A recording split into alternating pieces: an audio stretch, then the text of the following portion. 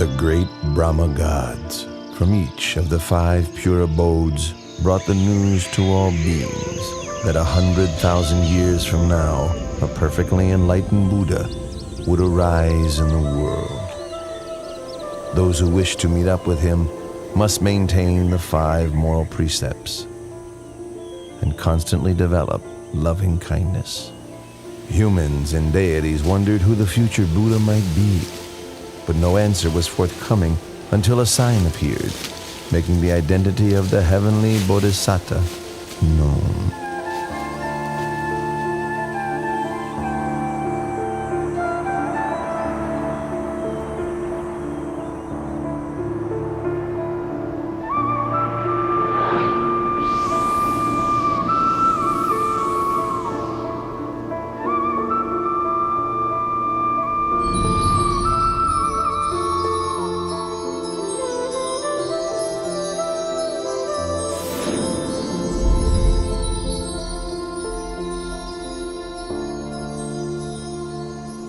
The deities and Brahmas met together for the sake of inquiring who the enlightened one would be. At that very moment, the answer became clear, as they all saw the 5 preliminary signs appearing in Santusita Devaputa. The 5 signs which appeared were withering of the decorative celestial flowers on his body, the divine raiment becoming discolored, sweat dripping from his armpits, his complexion becoming mottled, and a feeling of weariness with the heavenly world arising within him. Upon recognizing the 5 preliminary signs, the deities invited Santusita, the Buddha to depart from Dusita heaven and take birth in the human world. Santusita Devaputa then made the 5-fold survey of the earth to see if conditions were right for his birth. The first criterion was that the lifespan for human beings at the time must not be too short nor too long, suitable for attaining the Dhamma. The continent must be India and the country the middle country.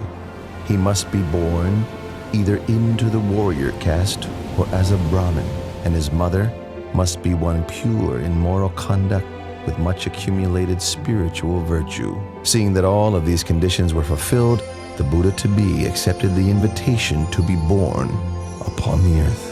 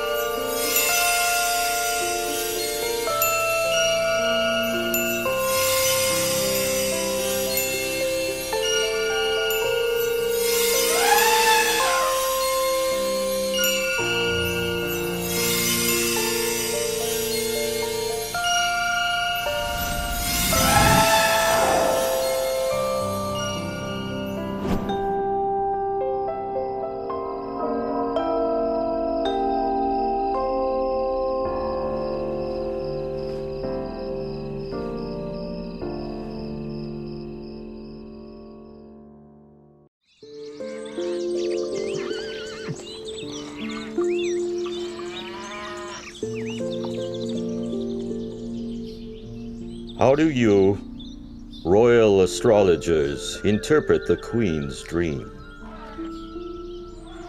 Your wife, the Queen's dream, indicates that you are to have a son. He will possess tremendous merit, great power and might. He will be peerless.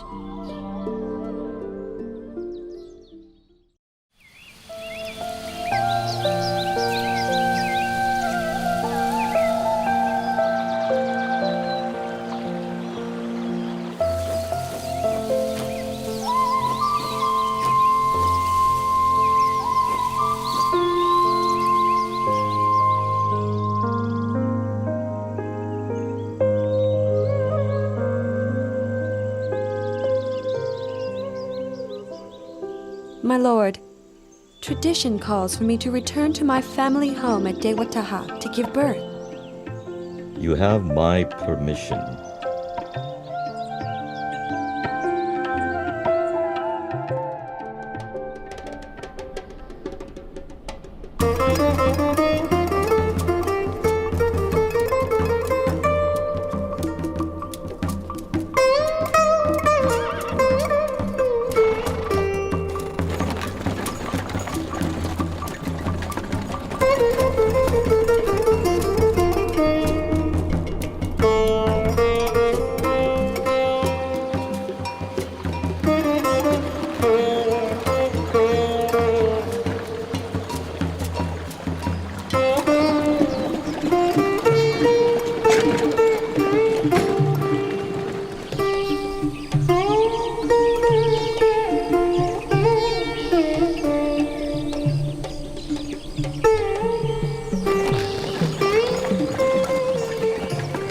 Counselors, let's stop and rest here.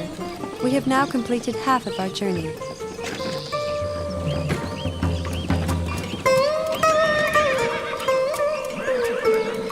The forest park of Lumpini is so beautiful and shady. We've been traveling half the day. You must all be tired.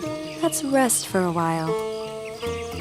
Your Highness, if that is your wish, then please rest beneath that solid tree over there.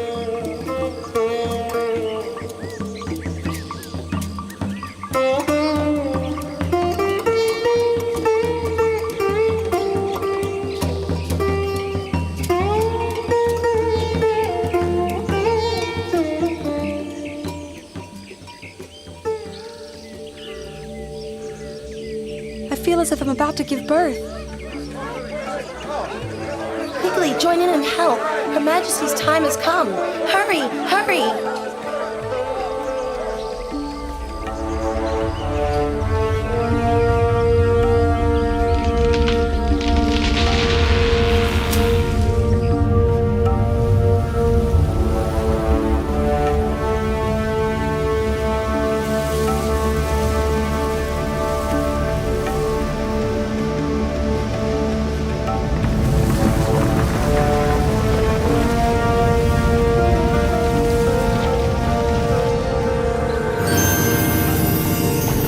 As soon as the Bodhisattva was delivered from his mother's womb, and before he could drop to the ground, 4 great Brahma gods from the 5 pure abodes spread a net of gold to receive his body.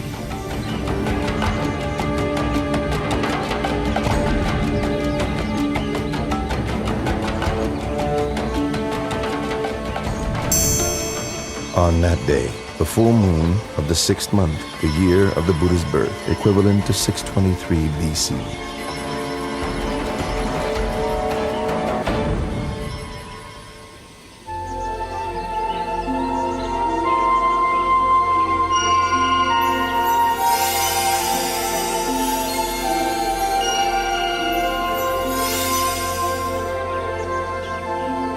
I am supreme in the world, foremost in the world, most excellent in the world. This is my last birth. There will be no more birth for me.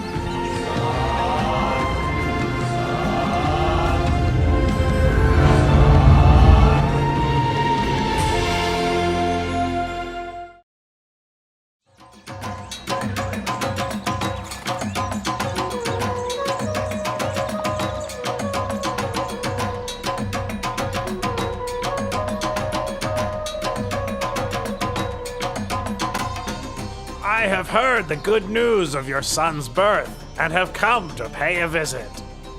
Venerable Asita, I thank you very much. And as you have been respected by the Sakyan royal family for a long time now, would you be so kind as to examine my child's physical characteristics? The whole family gathered here would be able to hear. Your Majesty, please place your child in the cradle first, so that I can see him well.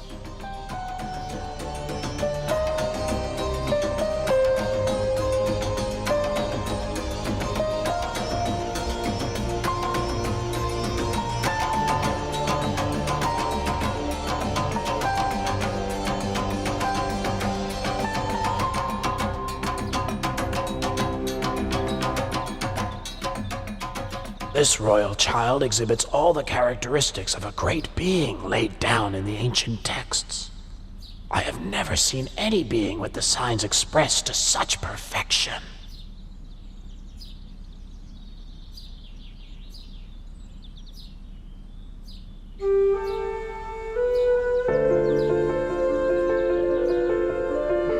Huh? Venerable Asita!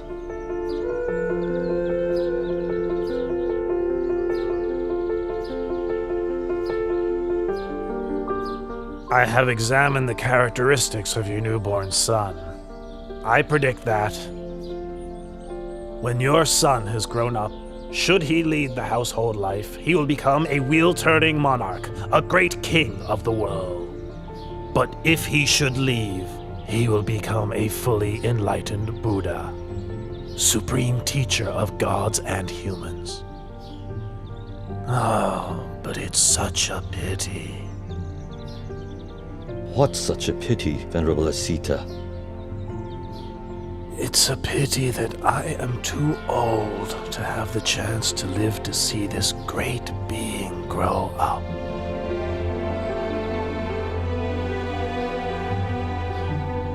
In the future, my son will be a great being with more power and might than any other in the world.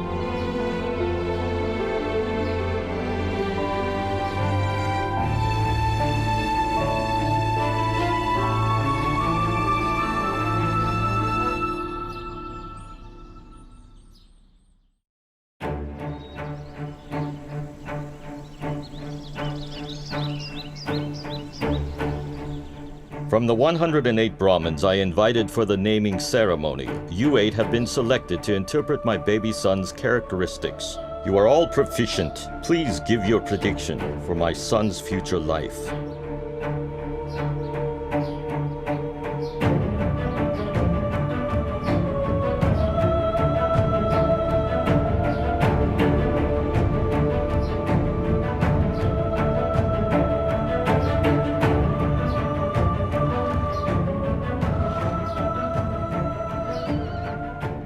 Your Majesty, having examined your son's characteristics, I predict that, should he inherit your throne, he will become a great wheel-turning monarch with an empire that spreads far in every direction. But should he go forth as a monk, he'll become the perfectly enlightened Buddha, the unequaled supreme teacher and guide to the world.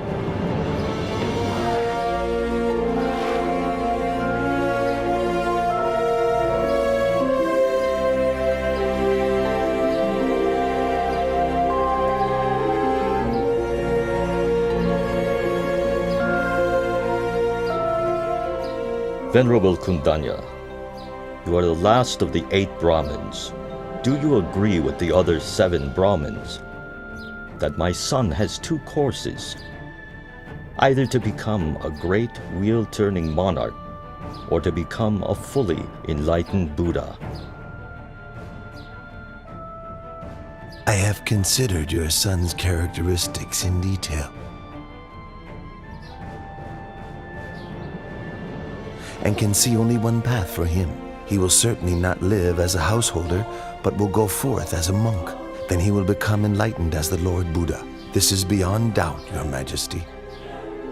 You predict my son will reject the household life What would cause him to make such a decision? Your son will see 4 signs: an old man, a sick man, a dead man, and a monk. These signs will inspire him to give up the royal throne for the sake of the holy life, through which he will become enlightened as the Buddha. Well, I'd like my son to be a great wheel-turning monarch, ruling the 4 great continents, the greatest prestige for any king.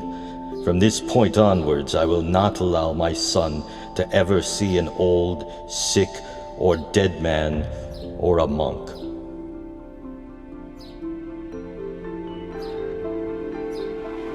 Having predicted the prince's future life, the 8 Brahmins gave him the auspicious name Siddhartha, meaning he who will succeed in that which he desires. Having returned to their homes, each of the Brahmins instructed their sons that when the time comes for the new prince to leave the household life, they should go forth and follow him.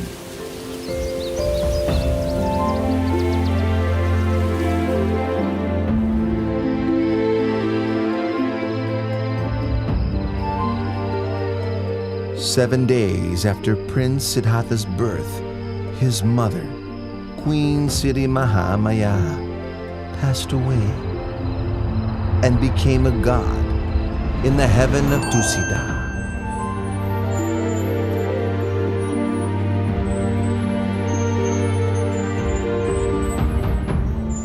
So King Suddhodana had Queen Siri Mahamaya's younger sister Mahapajapati raise Prince Siddhartha.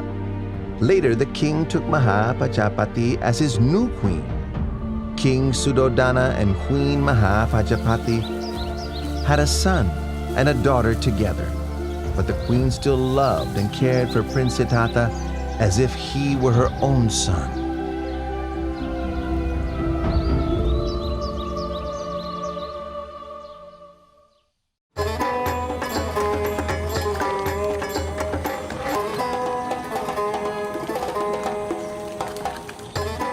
Both of you would like to go and watch the plowing ceremony, wouldn't you?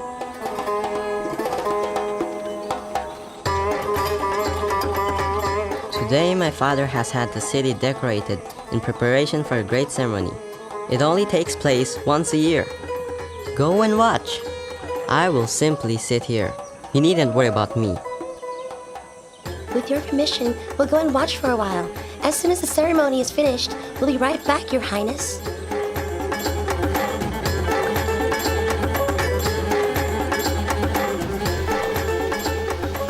Left alone in a peaceful and shady glade, Prince Siddhartha began to sit in meditation, attaining the tranquility of the first jhana. As the afternoon passed by, the shadows of all the trees moved with the course of the sun, except for the shade of the rose apple tree under which the prince sat. It did not shift position,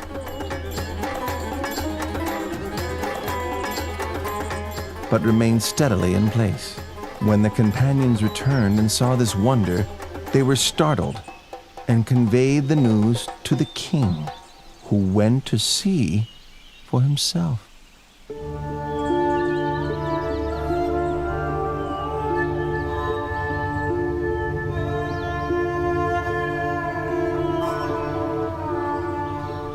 When my son was newly born, Asita the hermit came to look at him, and to my surprise he bowed at my son's feet. On that day, I also bowed to my son for the first time. Now, my son has performed this marvel. Having seen it, I feel I must bow to him for a second time.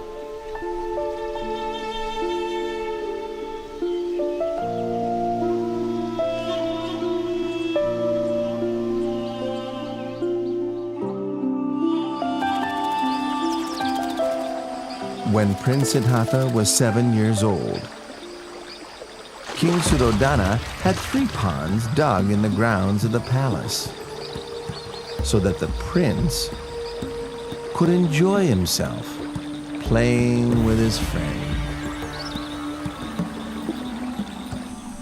Upon seeing that the prince had grown sufficiently to begin his education,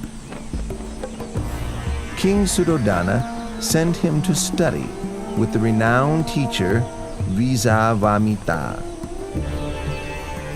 Prince Siddhartha trained in 18 arts and sciences until he was adept.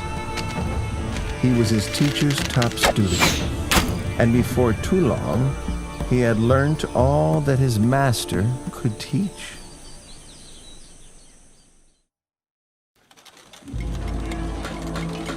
When Prince Siddhartha reached the age of 16, King Suddhodana had 3 palaces built for his son, one in which to reside during the hot season, one for the rainy season, and one for the cold season. The king, wishing to prevent his son from leaving the household life, consulted with his ministers and obtained the hand of Princess Yasodhara for him in marriage.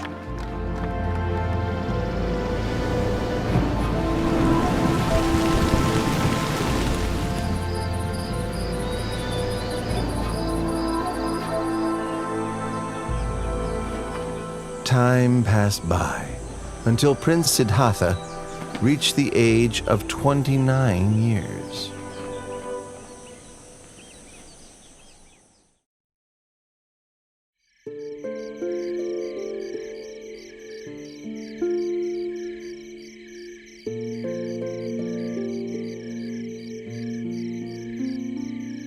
Siddhartha, there is nothing worth seeing outside of the royal palace.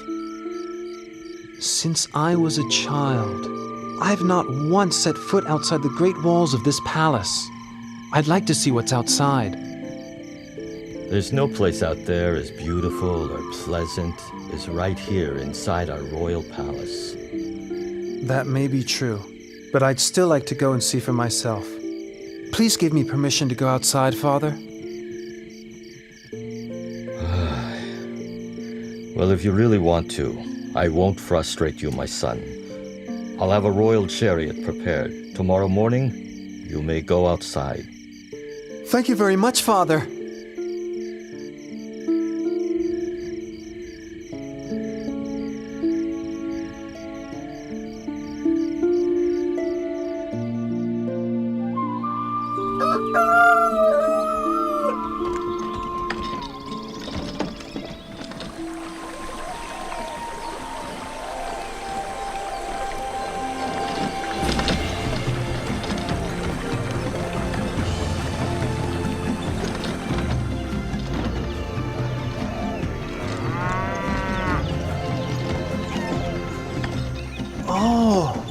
So this is what it's like outside the palace.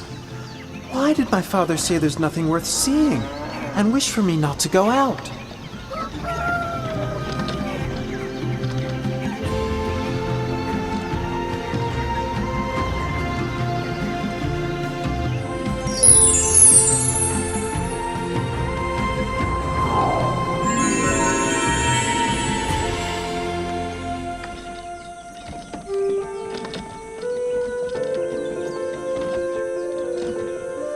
Chana, stop the chariot.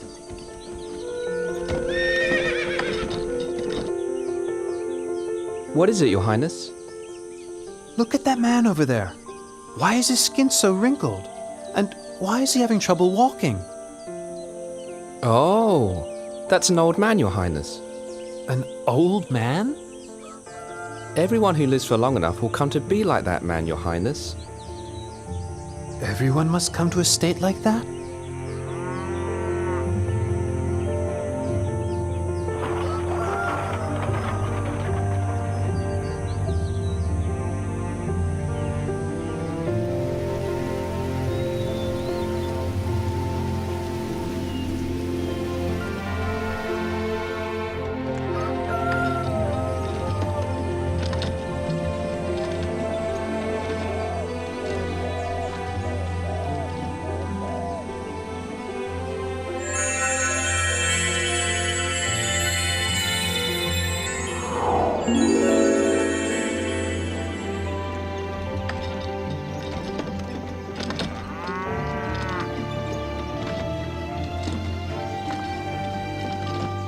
Chana, stop the chariot.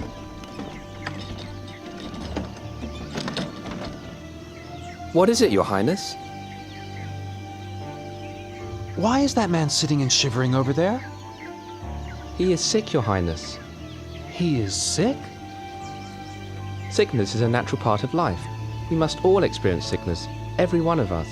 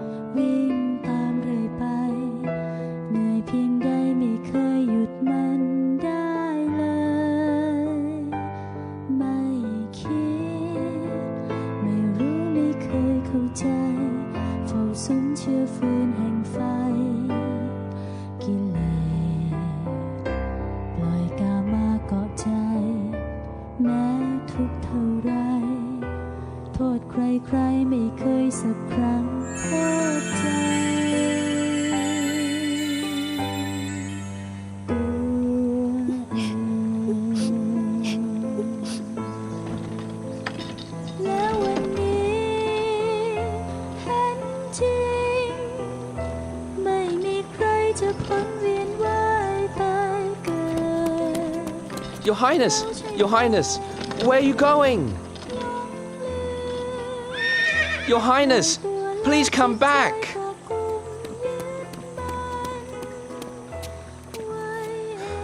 Please get back on the chariot, Your Highness.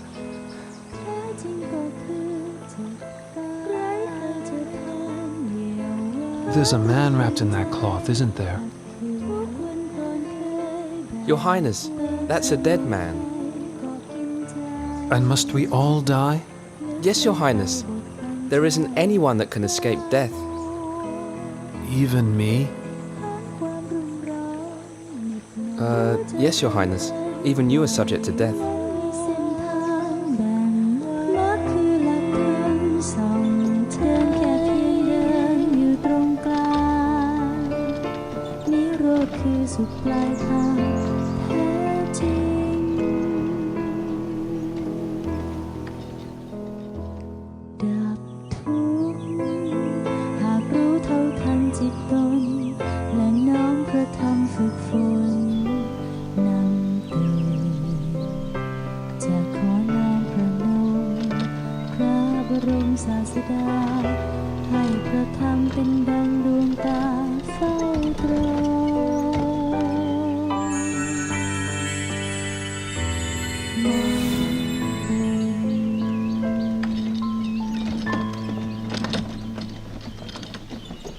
Chana, stop the chariot.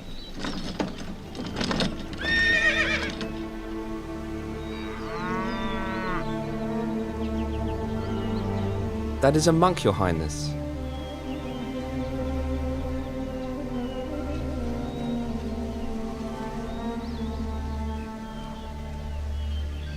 Oh, so calm and peaceful, composed and restrained, truly inspiring.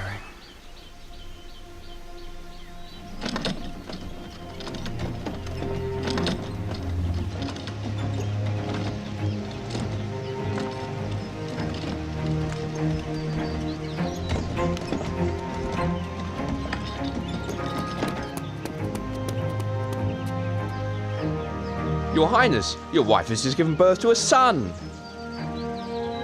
My dear child, I've just begun seeking for a path beyond suffering, and now you are born, like a snare for my heart.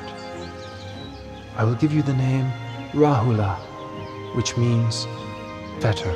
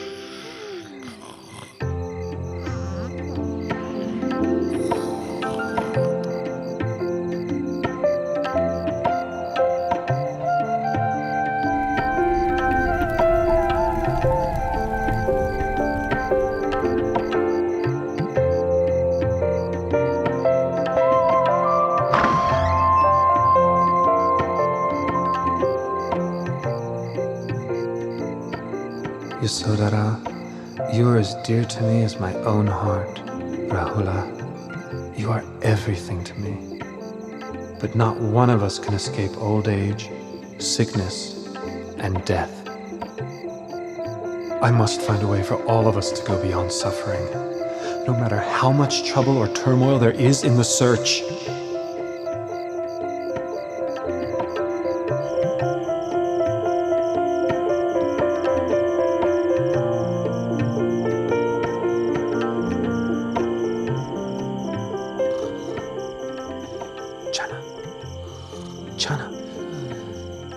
Channa, wake up! Channa, wake up! What is it? Channa, go quickly and prepare my horse, Kantaka. Don't let anybody see you. Meet me in front of the palace gate. Hurry! Yes, Your Highness.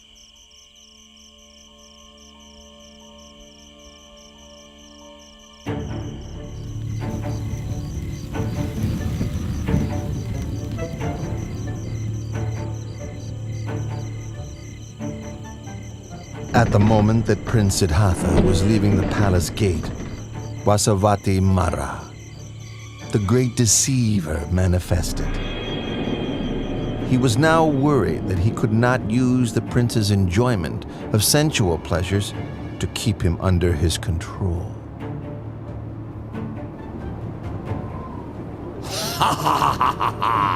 Prince!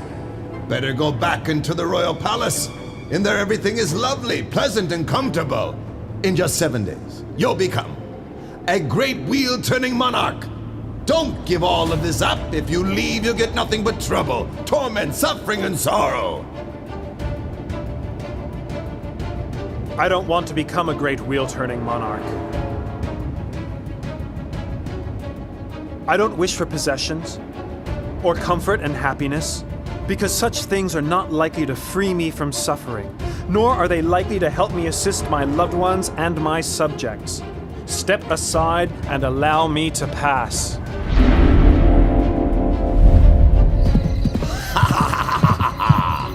Do you think you can escape from my power? I'll be here waiting for you, you see, for a chance to overwhelm you with greed, hatred, and delusion. I'll follow you like your shadow. Let's see who will win this battle. Ha ha ha ha ha.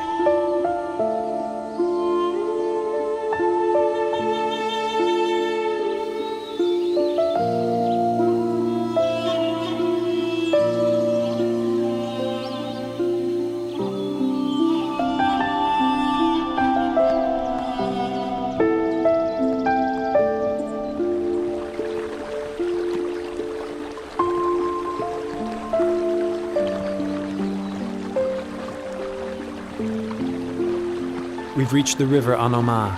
Stop right here, Channa.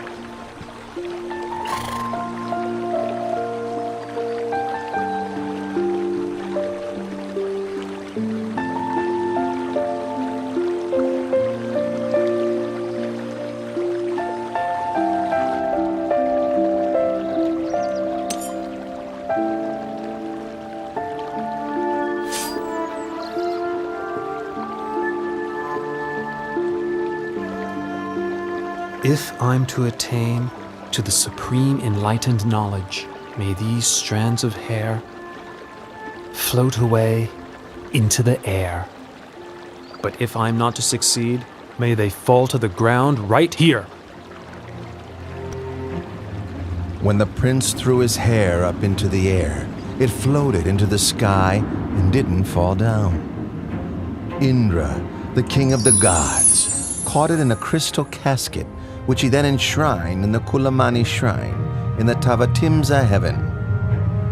the Brahma Gatikara offered the prince the 8 requisites of a samana and received in their place the prince's raiment, which he installed in the Dusa shrine in the Brahma world.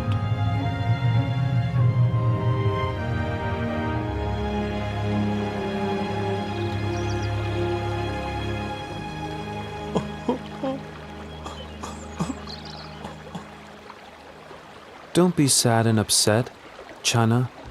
I'm doing this in order to seek the way out of suffering for all beings. You must go back and inform my father that I will not return to the royal palace until I have attained direct knowledge of the end of suffering.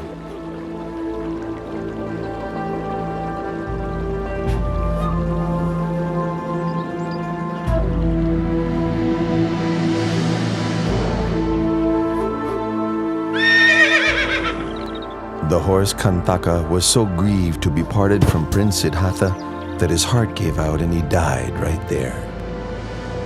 The power of his appreciation and gratitude to his master carried him to Tavatimsa heaven, where he was reborn as a god.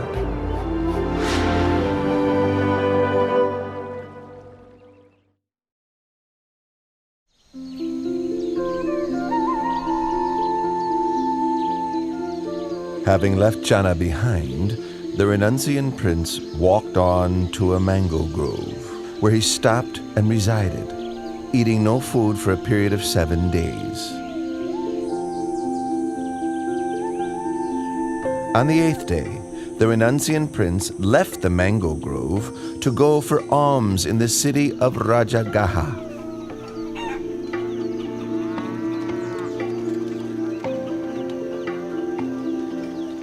All the townspeople could see that this monk was different from other renunciants because of his radiant complexion and an effably calm demeanor.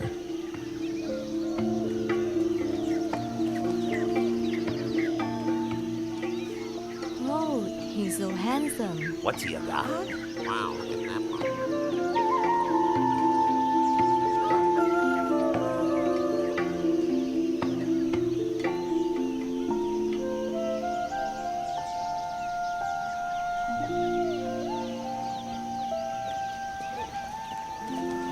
Wow, he's handsome, he's beautiful. That's amazing. Look at that guy right there. Wow, look at that. Look at him. Delighted, the people spoke to one another, praising the monk's splendor, saying that it was as if a god had descended from heaven for humans to see.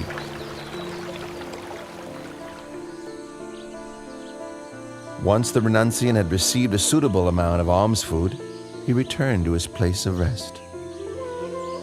Sitting, the prince contemplated the motley food offerings within his alms bowl, all mixed together. It was an unappetizing sight. In the past, I would partake of only the most refined and delicious foods. Now leading the holy life for the sake of seeking truth, can there be any point in being fussy over what I eat? This nourishment is merely a necessity for sustaining life. King Bimbisara of Rajagaha sent his men on the trail of this Samana, whom the townspeople regarded as splendid, like a god. He then went to see the renunciant prince for himself. When King Bimbisara saw the dignified, peaceful demeanor of the young monk, he felt greatly inspired. Then, exchanging conversation with the Samana, the delight in his heart increased all the more. Due to his suspicion that Prince Siddhartha had left the palace due to a dispute with his relatives over the throne, King Bimbisara offered the throne of Rajagaha to the prince. But the prince refused the king's offer, having renounced his own throne, not due to a dispute, but in order to seek the way beyond suffering.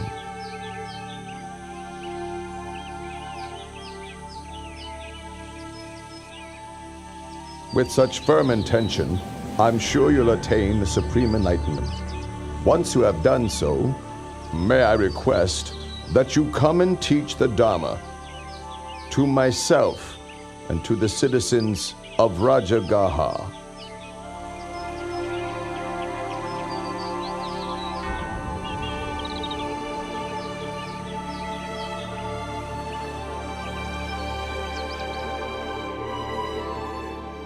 The renunciant prince traveled on to the hermitage of Alara Kalama in order to study and practice under him. In a short time, he had learned all that his master could teach, and so then he traveled on to seek Udaka Ramaputta at his hermitage. Before long, he had come to the end of this teacher's knowledge too. When he asked about attainments beyond that which he had already been taught, Udaka Ramaputta could offer no reply, but instead offered him the leadership of the community.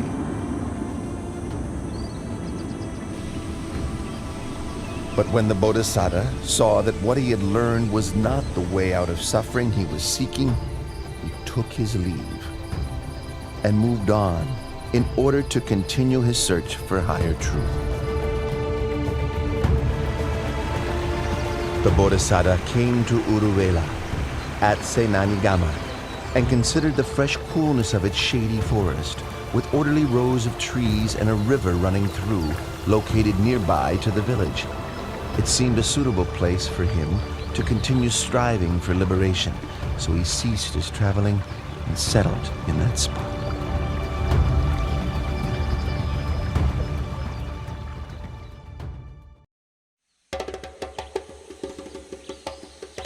The Brahmin Gondanya was very pleased to hear the news that Prince Siddhartha had gone forth, and hurried to seek out the sons of each of the 7 other Brahmins with whom he had divined the identity of the Bodhisattva according to his physical characteristics when he was just born. He managed to gather and persuade only 4 of these sons, and then together the 5 Brahmins left the household life and set off in search of the great renunciant. The 5 Brahmins now gone forth were Gondanya, Vapa, Badia, Mahanama, and Asaji. This group of 5 together were known as the Pankavaggiya. The Pankavaggiya followed after the Bodhisattva through various places until they found him practicing ardently in the place where he had settled. They settled there with him, attending to his needs, with the hope that when he attained enlightenment, he would teach the Dhamma to them.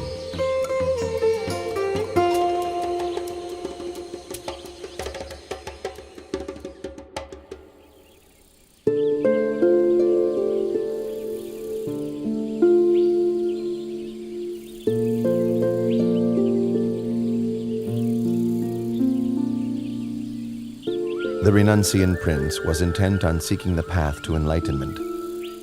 So he took up 3 of the extreme ascetic practices that were favored by the practitioners of those days. For the first period, he pressed his teeth against his teeth and his tongue against his palate, so firmly that sweat ran from his whole body. The pain was as severe as if someone were gripping his throat tightly, strangling him. When he saw that this was not the way to enlightenment, he gave up on the practice and changed to another method. For the second period, he restricted his in and out breaths, stifling them until both his ears rung loudly, his head ached, and his stomach racked with pain, his body as if on fire. But no matter how great the distress, he did not give up his efforts until he saw that this was not the way to enlightenment. Seeing this, he gave up the practice and changed to another method.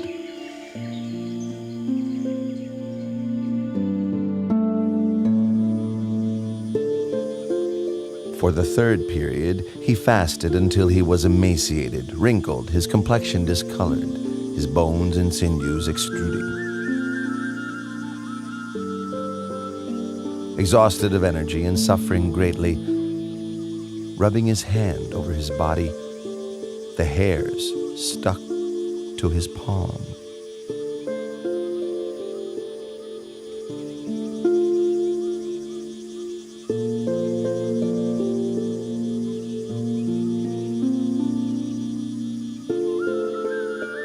I've carried out the extreme ascetic practices, pushing the body to limits which no other could exceed. Why have I not yet attained enlightenment? Or perhaps this path is not the way to liberation. The Bodhisattva is worrying and wondering about the path to realization. What's the best way to help him?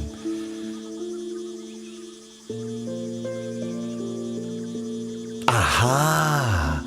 This is the way.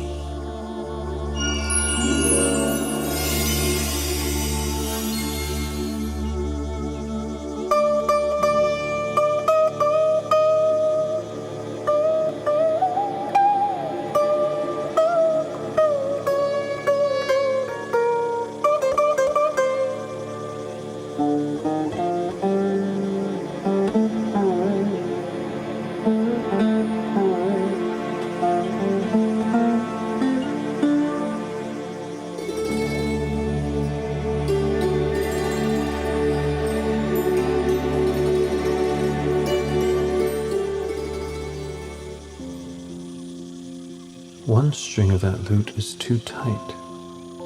A little pluck and it snaps. One string is too loose.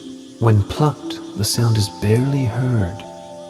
One string is just right, not too loose, not too tight. When plucked, the sound resonates far and wide, sweetly. Oh, it is the practice of the middle way that leads to enlightened knowledge. But the current state of my body surely can't support efforts in developing the mind along the middle path of practice.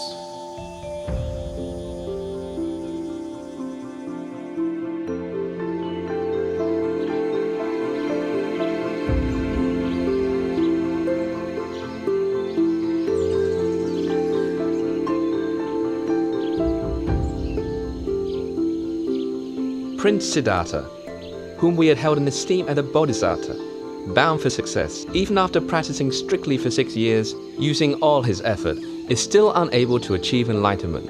Now he's relaxed his efforts. And eating proper food again.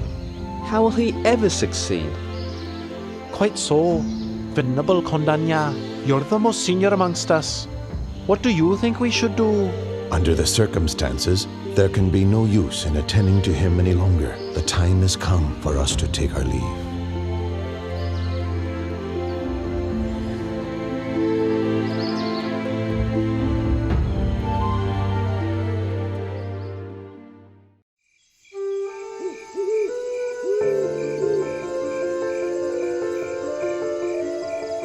On the night of the 14th waxing moon of the 6th lunar month, as dawn was approaching and the Bodhisattva close to waking, 5 auspicious signs appeared in his dreams.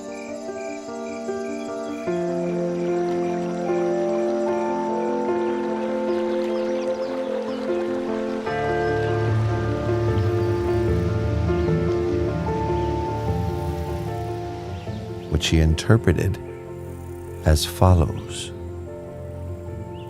1. He would achieve enlightenment as the Buddha. 2. He would declare the true Dhamma for the benefit of all humans and deities. 3. A great number of people would come to train under him, thus establishing the Buddha, the Dhamma, and the Sangha. 4. People of all castes and classes after training under him would come to understand the same pure Dhamma. 5. People from all over the world would bring offerings to him to express their faith and trust, but his heart would remain unstained by even the slightest attachment to such wealth.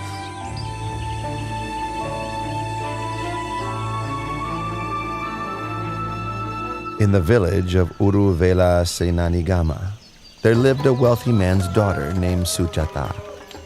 When she was young, she made a vow to the deity abiding in a banyan tree close by, so that she might have a husband of equal wealth and birth, and that her first child might be a son. Once her wishes had been fulfilled, she prepared a rice dish, prepared with cow's milk and honey, as an offering to honor the tree deity. Madam Suchada! Madam Suchada!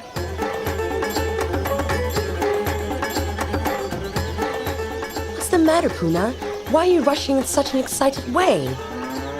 It seems that the tree god has come to receive your offering. I saw him at the banyan tree over there with my own eyes. He's glowing with a beautiful halo all around him. Everyone, quickly, help! Puna, go and fetch a golden tray for the honeyed milk rice. We'll take it out to offer to the tree god. Quickly, go, go!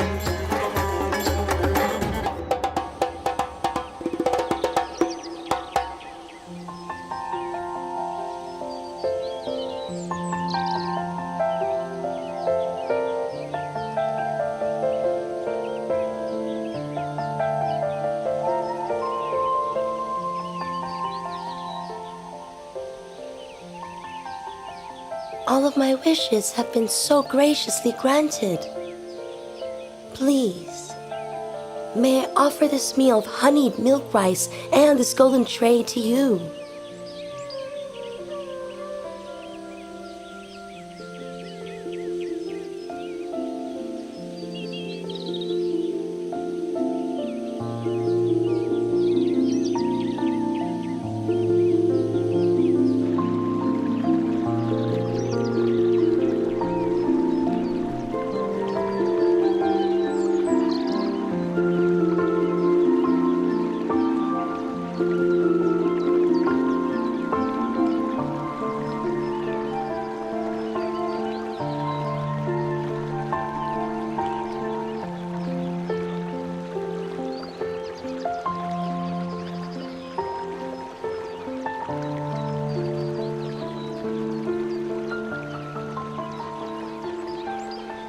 I offer this prayer. If I am to succeed in realizing perfectly enlightened knowledge, may this golden tray float up the river against the current. But if I am not to achieve my goal, may this tray float downstream with the current.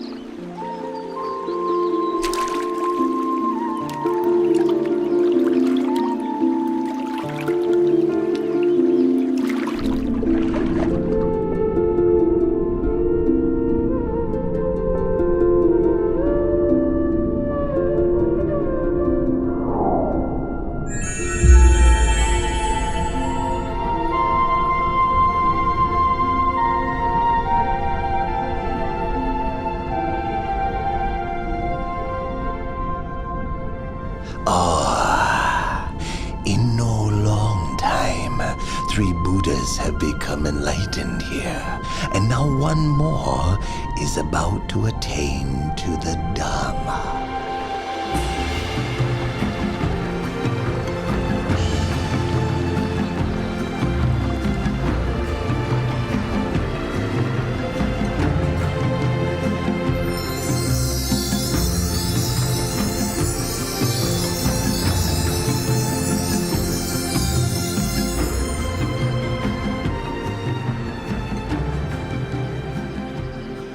I'm a Brahmin called Sotiya, sir.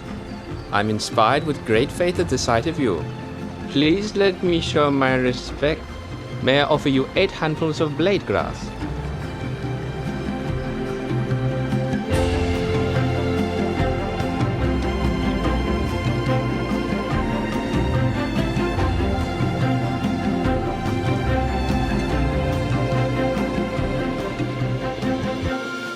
For as long as I have not yet attained to supreme enlightened knowledge, even if my blood and flesh should dry up with only skin, bone, and sinews remaining, I shall not rise from this seat.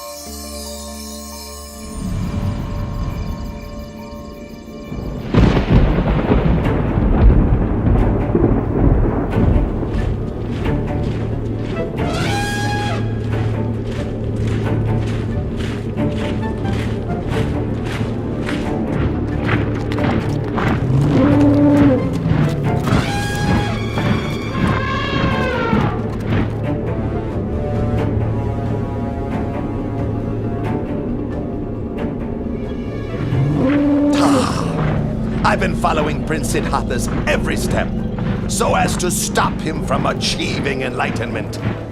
If I let him go ahead with this, he'll slip out of my grasp for sure. I must cut him off now. I must destroy him. Ha ha ha ha ha.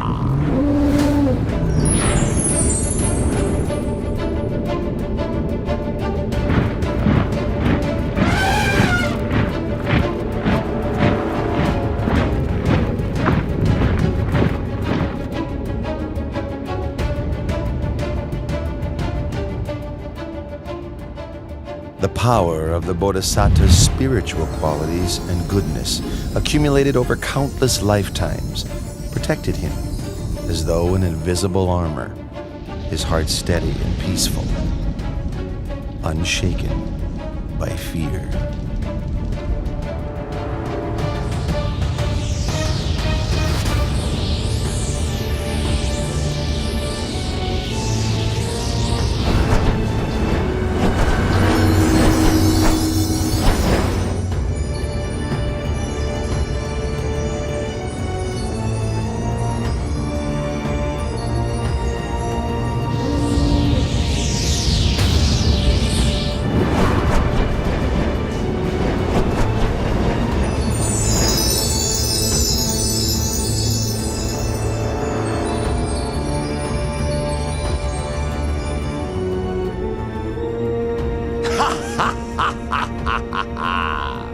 Prince Siddhartha, do you think you can escape from Vasavati Mara's control?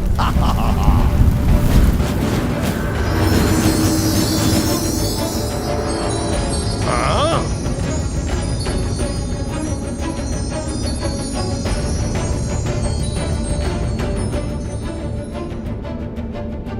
My powerful weapons cannot harm the prince. I must make use of a ruse to deceive him.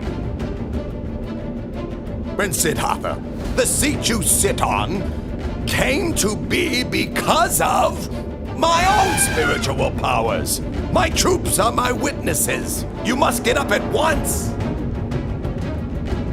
Pay attention, King of Deceivers. This seat comes to me as the fruit of my good actions, accumulated through all of my efforts in the past. Then who will bear witness to your ownership of this seat? I will bear witness.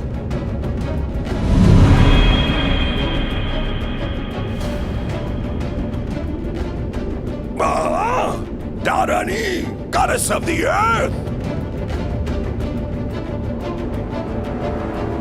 All the merit made by his good actions in the past, even the water which he has poured on the ground in dedication of merit, soaked up by my hair and kept close to my head, is sufficient to bear witness to his virtues.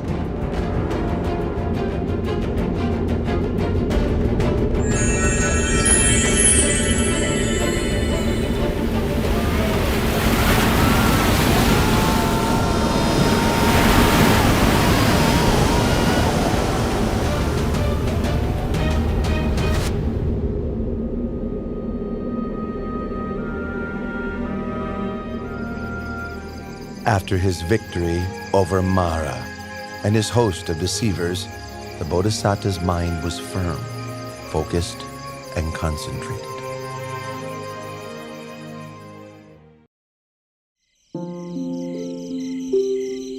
At dusk, the Bodhisattva began to develop meditative insight, attaining to the first knowledge, Pubenivasa Nusatinyana, the ability to recollect his past lives.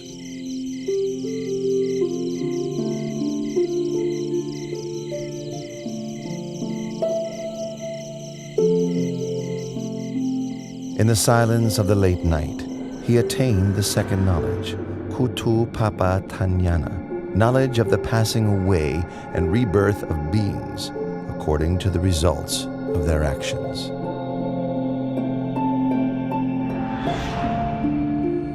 Close to dawn, the Bodhisattva attained to the third knowledge, Asavakayanana, knowledge of the destruction of mental defilements, complete liberation and freedom from suffering. He thus came to be the fully self-awakened Buddha.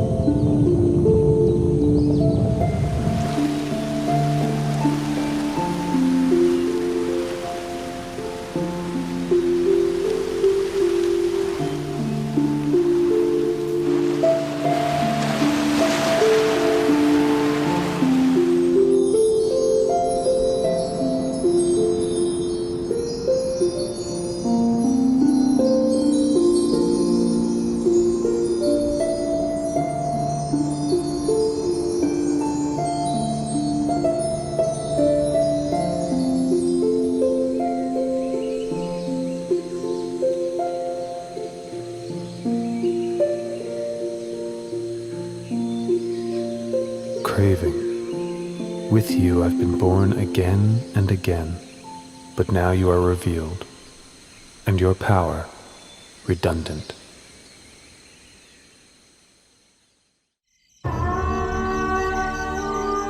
After the Bodhisattva had attained to the Dhamma and become the Buddha, he sat under the Maha Bodhi tree, enjoying the bliss of freedom for 7 days.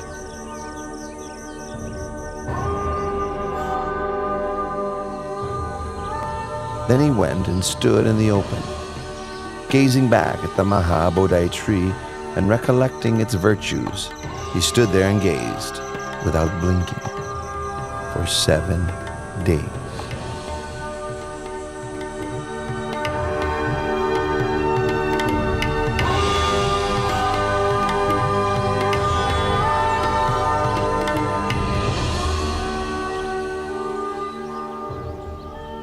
After that, the new Buddha walked back and forth between the Maha Bodhi tree and the place where he had stood for another 7 days.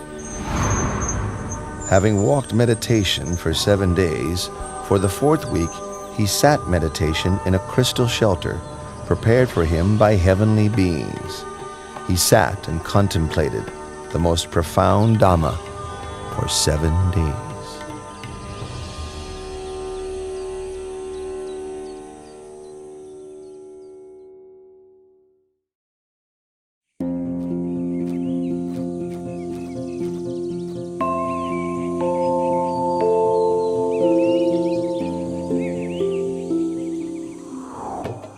Sisters Raka, Ardi, that's the recluse Gautama who attained the Dhamma. That's right, Sister Tanha. That's him for sure.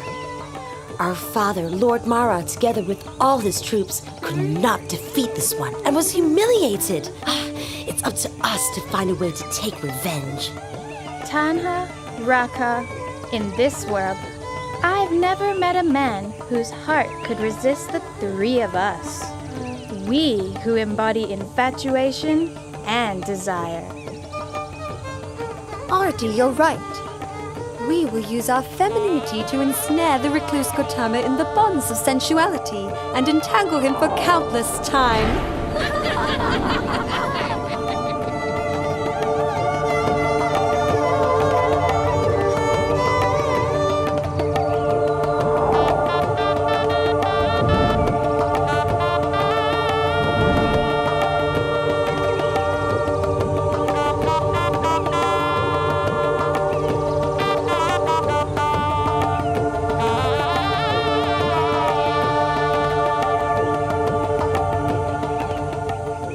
Oh Prince, oh Prince. Prince. Ow.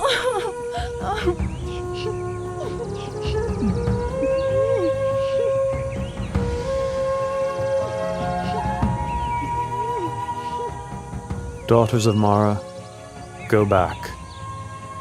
There is no way you can succeed in what you are trying to do. For I have utterly destroyed all kinds of satisfaction and infatuation.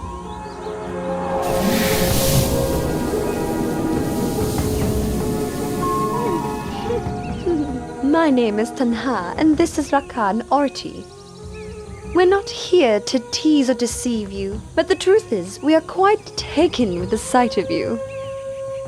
Really and truly, sir, no one has ever made us feel so enamored as you. No one, sir. That's right. The three of us offer our bodies and our hearts to your service, expecting no reward. Our wish is simply that you find satisfaction in us, even if only for a short time. That would make us so very happy. I've told you already. I have utterly destroyed all kinds of satisfaction and infatuation. You will not find what you are looking for. There is nothing for you here. You should go away.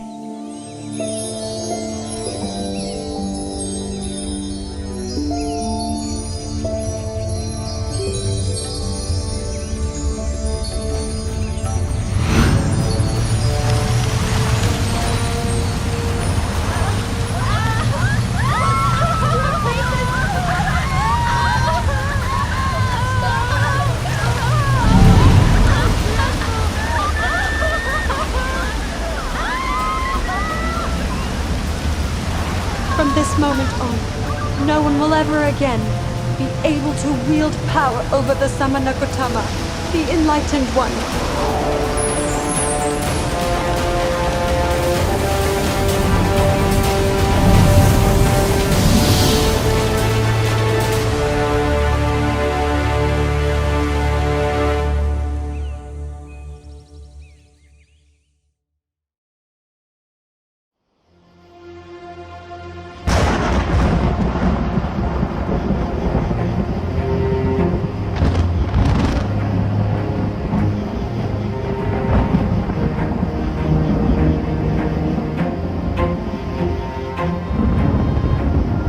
In the 6th week, the Buddha sat enjoying the bliss of freedom underneath the Mukalinga tree.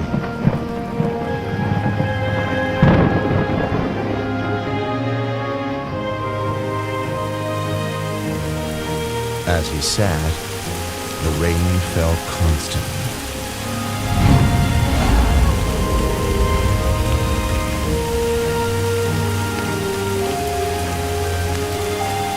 A king of Nagas, called Mukalinga, saw him and was inspired with faith. He coiled his body around the Buddha, then opened his hood over the Blessed One's head to protect him from the wind and rain.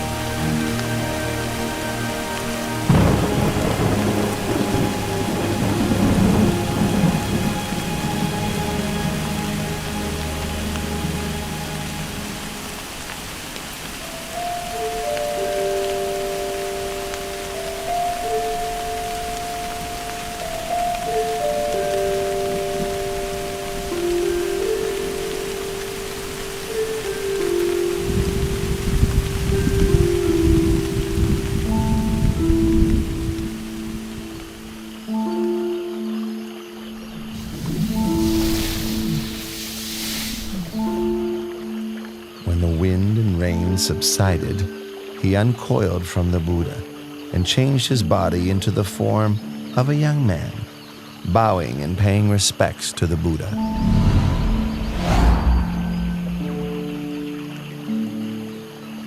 I, Naga King Muchalinda, am the Buddha's servant. I pay homage to the Blessed One.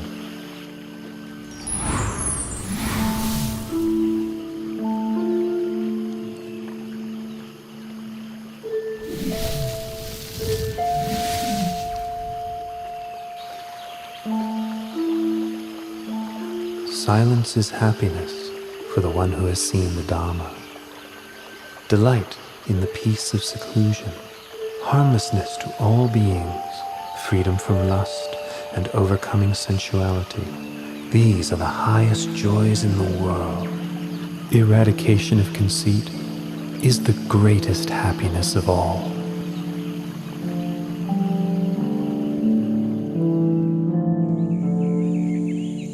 In the 7th week, after his enlightenment, the Buddha sat and enjoyed the bliss of freedom under the tree called Rajayatana for another 7 days.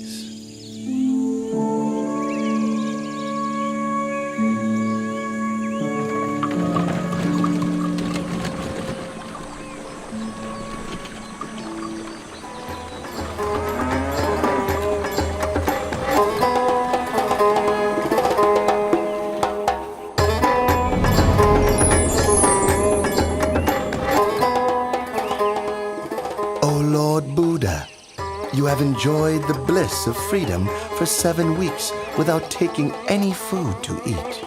Please accept this medicinal fruit I have brought for you from the heavenly world.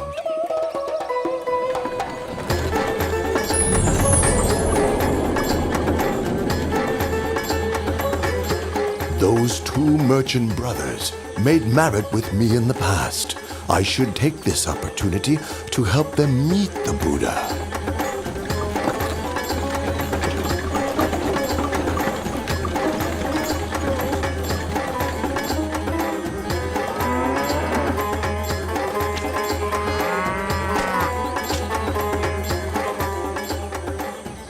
Look, Tapusa, all of our carts have stopped as if fixed to the ground. No matter how much our men work the bullocks to make them pull, the carts still won't budge. They just won't move. It's strange. Why would the... What? You 2 merchants, do you know that the just now enlightened, perfectly awakened Buddha is now sitting under the Rajayatana tree over there? You'd better go and pay your respects to him, then offer him the baked and ground grain meal you're carrying with you. It will be a cause for your benefit and happiness for a long time.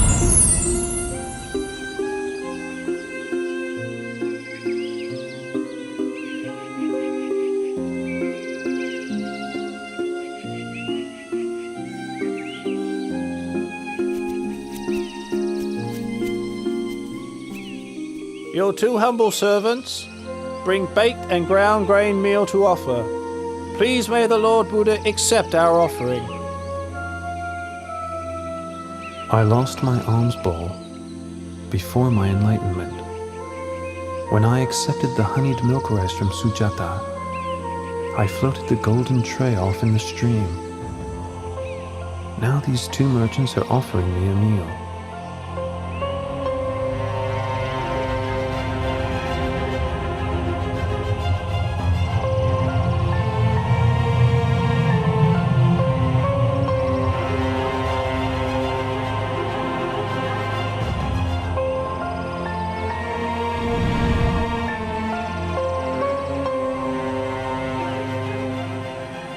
A recluse should not have more than 1 alms bowl.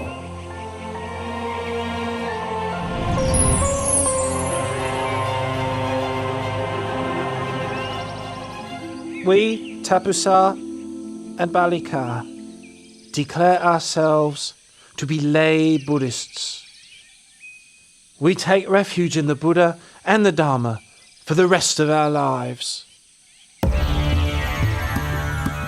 Your 2 humble servants, Balika and Tapusa, would like to ask you for some object that we may keep, to honour and revere.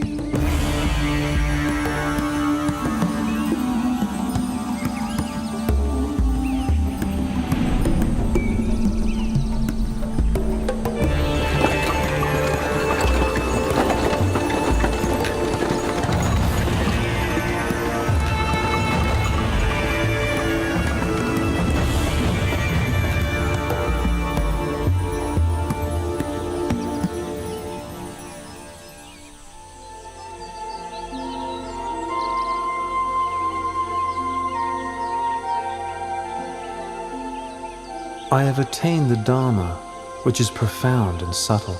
It is difficult for ordinary people to understand and practice.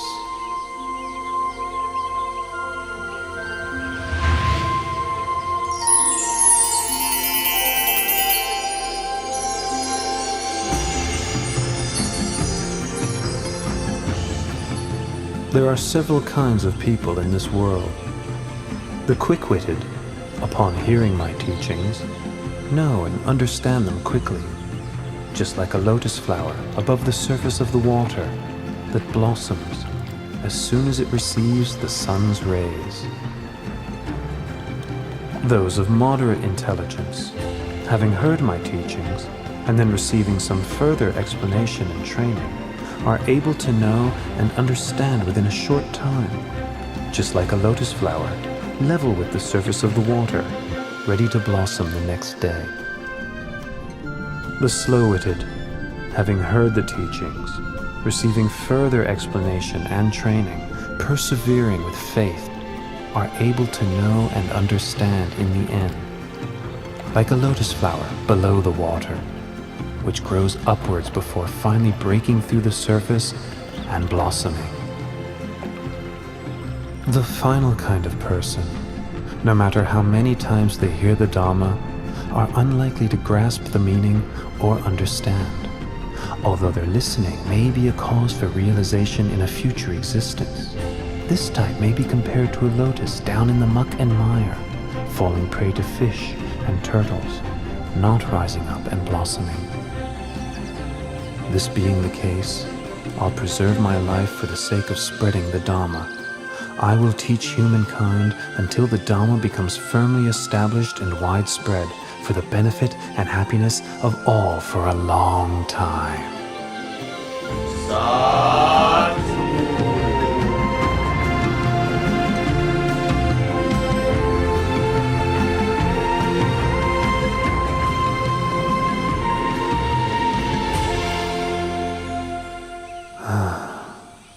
It's a pity that Alara the hermit passed away 7 days ago, and Udaka the hermit passed away just yesterday. If Alara Galama could have lived for another 7 days, and Udaka Ramaputta just one more day, they would both have surely attained enlightenment. The Buddha had known through superhuman knowledge of the passing away of Alara Kalama and Udaka Ramaputta. Then he remembered the Pankavagiya, the 5 monks who had attended him while he was practicing extreme asceticism. Each of the 5 had well-developed faculties.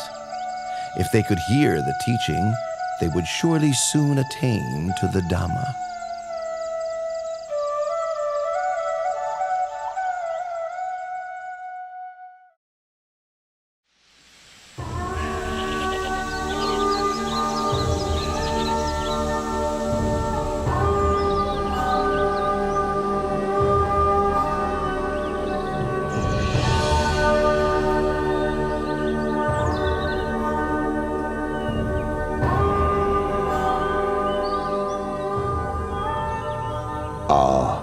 That's Gautama, the recluse, the one to whom we formerly attended. So it is. The one who gave up his austerities. All right. If he comes here, we won't bother to get up and welcome him. We'll just put out a seat. If he wants to sit down, then let him sit.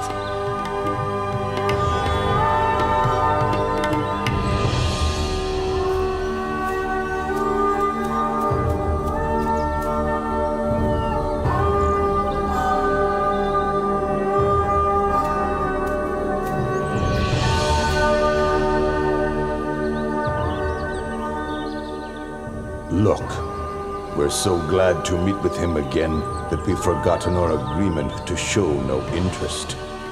Even I, myself, forgot it completely.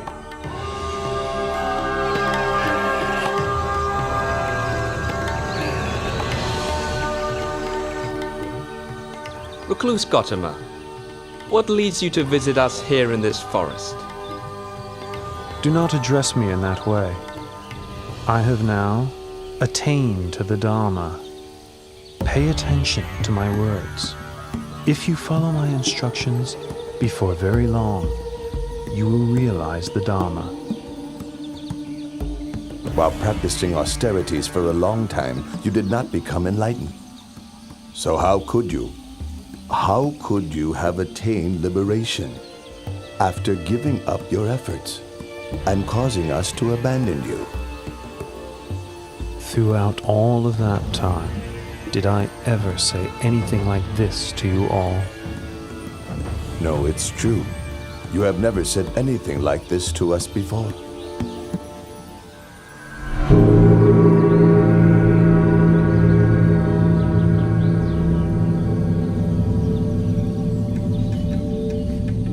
Entangling oneself in sensual indulgence, tormenting one's body with hardship and pain, these are ways a renunciant should not undertake, for they stray from the path of enlightenment. The middle way, that is the noble eightfold path, is the practice that leads to Nibbana.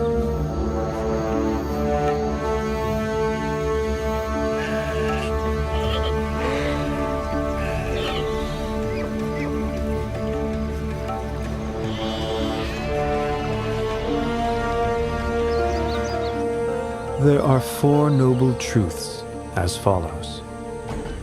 Suffering, disease of the body, disease of the mind, should be understood. Craving, which is the cause of suffering, should be abandoned. Cessation of suffering should be realized.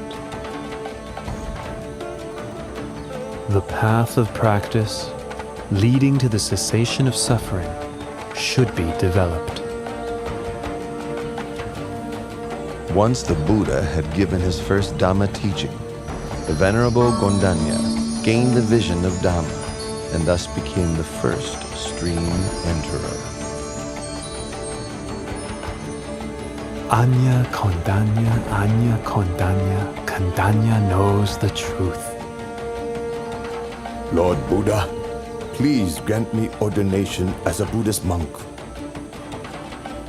You are now a bhikkhu. Well taught is the Dhamma.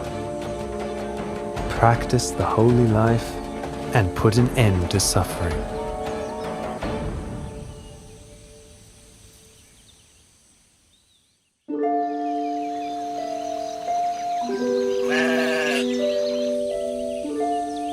The Buddha gave ordination to Venerable Vappa on the first day of the waning moon, Venerable Badiya on the second day, Venerable Mahanama on the third, and Venerable Asachi on the fourth. On the fifth day of the waning moon of the 8th lunar month, the Buddha gave the teaching known as the Anattalakkhana Sutta. The 5 groups that we take as a self are as follows: body, feeling, pleasant, unpleasant, and neutral; perception and memory; mental formations; sense consciousness, awareness of mental impressions. These 5 aggregates are not me, not him or her, not mine, not his or hers, not myself, not his or herself. All these things are impermanent and insubstantial. It is their nature to arise, persist for a while, and then pass away. After listening to the teaching, each of the Pankavaggiya attained to arahantship.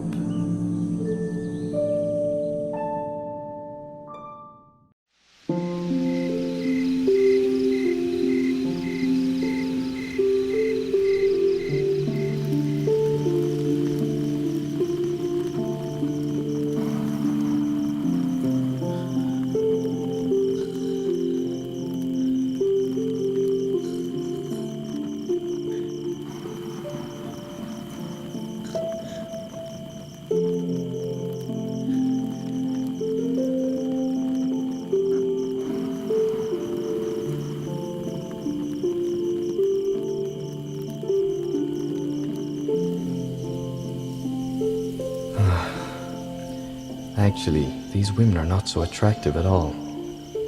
My father built me 3 mansions, one for each season of the year. He hired beautiful maidens to play music and entertain me. I thought I was living a happy life, but now I feel tired of this way of life. Is this all I came into this world for? Are these the only things that can give one happiness in life? Then, why do I feel so bored and fed up?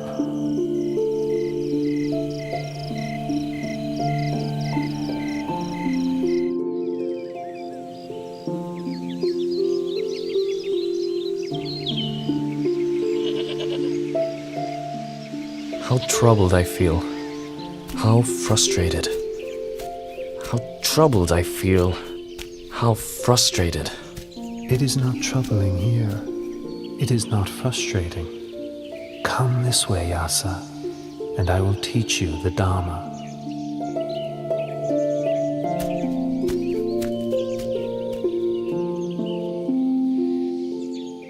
Dana, or giving, means training one's heart to know generosity, to know sacrifice. Sila, or morality, means establishing one's heart within the full doctrine of goodness. Heaven is the reward for a wholesome heart. The harm of sense pleasures is the heat and worry that comes with attachment to the sense of a self. The benefit of renunciation is that present suffering can be abandoned, with no other suffering taking its place. After the gradual teaching, the Buddha taught the Four Noble Truths. Once he had given this teaching, Yasa attained to the fruition of stream entry.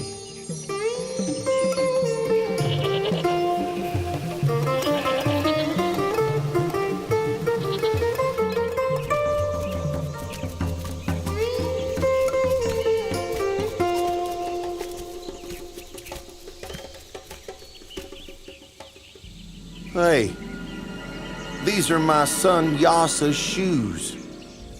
Wait here, all of you. I'll go after him myself. Here comes the father. If he meets with his son now, it may prevent him from realizing the Dharma.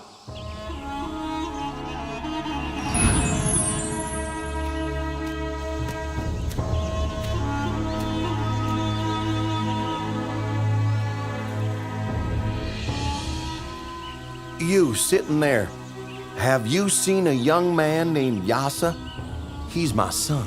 Please take a seat first, and I will teach you the Dharma. And after that, you will meet with your son. Then the Buddha gave the same Dhamma teachings that he had given to Yasa.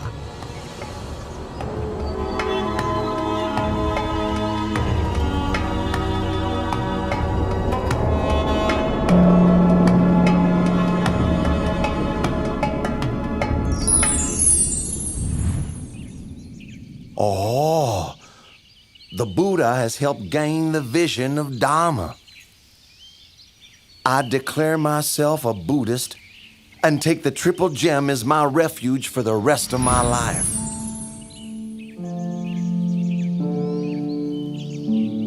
Yasa, hurry back home. Your mother doesn't stop crying out of worry for you. Let's go back now, my son.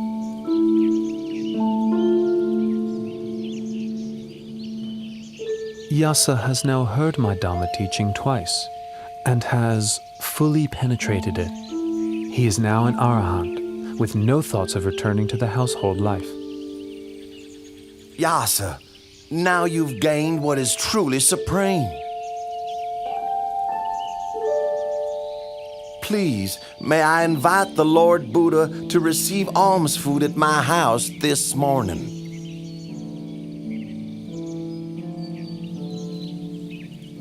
Once the wealthy man had left, Yasa requested ordination as a bhikkhu.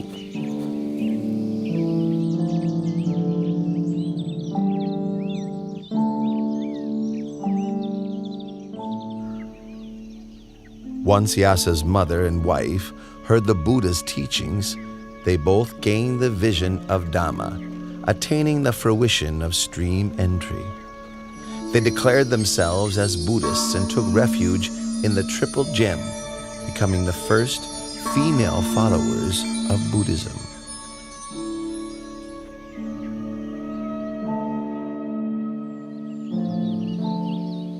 Vimala, Subahu, Punaji, and Gavampati. You were my close friends during the time when I was a layman. Now I've gone forth and do not concern myself with worldly pursuits. For what reasons are you all here? We heard you'd gone forth, and were sure you must have had good reasons to do so, and so we came to see you.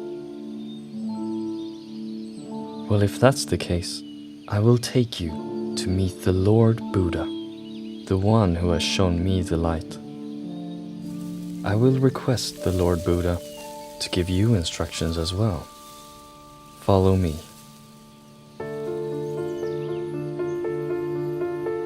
Listen, all of you. Once you know the unwholesome and the roots of the unwholesome, know the wholesome and its roots, know decay and death as well as their causes, know the cessation of decay and death, the path leading to the cessation of decay and death. Once you know suffering and its causes, the cessation of suffering, know the path leading to the cessation of suffering, then you can be said to have the right view. The 50 of you are all friends from my home region. If you need help with something, I will do whatever I can to help you. When we heard that you had ordained as a monk, we felt inspired, and it made us want to ordain as well. Very good. I will take you to meet the Lord Buddha, but you must make the request for ordination yourselves. Listen, all of you. A bhikkhu in this Dhamma Vinaya is taught not to grasp at any state. Hearing this, he understands with wisdom. Understanding with wisdom, he attends to knowing all states as they arise, knowing feelings as they arise, pleasant feelings, unpleasant feelings, neither pleasant nor unpleasant feelings. He considers the impermanent nature of feelings. He observes the arising, persistence, and passing away of feelings. Seeing impermanence, he grows weary of feelings, weary and disinterested. He is able to let go. Meditating on letting go, not grasping or clinging to feelings, leads him to contemplation and realization of cessation.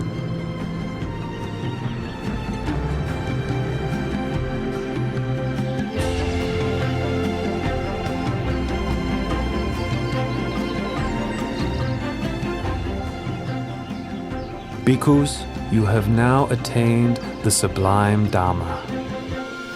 So go forth and travel from place to place, spreading the Dhamma. Proclaim Buddhism for the benefit of the many, but let no two travel on the same route. As for myself, I will go to Uruwela Senanigama to spread the teachings there.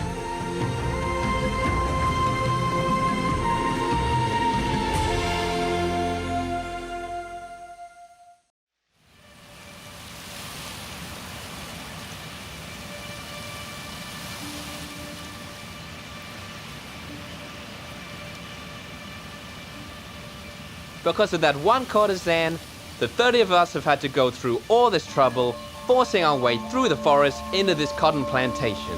That's right. She stole our clothes and our jewelry. We catch up with her, then...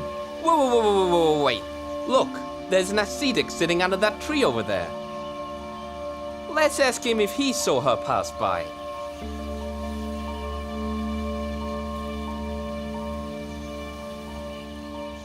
Ascetic, sir? Did you see a courtesan dressed in green pass by here? Please, sir. She took off with our clothing and our jewelry. So now we're searching for her, but we can't seem to find her. Oh, Bhattavagya, is it better for you to seek for this woman, or to seek for yourselves? I guess it would be better to seek for ourselves. In that case, I will teach you the Dhamma. The wise person rids himself of infatuation and preoccupation with the 5 sensual pleasures.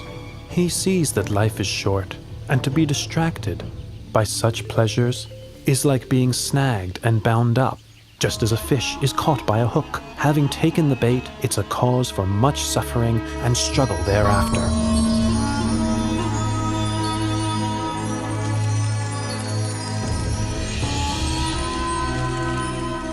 Badavagia, you have now all been ordained as Buddhist monks. So go forth and proclaim Buddhism by spreading the Dhamma for the benefit and happiness of all.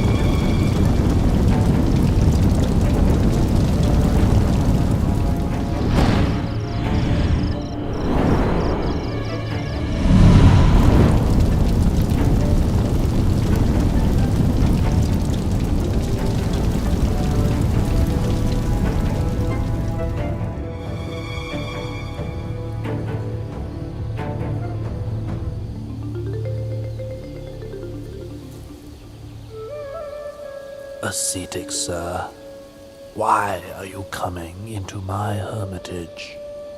Venerable Uruvela Kassapa, I've come to ask permission to stay here. Here we practice fire worship, but this ascetic is not one of our kind. What does he want? I'm sorry, sir. I have no accommodation for you here. Please look elsewhere. But I would suggest that you travel in a different direction from this. This bank of the Naranya Jara is occupied by we 3 Jatila brothers. My name is Uruvela Kassapa. The surrounding area belongs to myself and my 500 followers. Further on down the river is the hermitage of my younger brother, Nadi Kassapa, and his 300 followers. The area beyond that is occupied by Gaya Kassapa, my youngest brother, with his 200 followers. These 3 riverside hermitages are full. There's no room for you to stay. But I can see a place which is available. Where, ascetic? In your fire-worshipping shrine. Please, give me permission for me to stay there. Ascetic, I don't mind if you stay in there, but I must warn you that there is a fierce and strongly poisonous serpent king in there. If you spend the night in there, your life will be in great danger. Uruvela Kassapa, please give me permission to stay. The Serpent King will do me no harm. If you say so, please make yourself comfortable in the fire-worshipping house.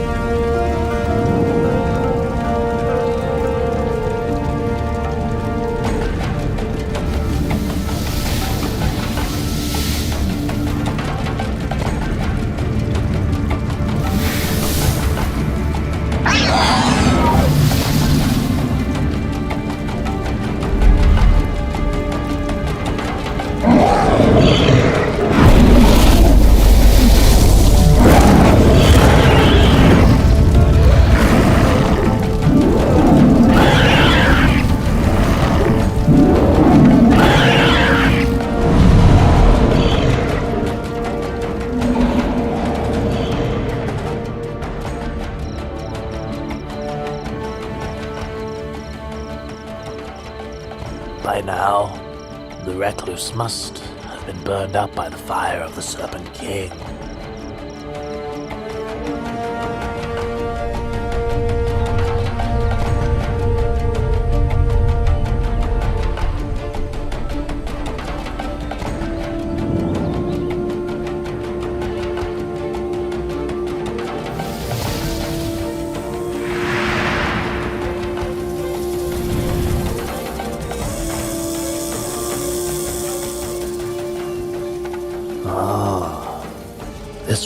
Bicus is of great might. But despite his power, he's still not yet an Arahant like me.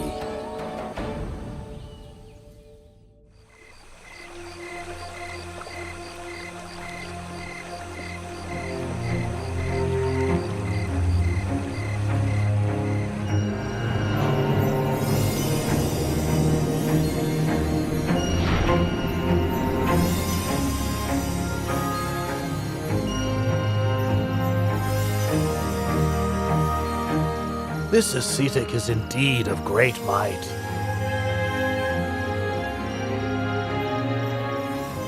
The gods of every heaven realm take turns to come each night to hear his teachings. But despite his power, he's still not yet an Arahant as I am.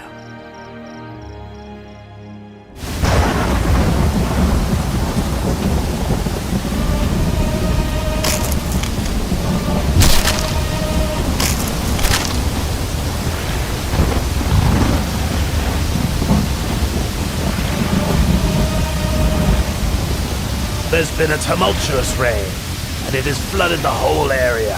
Surely the ascetic has been washed away or drowned. Master, sir! Master, look over there!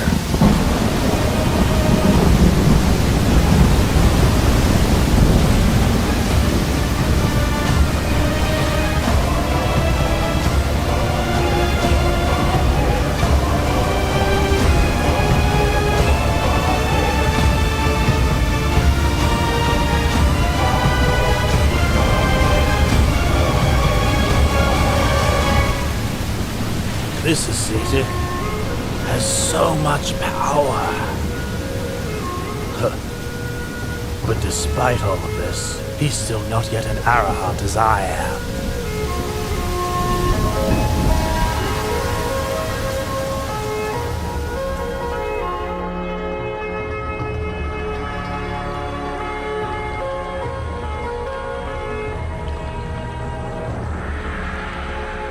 This fire worshipper is so proud and conceited. He insists he's an Arahant. How stubborn he is. Uruela Kasapa, your way of practice does not lead you to the path and fruit. So why do you consider yourself an Arahant? Having deceived yourself, you deceive others. If you could give up your pride and practice according to my teachings, in no long time you would truly be an Arahant. Oh, I realize my fault.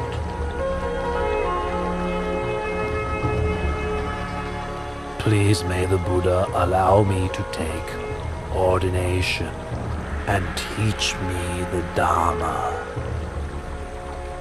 You are the master of a great hermitage with many followers. You should make this known to all of them.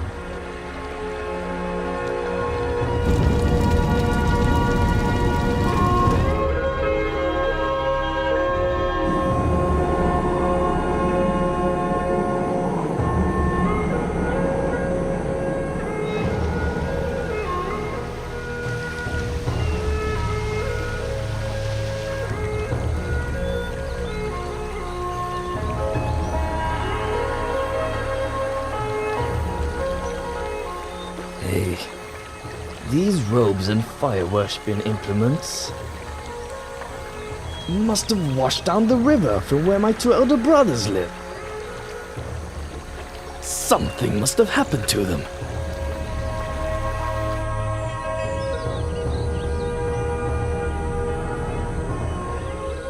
Brother Urvela!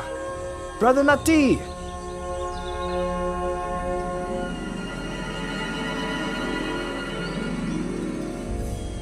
Oh, Gaia, your two elder brothers have found the right way of the Dharma. Quickly bring your 200 followers to approach the Buddha, the one who illuminates the path.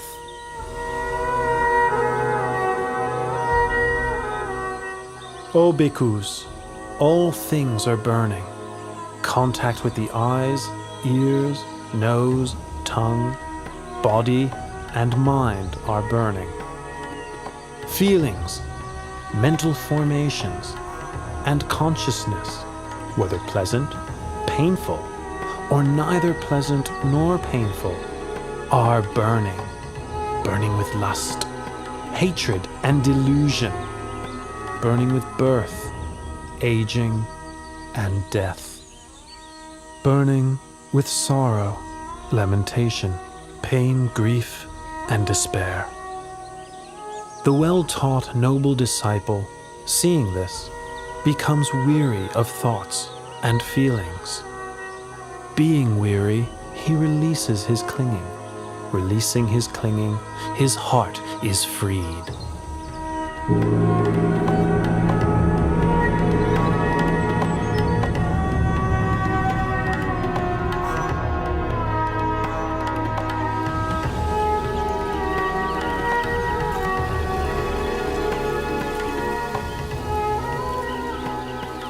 Oh, the Buddha has come to stay right here.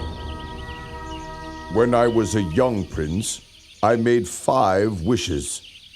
1. May I be crowned king of the Magadha state. 2. May the Buddha come to my land. 3. May I have an audience with the Buddha. 4.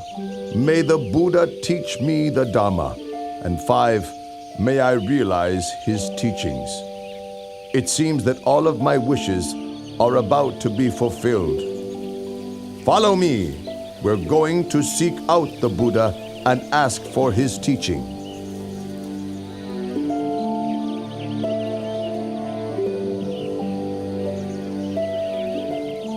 Dana, or giving, has forgiveness as its highest form. If one develops giving along with forgiveness, one becomes gentle and restrained, and one's heart becomes cool. This is because one has to let go of one's attachment to material things and to one's sense of self.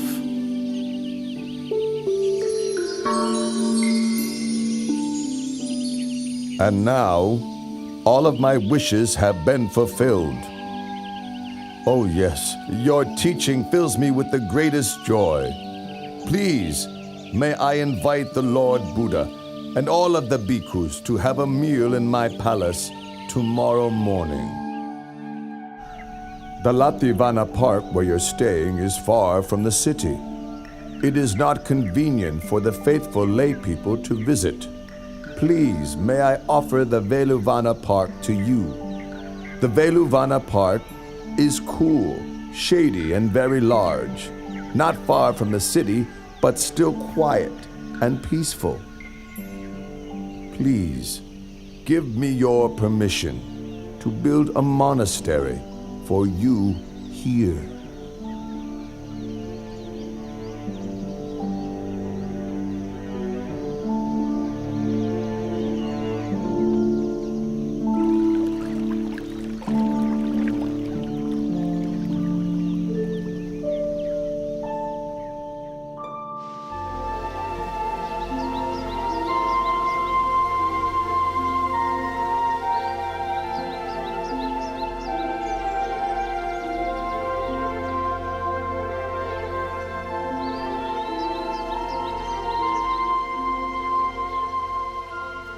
Oh, this is the great Velvana Monastery. A solid foundation for Buddhism has now been laid. Since I, Asaji, left the Buddha at the deer park in Isapatana in order to go and spread his teachings, I've not met with him at all.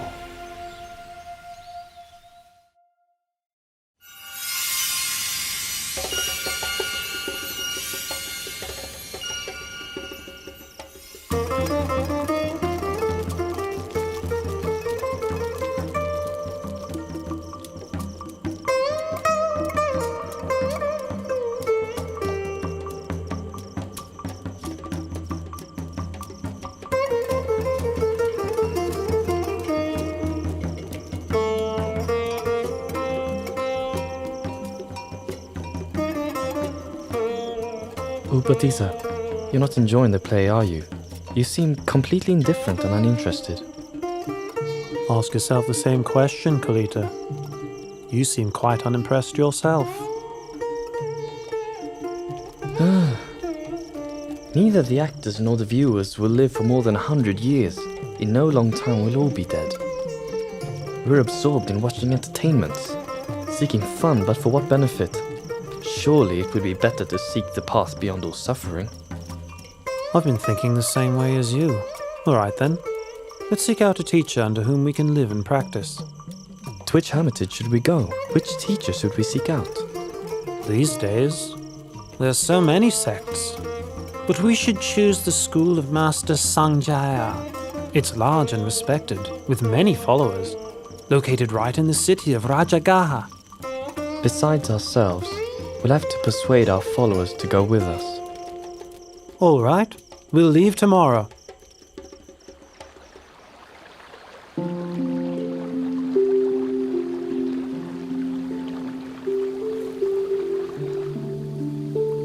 The two of us have trained under Master Sanjaya until he has nothing more to teach us. Quite so. And it's clear that his doctrine does not teach the way to deliverance that we are seeking. If that's so, we have to seek out another hermitage, another master. We have been friends for a long time. It's best if we make the promise that whichever one of us discovers the path out of suffering first, we'll seek out the other and inform him. Agreed? Agreed.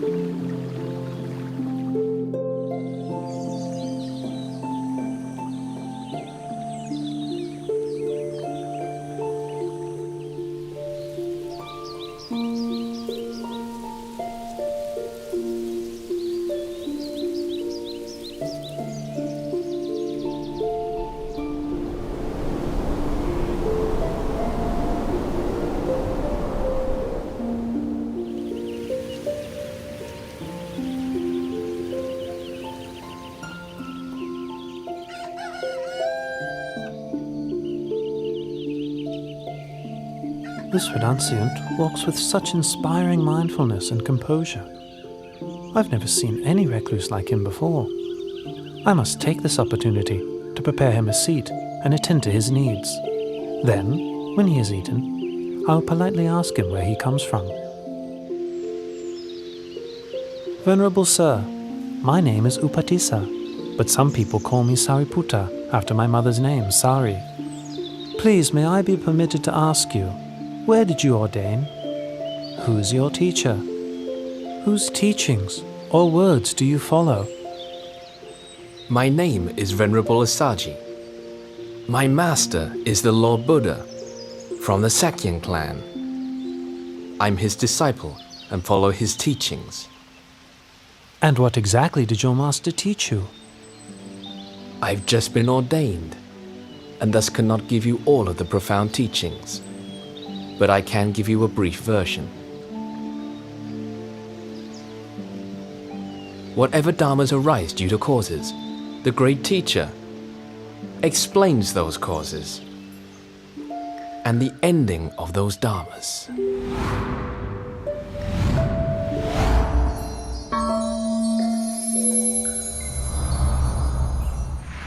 Oh, Upatissa. You repeat to me such short teachings that you heard, and it's enough for me to see the Dharma. Quickly, let's go and persuade Master Sanjaya to seek out Venerable Asaji's teacher.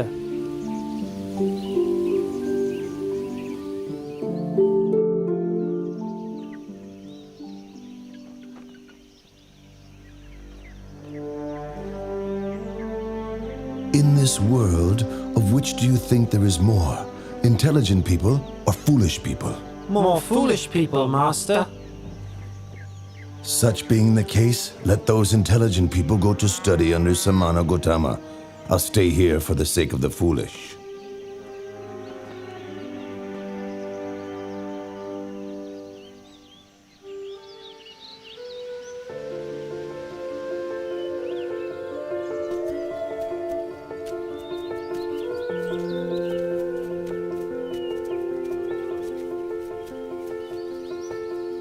Bhikkhus, those two friends walking in here together, are to be my pair of foremost disciples.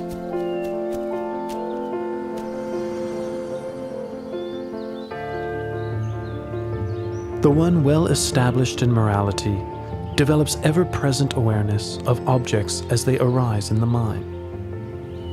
Seeing such objects arising and ceasing continually, he begins to grow weary of them. Becoming weary, he lets go of his grasping and clinging. Letting go of grasping and clinging, his heart is released. Having heard the Buddha's teaching, all of the two friends' followers attained arahantship. But Upatissa and Kolita themselves, with their great accumulation of spiritual qualities and wisdom, were disposed to a slower but more profound realization of the Dhamma, and therefore did not yet become fully enlightened. The two of you are now ordained as monks. I give you the names which will be an honor to your mothers as follows: Venerable Sariputta and Venerable Moggallana.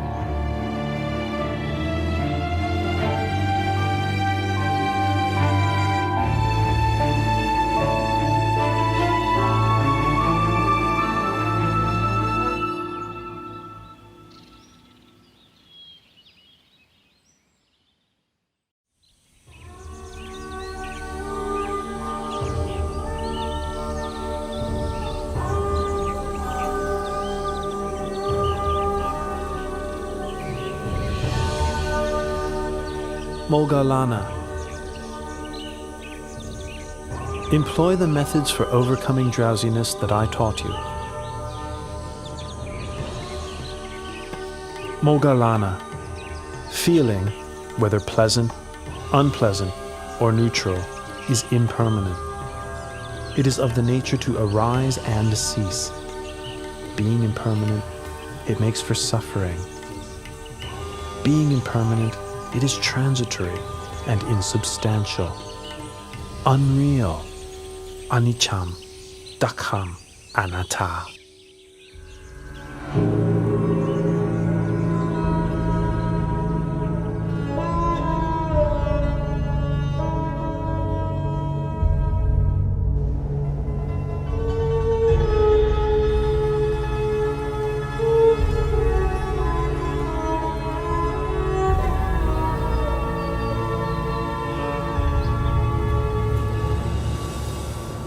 Venerable Buddha, sir, I take the view that all things are disagreeable to me. I do not delight in anything. That being the case, you should not delight in your view, should you? Diganaka. Some people have the view that all things are disagreeable to them. Some have the view that all things are agreeable to them. And others have the view that some things are agreeable and some things disagreeable to them. Each of these views are based on grasping and clinging to the notion of a self. Remaining attached, one continues to grasp at feelings as they arise. Whoever should reflect on such feelings as impermanent phenomena, conditionally arising, existing, and passing away, will come to grow weary of conditioned phenomena. This weariness leads to the fading of lust. With the fading of lust comes freedom from attachment. When the heart is freed from attachment, one knows the heart has been freed.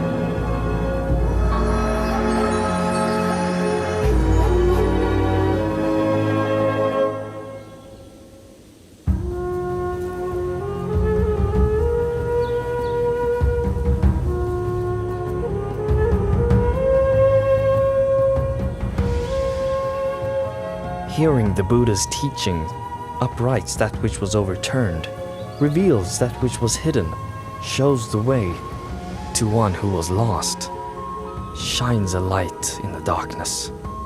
I take the Buddha, Dhamma, and Sangha as refuge for the rest of my life.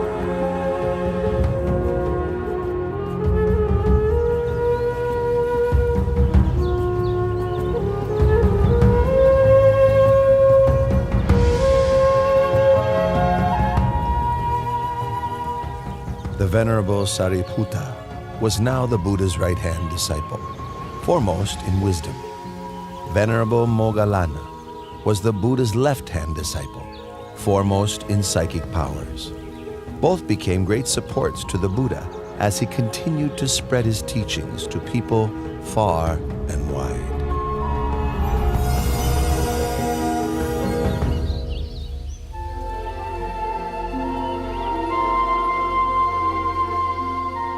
Oh, Venerable Asaji, today has brought such a wonder. Yes, indeed. Many of the Buddha's faithful disciples, hearing that the Lord Buddha was staying at Velvovana Monastery, traveled separately to meet him and pay their respects. This one great meeting was the occasion for 4 great marvels.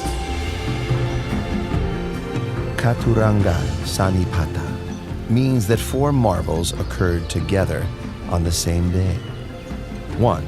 On that day, 1,250 disciples of the Buddha came together without having made any prior arrangement.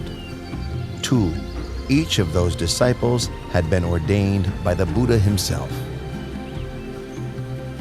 3. Each of those disciples was attained to arahantship. 4. The meeting took place on the full moon of the 3rd lunar month, which is named Magha. Today is the day of the Katuranga Sanipata. I'll deliver the Ovada Patimokkha to the bhikkhus. To refrain from all evil, to do good to one's utmost, and to purify one's mind. This practice is the fundamental principle of Buddhism.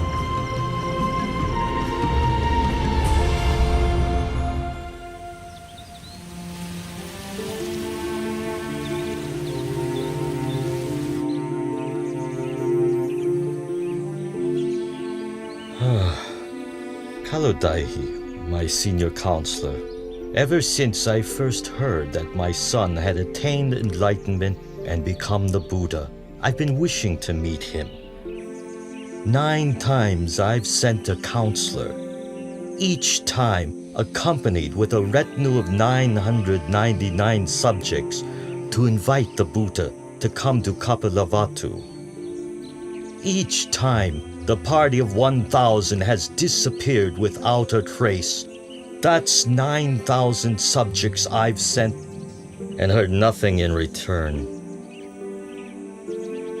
Well, Kaludai, since you are my senior counselor and have been close friends with my son since childhood, I must send you with your retinue to seek out the Buddha at Vulavanu Monastery and invite him one more time. Surely you will succeed in this. Yes, Your Majesty. I will do my best to bring the Lord Buddha back to the city of Kapilavatthu. And with your permission, I would also like to request ordination from the Lord Buddha on this occasion. I give you my permission, Counselor Kalodai. Please make your journey as quickly as possible. I'll be waiting to hear news from you.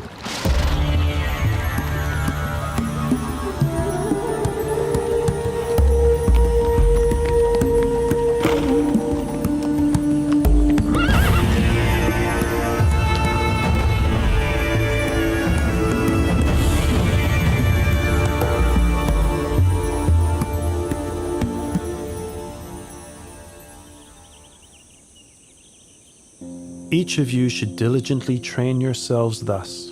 I will not grasp at the internal sense fields of the eyes, ears, nose, tongue, body, and mind. I will not grasp at the external sense fields of form, sound, smell, taste, bodily contact, and mental objects. I will not grasp at contact between the internal and external sense fields. I will not grasp at feelings. I will not cling to the 5 aggregates of the body: feeling, perception, thoughts, and consciousness. I will not cling to this world or the next. when I cease clinging to all that I've seen, heard, known, felt, sought, and imagined, all feelings of attachment to these will also cease. Listen, all of you. A person's heart may be purified through consistently applied efforts in practice, through wisdom, through Dharma, and through morality, not by means of one's class, family, or property. Lord Buddha, summer begins tomorrow. All the farmers have harvested their crops. The path to the city of Kapilavatthu is open and suitable for travel. Your father has a strong wish to meet with you and your disciples. Please, out of compassion, travel to the city of Kapilavatthu and teach Dharma to your father. Please teach Dharma to your relatives there. I accept your invitation, Kalu Dai. Please inform the bhikkhus so that they can prepare themselves for travel. The road from Rajagaha to Kapilavatthu is 60 leagues. The Lord Buddha, along with 20,000 disciples, will travel 1 league per day. In 60 days, they will arrive at Kapilavatthu city.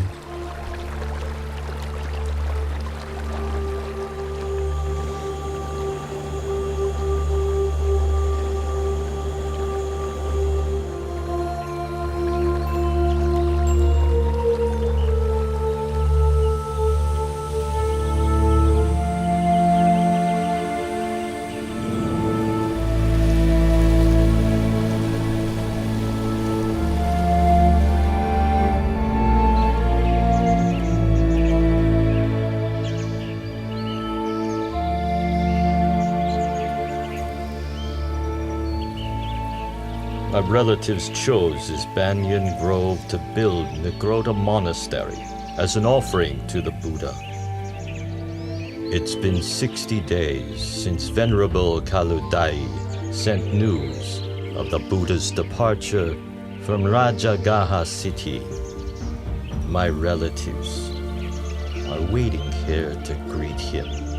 The Lord Buddha and 20,000 bhikkhus have arrived, Your Highness!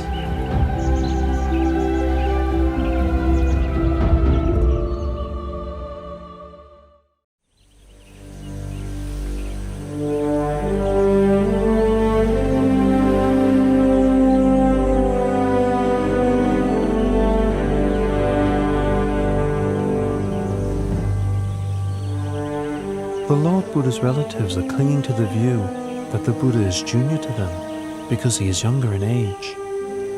They've positioned their young princes in front of themselves so that they won't have to pay their respects.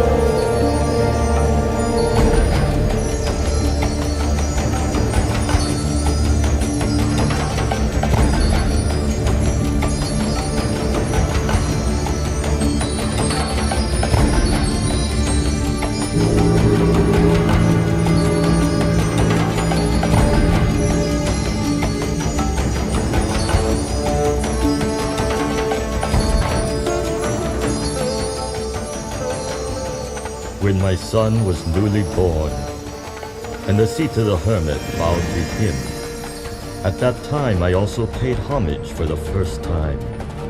7 years later, during the royal plowing ceremony, my son sat in meditation, and the rose apple tree shaded him throughout the afternoon, its shadow not shifting with the course of the sun. Witnessing this, I paid respects to my son for the second time. Now on this occasion, a truly wonderful marvel has appeared.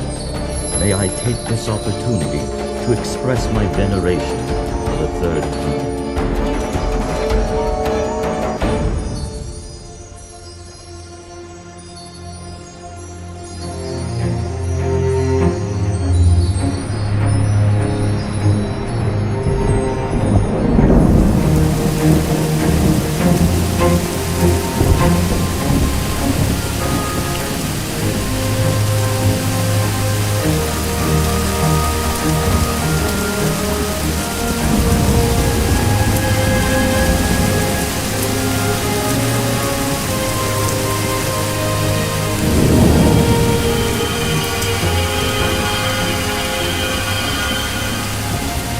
This is Pokaravasa, the red rain. Unlike ordinary rain, it soaks only those who wish to be soaked by it. For those who wish to remain dry, every drop will roll right off, just like water drops roll off of a lentil field.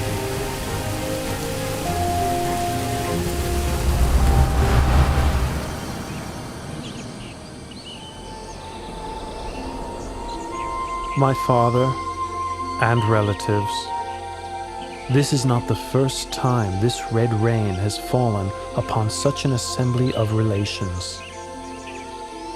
In the past, when I was born as Vesantara, Pokaravasa also rained down on a congregation of myself and my relatives. Listen, all of you. Whoever upholds morality will have happiness in this world and the next. Whoever upholds morality will be blessed with riches and good fortune. Whoever upholds morality has an unobstructed path to nirvana. Therefore, may you all uphold the purity of morality.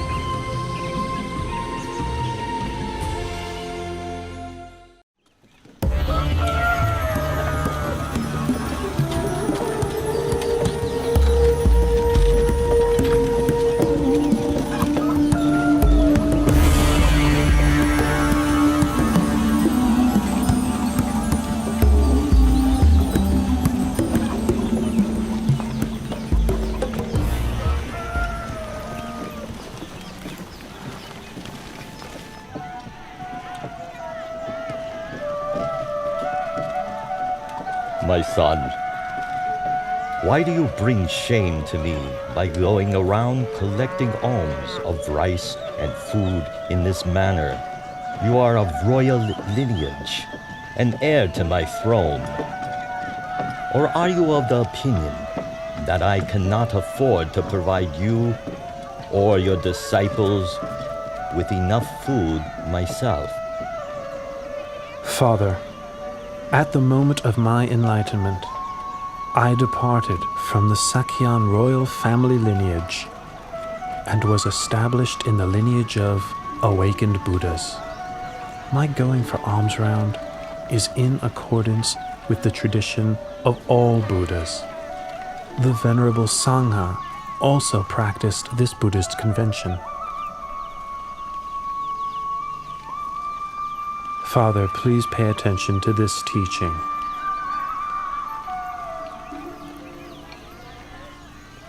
When a person clings to and indulges in form, feeling, perception, mental formations, and sense consciousness, that person is bound by the snare of Mara and burdened with the whole mass of suffering. When such a person doesn't cling or indulge in these, that person is freed from the snare of Mara and released from the whole mass of suffering.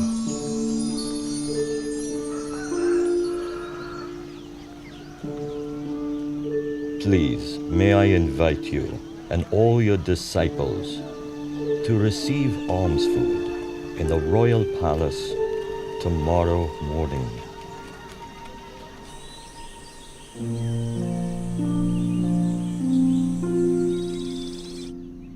In the 3 days since your arrival in the palace, myself and Queen Mahabhajapati have listened to your teaching and developed in the Dharma more and more each day. However, Bimba, who was your wife, has not yet emerged from her room to approach you. She has stayed right there the whole time, immersed in misery. I would like to invite you to please go and speak to her, so that she also may benefit from your teaching. Father, I will go to teach Bimba, taking Venerable Moggallana and Venerable Sariputta, my left and right hand disciples, with me.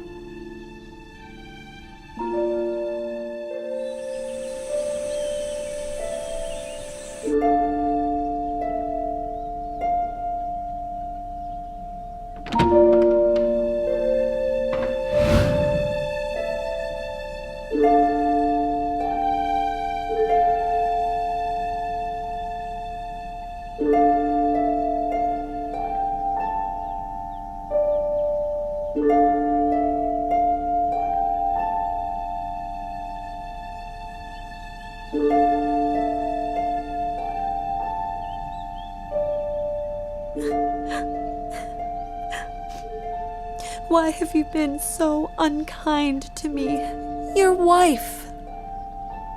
When you left for the holy life, you left in silence. Did I do something wrong to make you leave that way? If I did something wrong, then what was the fault of Rahula, born that very day, that you had to leave him bereft of a father? Bimba, don't be so melancholy. What I did was to help you and all beings, that you might have a chance to know the way out of suffering. Bimba, we were born in this world for making merit together, as we have for many lifetimes. Now is the time to reflect on those births and lifetimes according to the truth as follows. I am of the nature to age. I have not gone beyond aging. I am of the nature to sicken. I have not gone beyond sickness. I am of the nature to die. I have not gone beyond dying. All that is mine, beloved and pleasing, will become otherwise, will become separated from me. I am the owner of my karma, heir to my karma, born of my karma, abide supported by my karma.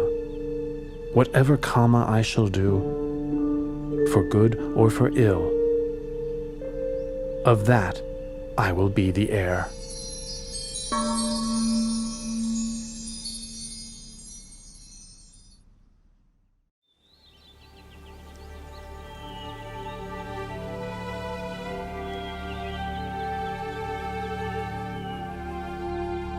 My mother tells me that you have great treasures, you have great wealth. But since ordaining, you have no desire for royal wealth. As your royal successor, I wish to request my inheritance, which is mine by right. External treasures bind one to the round of death and rebirth on the wheel of samsara. Better to give the noble treasure, that is, the most excellent internal treasure, instead of worldly wealth. Rahula, I have the most excellent noble treasure to offer you. Sariputta, release Rahula from worldly suffering and bestow him with noble treasure by ordaining him a samanera.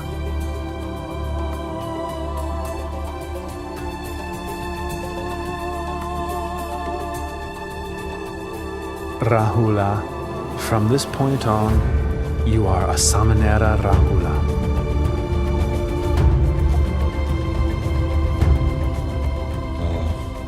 When Siddhartha left the palace and sought Buddhahood, I expected that Nanda would remain to inherit the throne.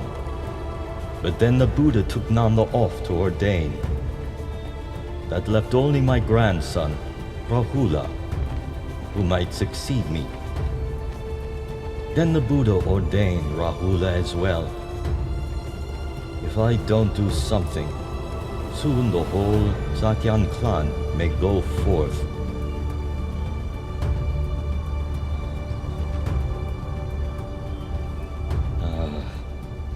I must quickly go to the Nigrota monastery and plead with the Buddha.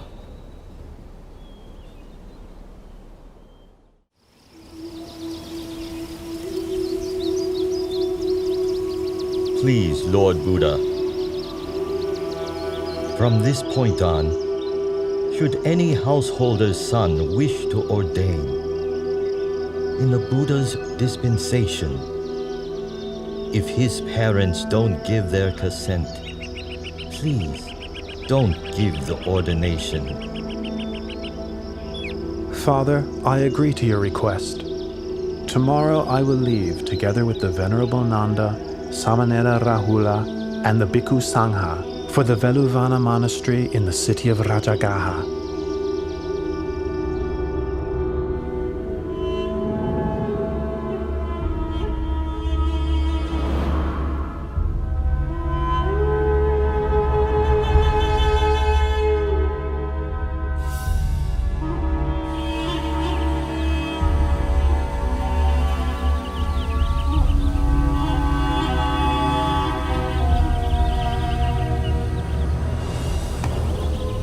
Nanda.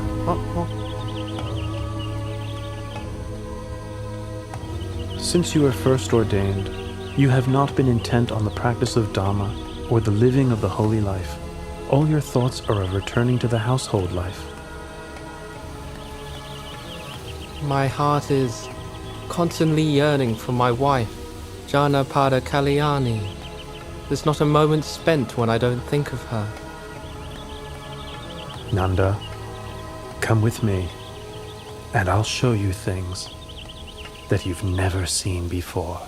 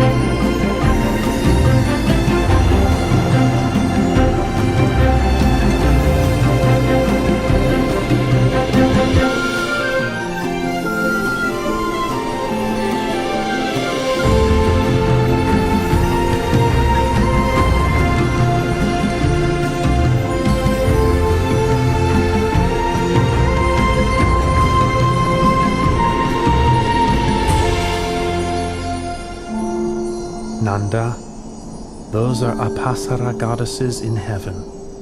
What do you think about them? Every one of those Apsara goddesses is beautiful in face and form. I can think of nothing to compare them with. Even my wife, Janapada Kalyani, has not half their beauty.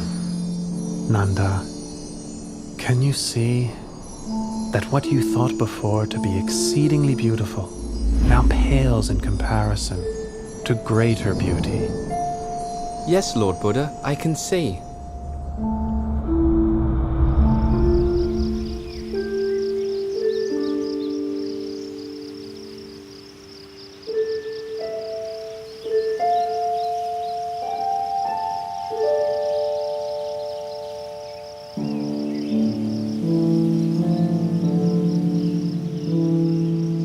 From this point on, I'll make up my mind to practice the Dharma.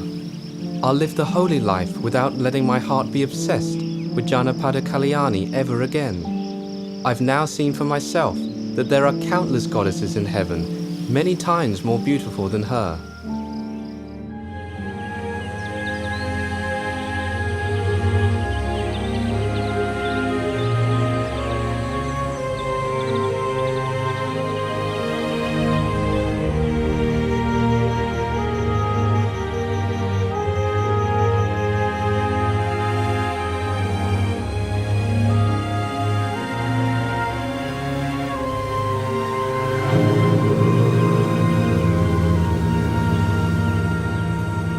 Nothing can ensnare a man's heart more tightly than a woman. Nothing can ensnare a woman's heart more tightly than a man. In truth, love is like a noose which binds one to obsession and infatuation. It brings one to birth and death in the world again and again, dragging one down into a mass of suffering. That's right, Nanda. There is no pleasure equal to the peace that can be found within one's own heart. For as long as humans rush around seeking external distractions, they will never meet with genuine happiness.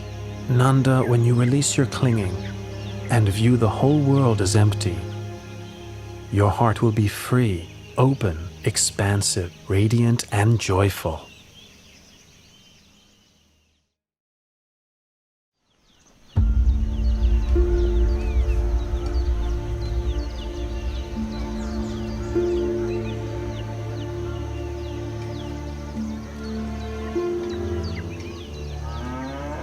Uttara, why did you send someone to ask for such a large sum of money from your father?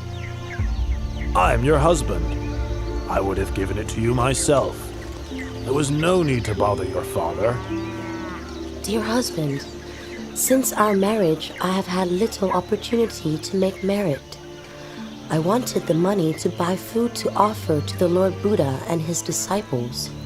I asked my father for the money because he shares my faith in the Lord Buddha. It's not, you see, that I have no wish to accept your money, good husband. In that case, let it be as you wish. My intention is to prepare the food myself and invite the Lord Buddha and his disciples to receive food in our house for 15 days. In that case, let it be as you wish. And I am afraid that during that time, I will be unable to perform all my wifely duties. In that case, let it be as you wish. I've heard that here in Rajgir, there's a courtesan called Sirima, whose beauty is renowned throughout the city, although few men get to enjoy her charms because her fee is so high. For these 15 days, I'm going to hire Sirima to take my place as your wife. In that case, let it be, as you wish.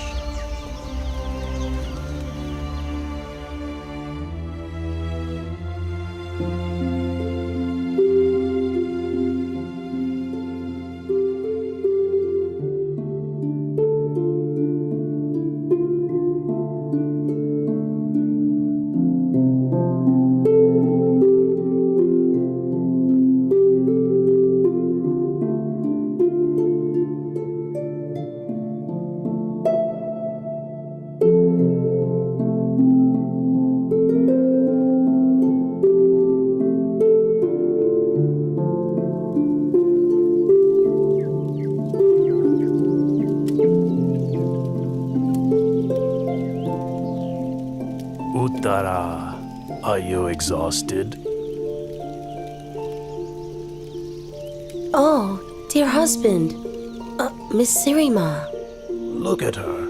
Instead of letting others do the work, she's doing it all herself. Her face is dirty, her clothes are all soiled. She should be relaxing in a way fitting of her station, and instead she's finding ways of tiring herself out. Look at him. How heedless and indulgent he is. He thinks he's so rich that he has no need to make merit? Ah, how very foolish he is.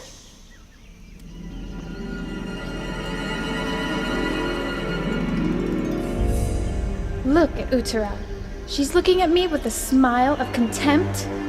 It's as if she's scolding me with her eyes. It's sickening. I'm not putting up with this. You,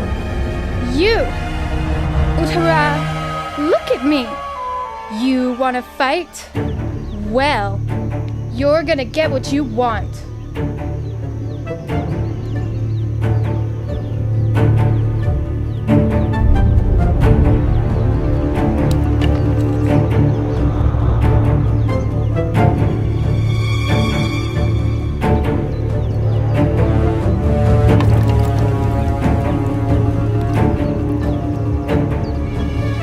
Sirima, I owe you a debt of gratitude because you agreed to take over my place as wife temporarily, allowing me to fulfill my wish to make merit. No matter how you treat me, I will not become angry or vindictive.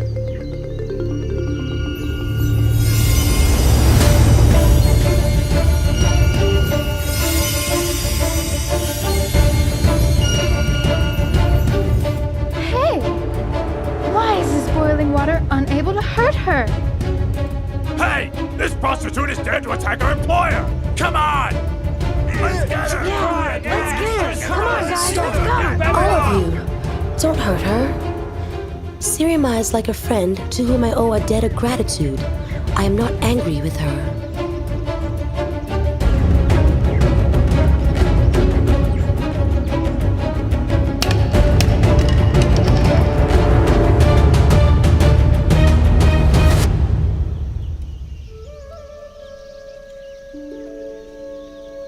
Uttara, I am a courtesan who you employed. I forgot myself and started imagining myself as your husband's wife, and so attacked you. But your heart is so noble. It is filled with loving kindness, and you have not shown me even the slightest amount of anger. I have wronged you. Please, forgive me. Oh, get up, Sirima. If you want to ask for forgiveness, then you should ask it from the Lord Buddha, whom I revere above all others. Tomorrow, I will have completed 15 days of offerings. Please, come and offer food and listen to the Dhamma with me.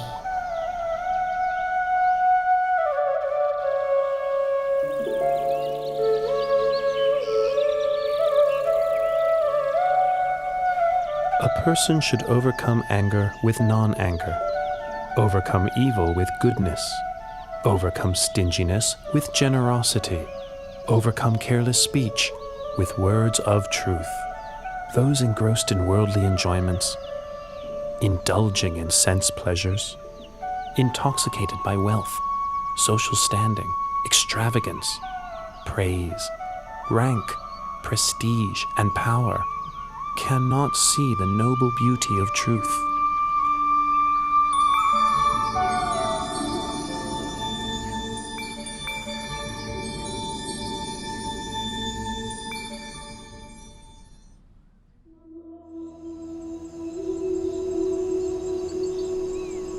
Oh, she's still so young and beautiful, too young to die.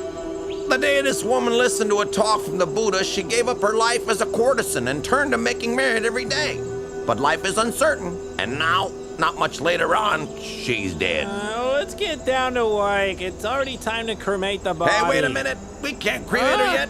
Well, why not? The Buddha has requested King Bimbisara to order us to keep the body for 3 days. For 3 days! Oh, whatever for?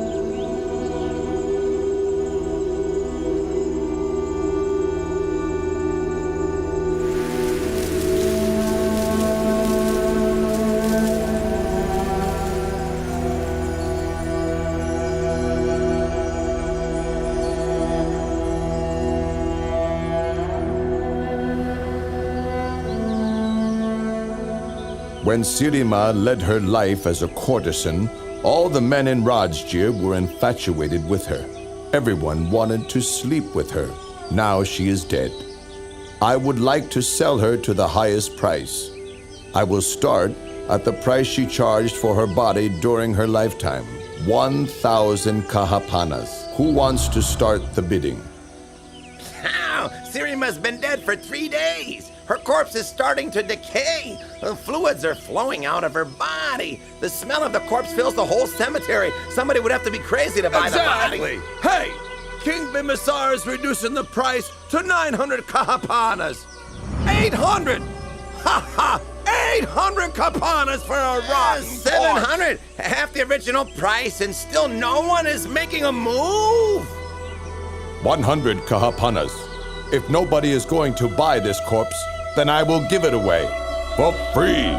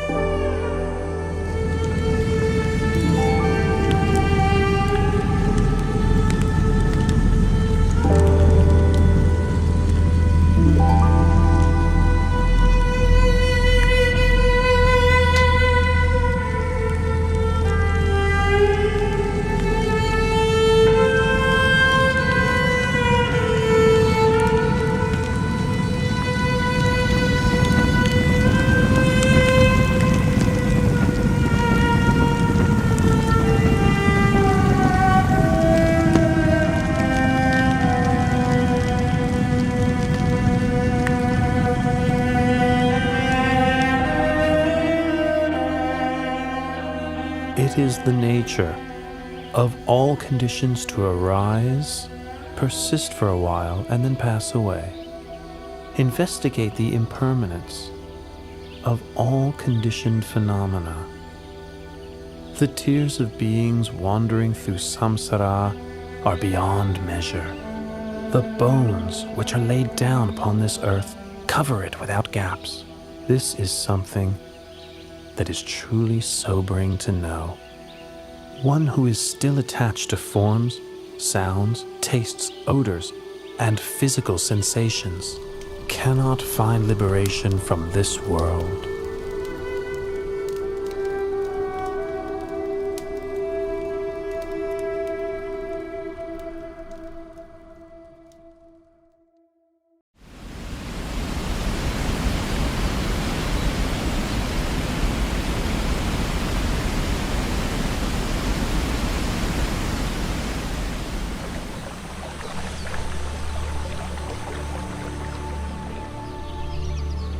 Sometime later, the Buddha went to stay in the Anupiya mango grove, the place where he had stayed overnight when he first went forth.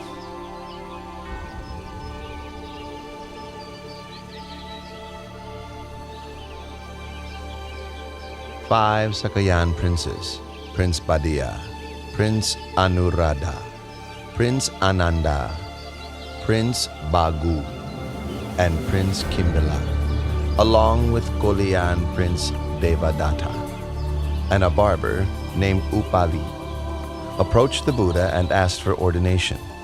The Buddha ordained Upali the barber first, followed by each of the 6 princes respectively.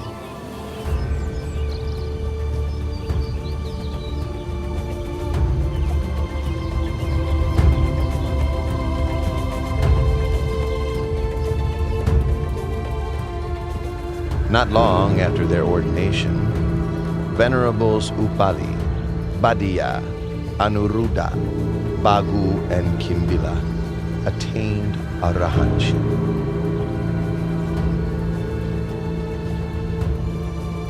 Venerable Ananda, receiving instruction from Venerable Punamantaniputa, attained the fruition of stream entry.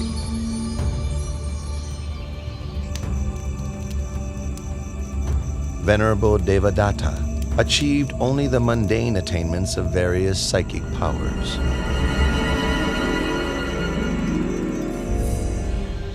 Later, the Sangha requested of Venerable Ananda that he act as the Buddha's personal attendant.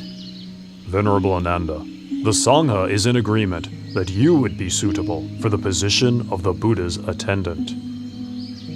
What are your feelings toward this?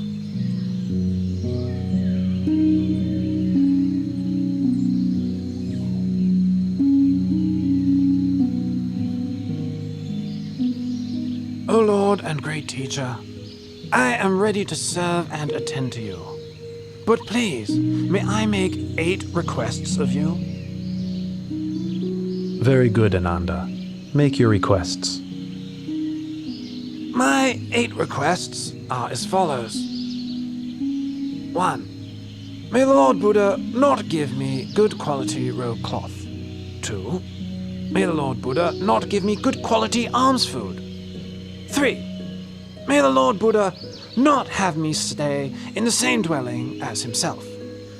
4. May the Lord Buddha not have me accompany him on meal invitations. 5. May the Lord Buddha attend all invitations that I accept on his behalf. 6. When visitors come a long way to seek an invitation, may I have permission to take them to see the Buddha straight away. 7. May I be granted permission to ask questions of the Lord Buddha whenever I am in doubt. 8. On whatever occasion the Buddha gives a teaching of the Dharma, with myself not present, may he repeat it to me afterwards. Very good, Ananda. I consent to your requests.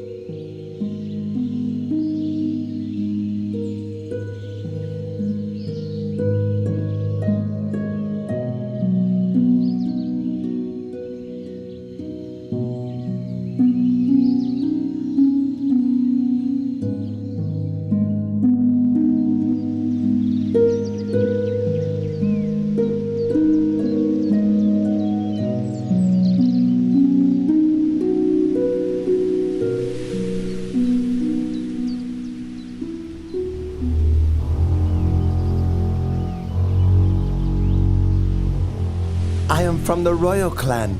Why are the laity respectful and devoted to other monks, and not to me? Ah, Prince Ajatasattu, son of King Bimbisara of Rajagaha. He is still young, doesn't yet know right from wrong. I'll display my supernatural powers and gain the devotion of the young prince. Then whatever I may wish for, he'll find a way to get it for me. Ha ha ha ha ha!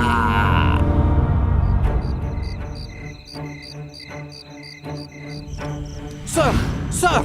Who are you? What do you want with me? Don't harm me! Soldiers! Wait! Prince Ajatasattu, don't be frightened. Venerable sir, how do you know me? Oh, Prince, look at me!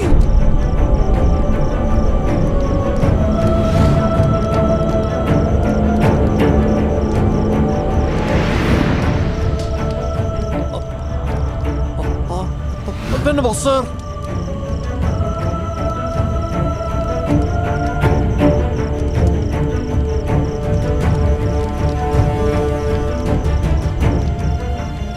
My name is Venerable Devadatta.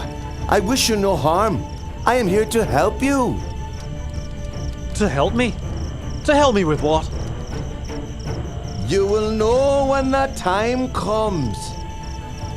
Farewell for now. Just a moment.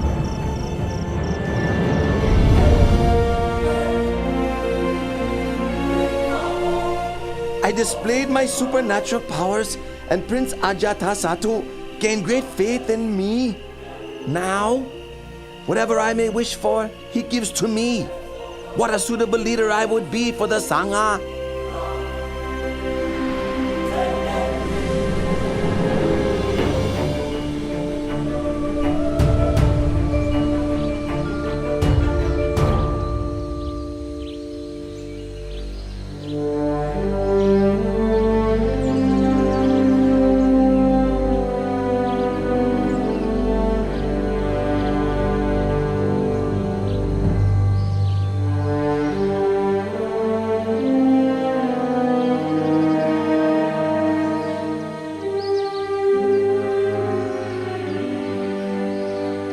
Lord, you are now getting very old. It's time for you to lay your duties down. I request the burden of leading the Sangha. Please make the matter known to all the bhikkhus. From now on, I'll take over your teaching responsibilities.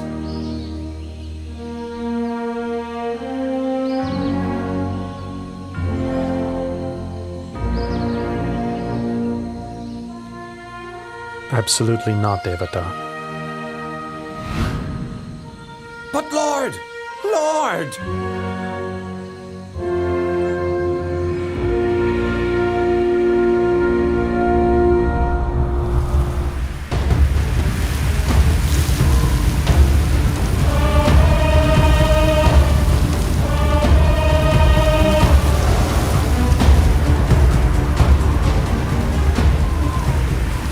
The Buddha humiliated me in front of all the monks.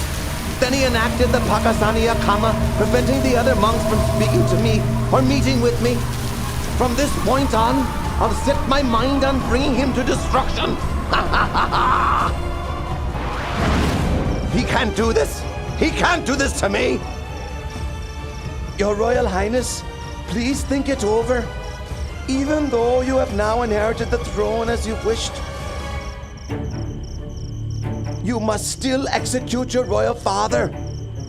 Should he change his mind and wish to take his throne back, he would be sure to kill you. Therefore, you must act first without warning.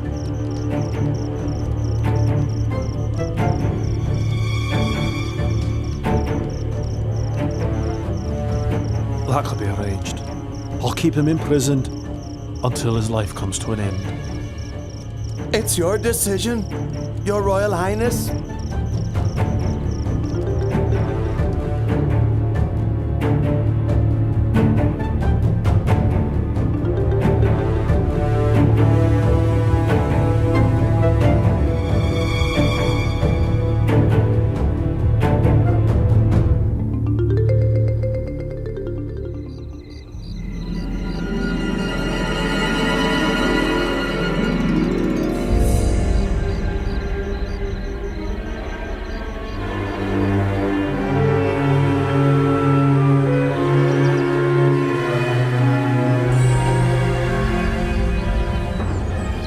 I've tried to take his life 3 times, but in vain. It's time to try my last resort. I have to pretend to be strict in Dhamma Vinaya, so that all the bhikkhus will become my disciples.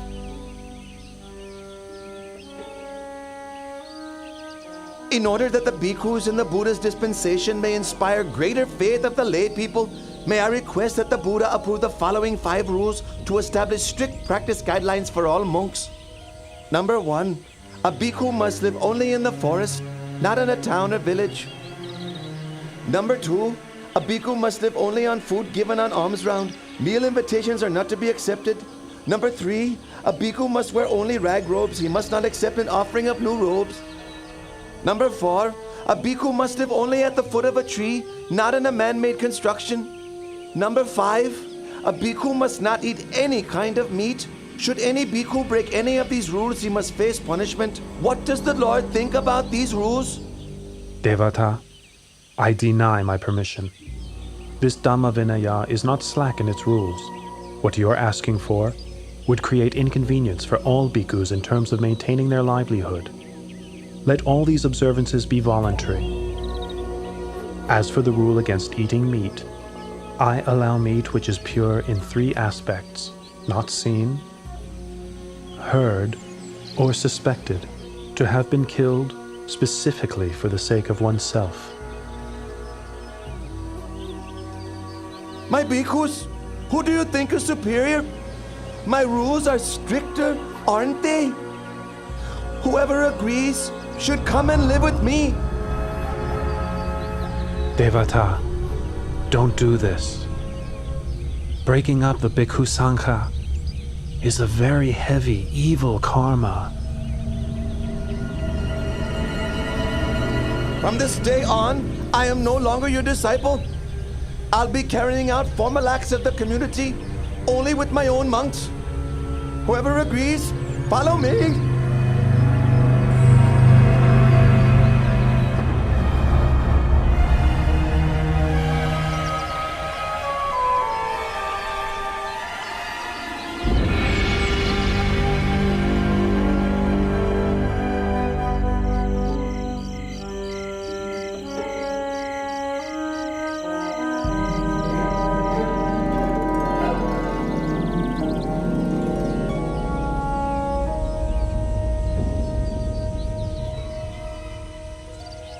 Devadatta, can't you see that you're not a suitable leader for the Bhikkhu Sangha?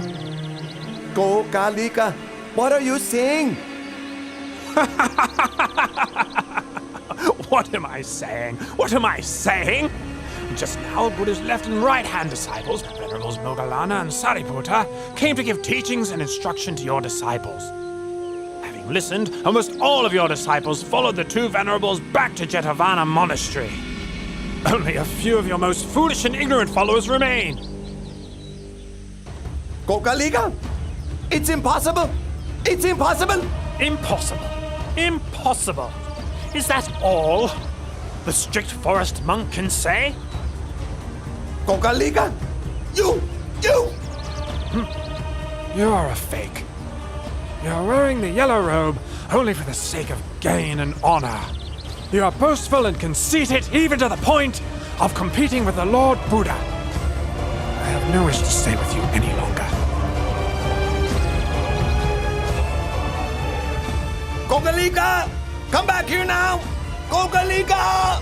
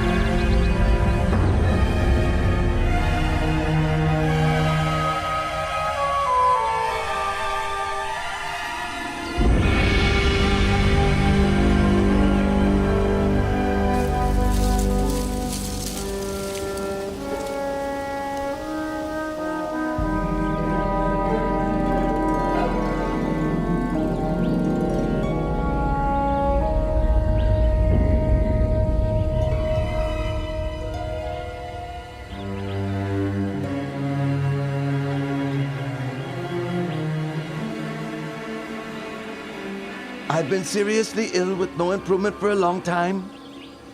It must be because of my offensive and injurious behavior towards the Buddha.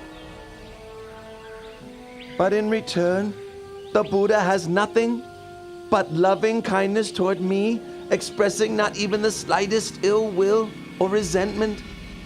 Now, coming to the end of my life, I'd like to seek out the Lord Buddha in order to ask for his forgiveness. Monks, be quick and take me to Jetavana Monastery.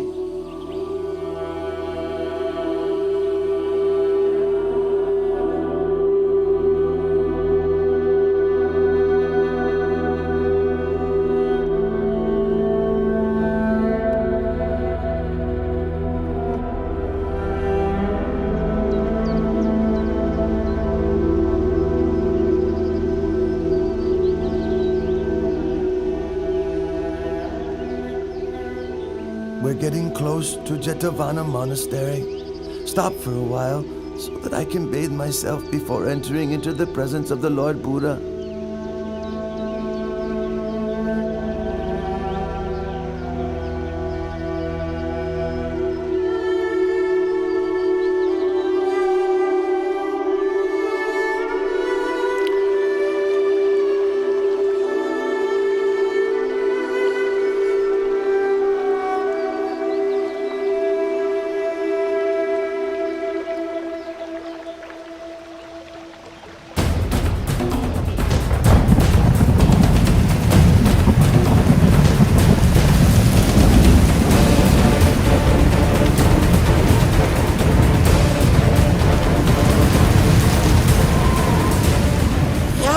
Please! Oh Lord, help me, please!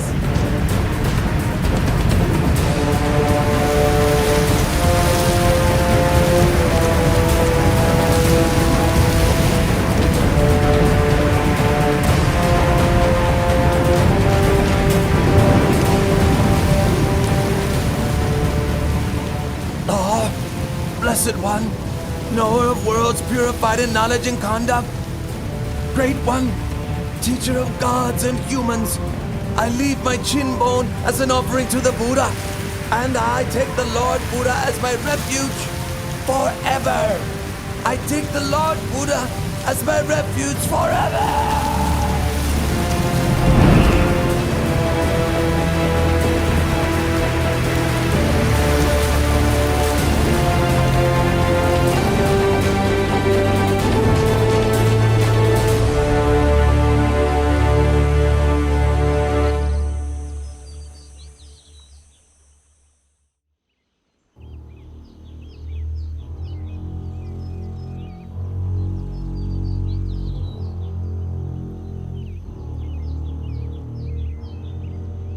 Venerable Devadatta has performed gravely serious evil karma. Even coming so close to Jetavana Monastery, he still was unable to catch a glimpse of the Lord Buddha. Rather, he was swallowed up by the earth and sank down into hell. And I myself cooperated with him in committing a tremendous many evil deeds. I can't sleep at night. Dr. Shivaka, what should I do? Your humble servant thinks that your highness should go and approach the Lord Buddha in order to pay your respects and to ask for his forgiveness. You are right. Let us go together to pay our respects to the Buddha.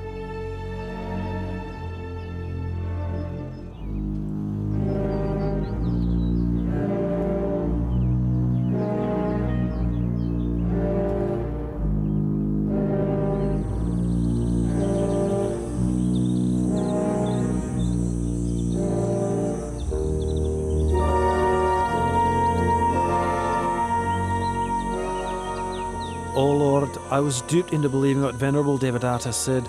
I thereby committed gravely serious wrong actions which affected the Buddha. I now realize my mistake. Please, may I beg your pardon? Please forgive me. I promise I will never do unwholesome deeds like that again. Your Majesty, it is a timeless law that in this world, hatred can only ever be appeased by non-hatred. One who associates with fools is doomed to sorrow for a long time. One who is perfect in morality shines like a bright flame. One with mindfulness is happy and grows in the Dhamma at every moment. If a king rules with Dhamma, all his citizens will be happy. Bhikkhus, all conditioned things are of the nature to arise, persist for a while, and then pass away. Therefore, we should consider such things as impermanent, uncertain, unreliable. The tears of beings who wander from birth to death on the wheel of samsara are countless. Their corpses pile up to cover every inch of the earth. It's such an enormous pity, and worthy of sadness. Those who cling to attachment to the forms, sounds, smells, tastes, and touches of this world have not the slightest chance of ever going beyond it. I declare myself as a Buddhist lay practitioner and take the Triple Gem as my refuge for the rest of my life.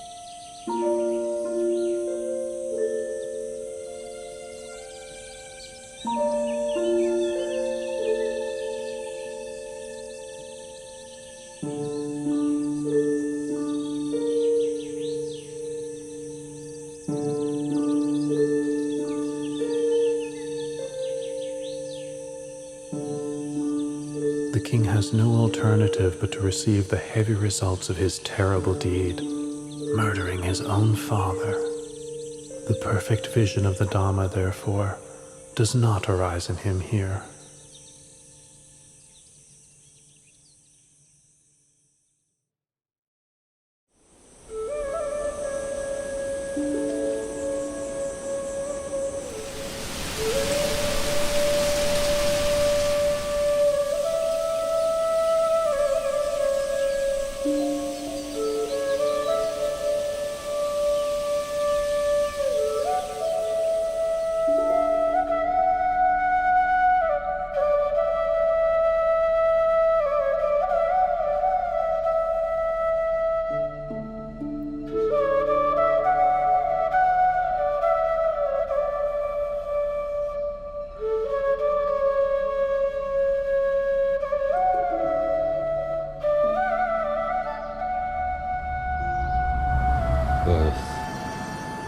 aging, sickness, death. Greatness, striving, struggle, conceit, suffering. Your Majesty, the Lord Buddha has arrived at the royal palace.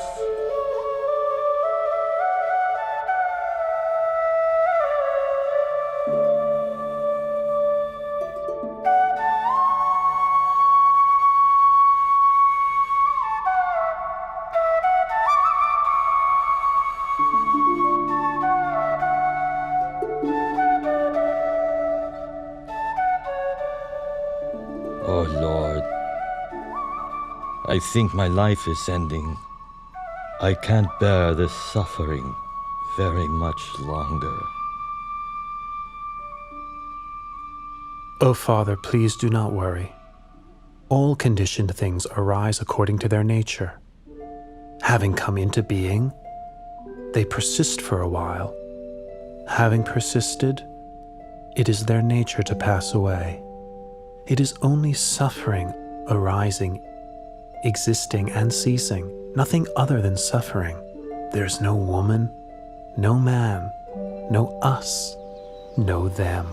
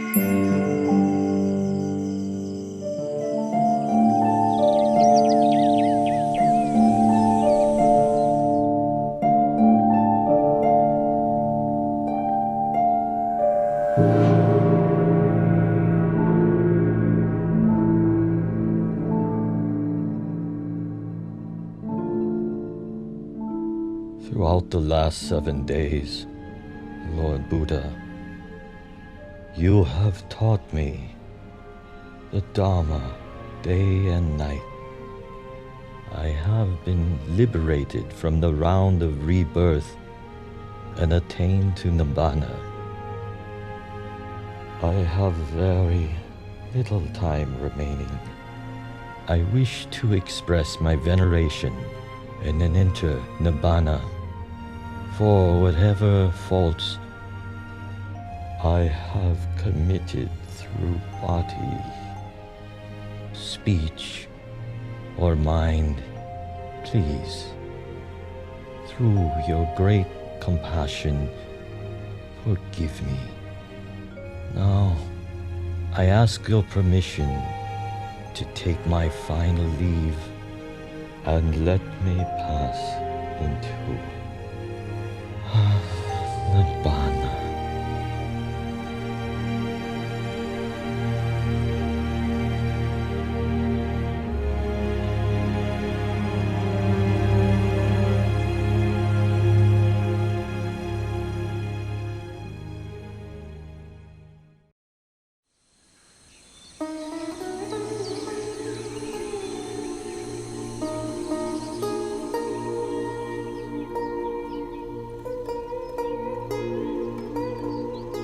have asked for ordination from the Lord Buddha 3 times, but he has not yet given his permission.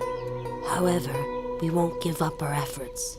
Let us shave our heads, put on the yellow robe, and follow the Lord Buddha wherever he goes.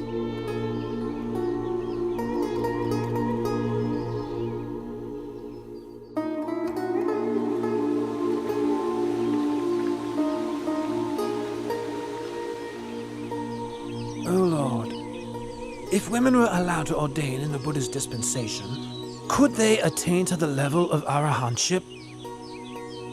Ananda, if women were ordained in the Buddha's dispensation, they could attain to arahantship exactly the same as men can.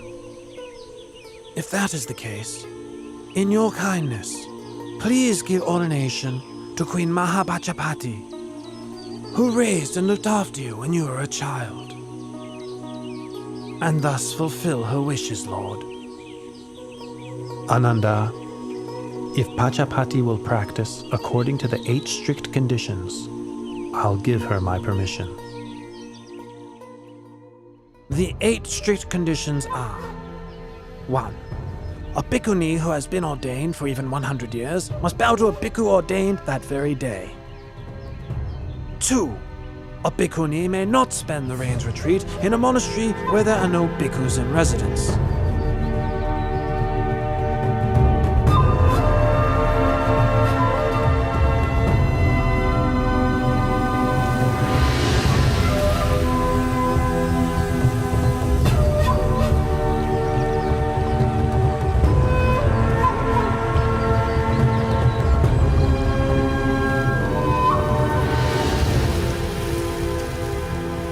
Practice the 8 strict conditions for the period of 2 rains retreats. Please, may the Buddha consider our ordination. I permit your ordination.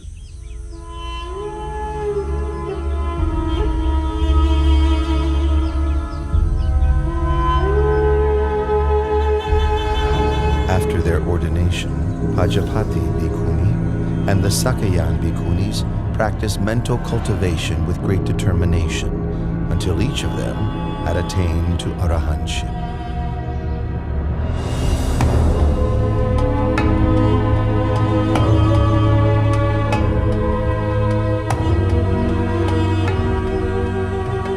Now King Mahanama of the Sakyan clan has inherited the throne of Kapilavatthu. It goes to show how unstable and impermanent even kingship is in this world. Prince Siddhartha, my husband, relinquished the royal throne without a second thought when he went forth. My relatives, my son, and even Queen Mahapajapati Gotami have followed after him and ordained. That being the case, it is best for me also to relinquish material comforts and ordain in the Buddha's Dhamma Vinaya.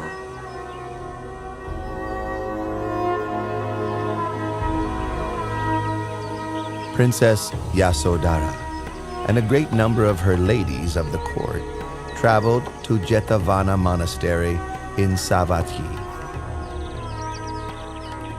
After practicing the 8 strict conditions for 2 rains retreats, Princess Yasodhara was ordained as a bhikkhuni. She practiced mental cultivation with great dedication and attained arahantship. Her ordained name was Venerable Badakacha Nateri.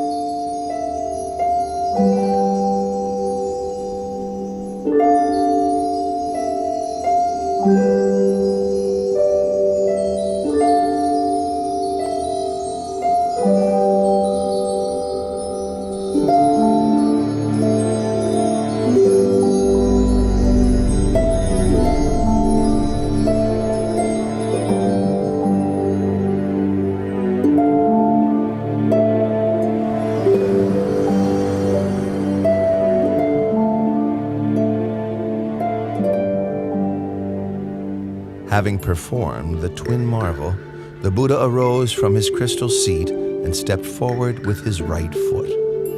He placed it on the summit of Mount Yugandhara. Then he stepped forward with his left foot, placing it on the summit of Mount Sumeru, upon which Tavatimsa heaven is located.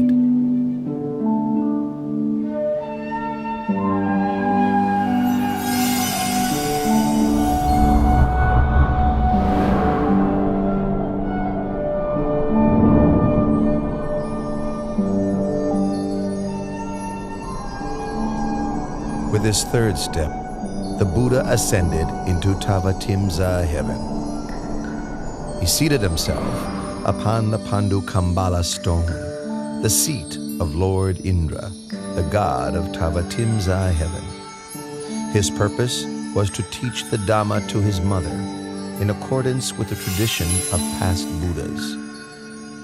Delighted, Lord Indra and the host of Tavatimsa heaven gathered before the Buddha to hear his discourse. Tell me, have you seen my mother?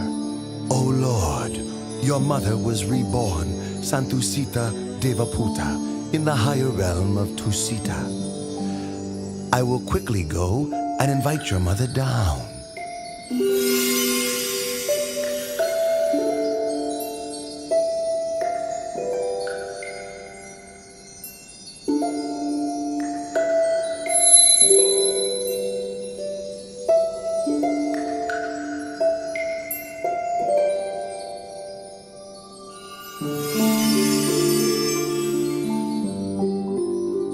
Mother, please come and sit close by. The kindness you showed me in your past life was great beyond measure. As an expression of my gratitude, may I take this opportunity of teaching you the Dhamma during the 3-month range retreat here in Tavatimsa, so that you may attain the path, fruit, and nirvana. Mother, please listen. Ignorance and craving lead a person to rebirth. Agitated, their heart rushes around within samsara. For as long as the aggregates come into being, the supposition of a being is also there. In truth, such conditioned things are not worthy to be called a being. There is only suffering which arises, and suffering which decays and ceases. Aside from suffering, nothing arises. Aside from suffering, nothing ceases.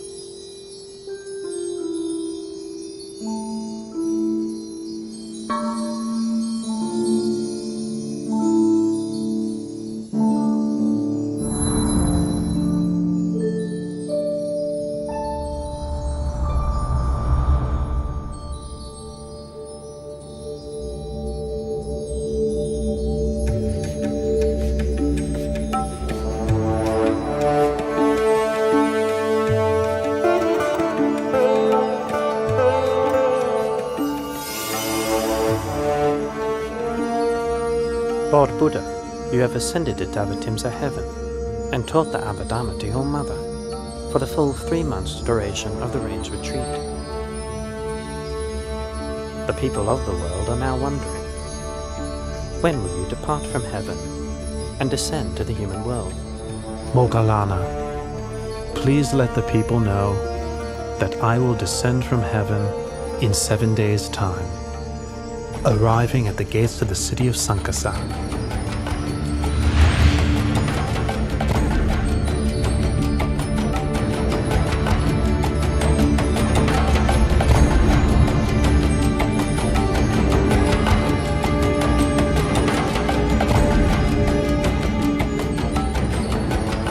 This is the last day of the Rains Retreat. I will create 3 heavenly staircases for the Lord Buddha's descent from the heavenly world.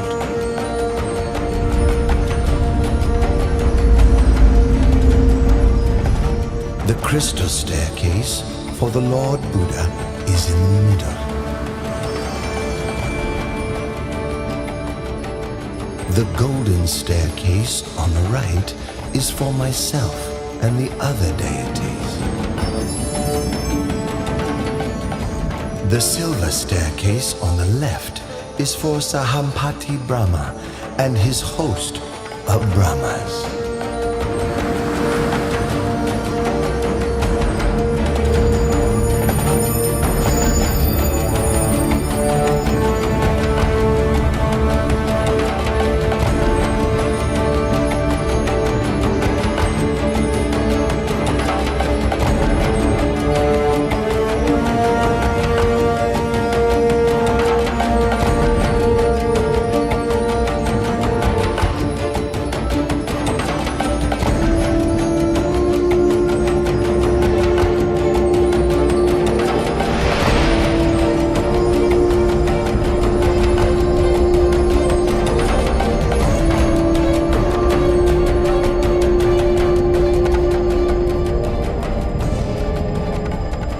As he descended from heaven, the Buddha performed the marvel called Loka Vivarana, making the realms of heaven, earth, and hell visible to all.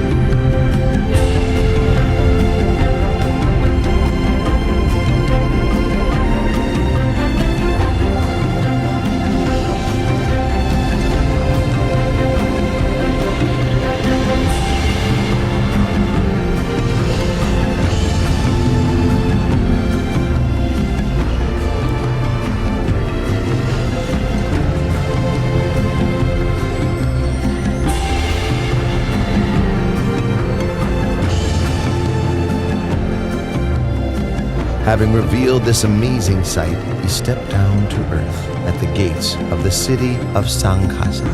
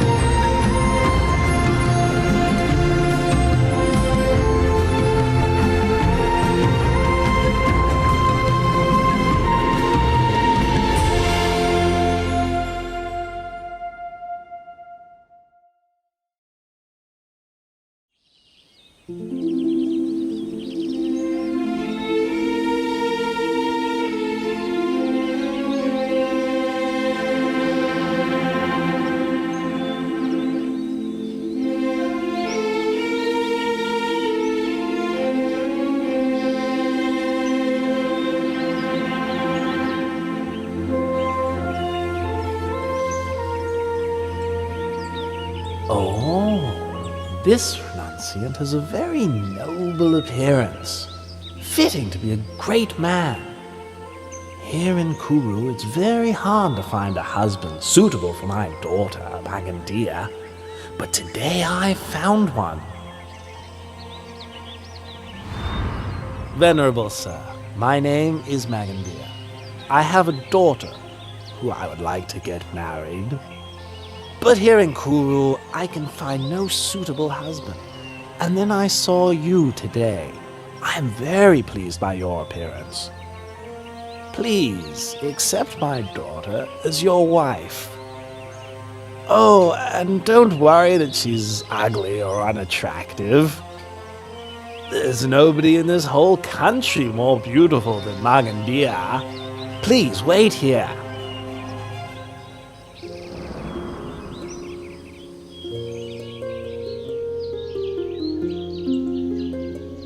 Oh, my dear child, Magandia. Oh, I'm exhausted. Hurry up.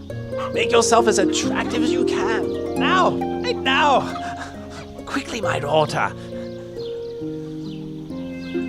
If you're tired, then sit down and take a rest, husband. And why do you want our daughter Makantia to dress up prettily? Come on, please. Sit down and rest. Oh, Magandia, are you ready yet? Hurry up.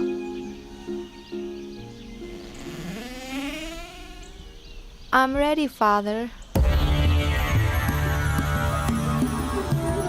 Right. Go quickly. I've met him. Met who? I've met him. Hey, where's he gone? What's this all about? You've brought me all this way and I still don't know what you're talking about. I've met our daughter's future husband. That's what I'm talking about. I told him to wait for me here, but he's disappeared. Ah, there, you see? His footprints are still there.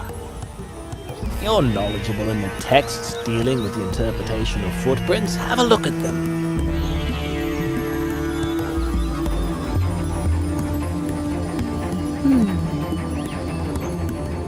2 footprints that exactly match in this way are the footprints of a great being.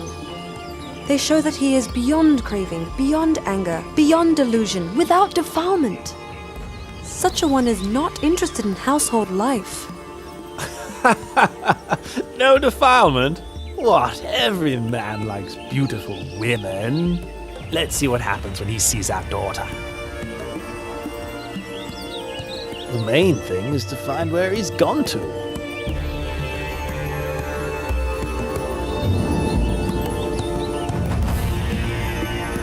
Oh, over there! I found him! Quickly, wife! Magandia, hurry! Follow your father!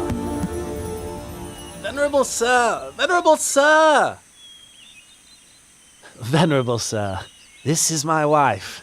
And this is my daughter, Magandia, who I'm going to offer to you. Brahmins, I rejected sensual pleasure on the day of my enlightenment. I've seen the root cause of your existence, karma. You arise from sensual thoughts. Those thoughts arise in me no longer. Your karma will appear no more. Brahmins, listen to this teaching. The wise person must put effort into raising his mind out of attachment to sensuality, freeing himself from Mara's snare, steadying himself with the hook of mindfulness. He is able to master himself. He is able to have victory over himself.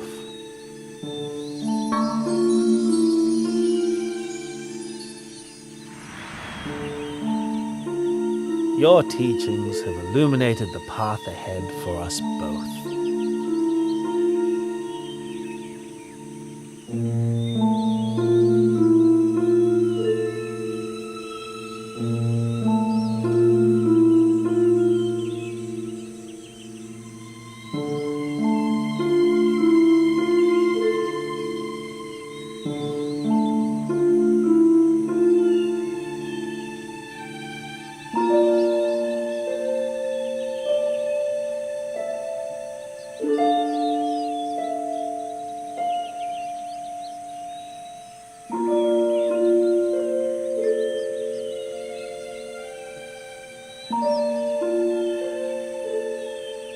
Lord, do not hold it against our daughter. Magandia is still very young. We ask permission to go to my younger brother to give him all my wealth and ask him to take over as guardian of our daughter. As for my wife and me, we will ask permission to join the monastic order so that we may, in time, realize enlightenment.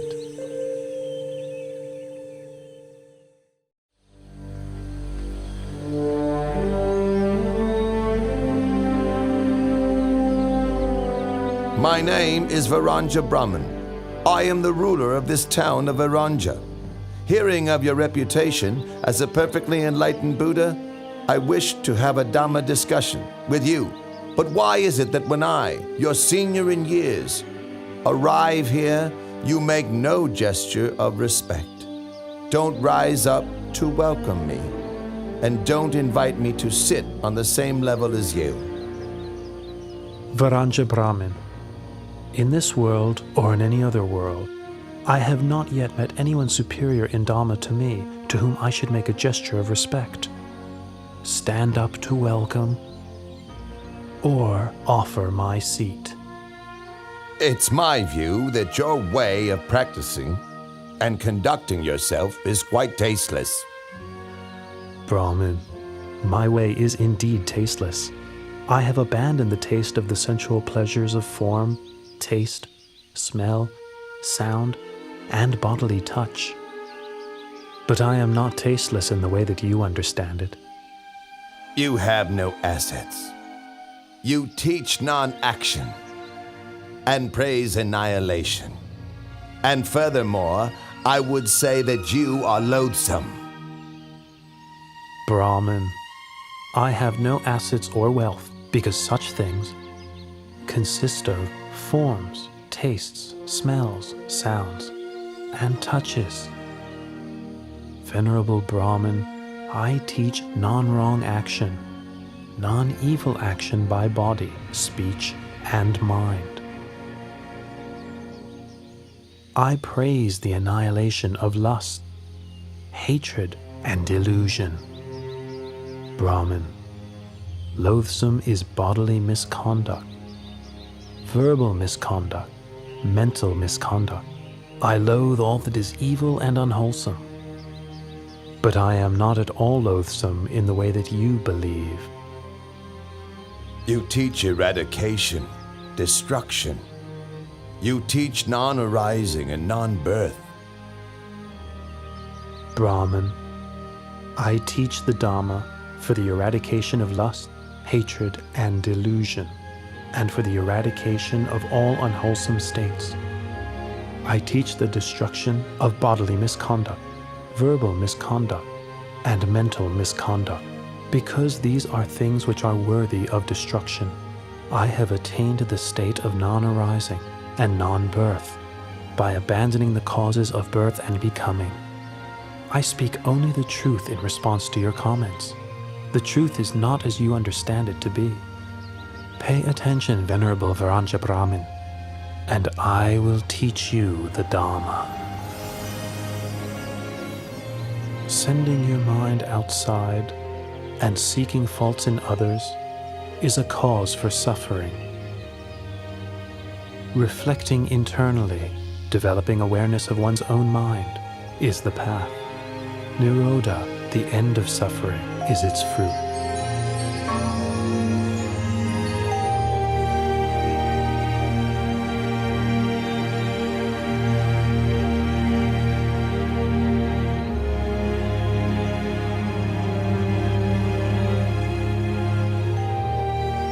The Dhamma teaching you have given has illuminated the way for me.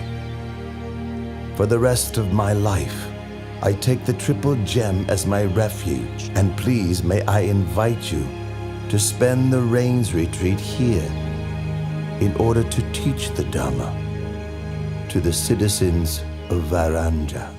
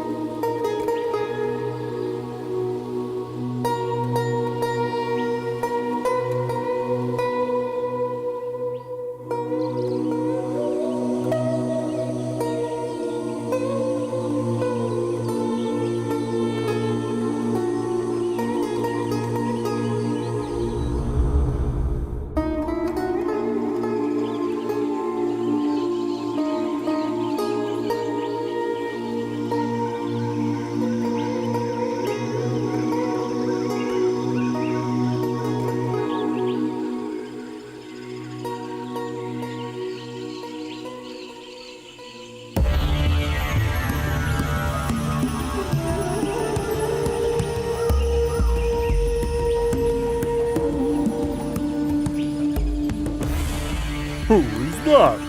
Come out where I can see you right now. Otherwise, you'll do what?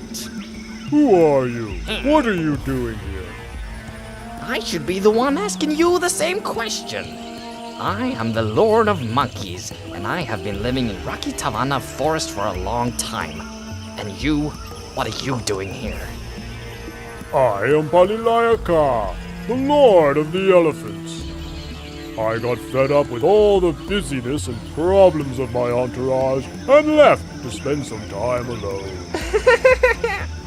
Yes, your entourage sounds just every bit as irritating as mine. You say you are the Lord of the Elephants, but then why are you wandering around spying on a human? This one is not like other human beings. He bears the marks of the great man. From the moment I saw his bearing and the graceful, peaceful way he moves, I felt full of faith and inspiration.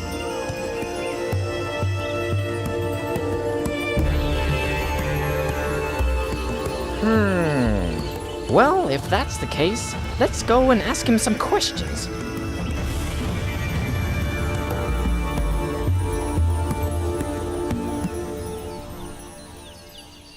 Did you know that the Lord Buddha has left the Gositarama monastery? Well, he is probably gone to give teachings in another city. Not at all. I have heard that one of the senior monks expert in the monastic discipline has had a falling out with a senior monk expert in Dhamma teaching over some small matter of the discipline. Not only that, but students of the two senior monks have sided with the teachers so that the quarrel has spread, and now there is a major conflict. It got so bad that even when Lord Buddha himself admonished the monks and urged them to give up their conflict, they wouldn't listen, and so he left the monastery alone. That's terrible. Those monks are really stubborn and intractable. How long will it be before we will be able to hear the teachings from the Lord Buddha again? That's the point. The monks' dispute means that all the rest of us aren't able to listen to the Lord Buddha teach. The Lord Buddha must be fed up with the disobedient monk. From now on, we shouldn't make any more food offerings to them. Oh, good idea. Let's encourage all the other lay supporters to do the same.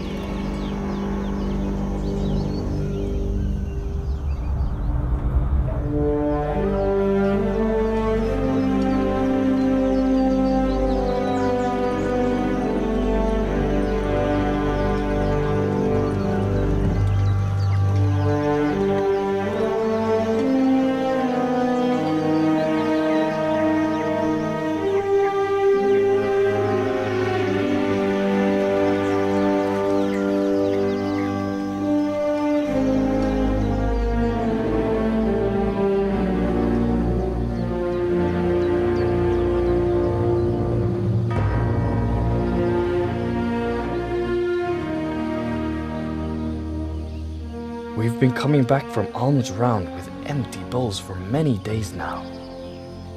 Nobody in Kosambi is filling our bowls with any food offerings anymore.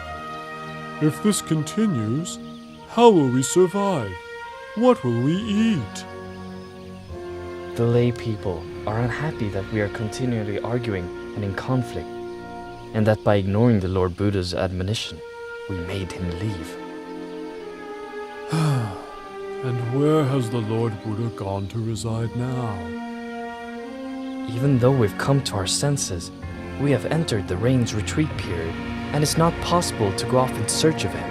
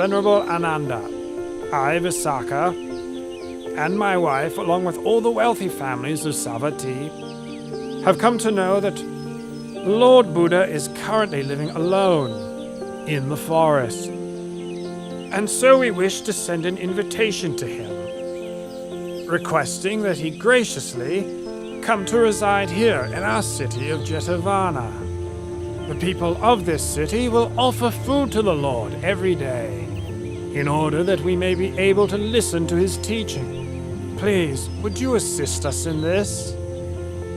Do not worry, Anathapindaka. I will see to it myself.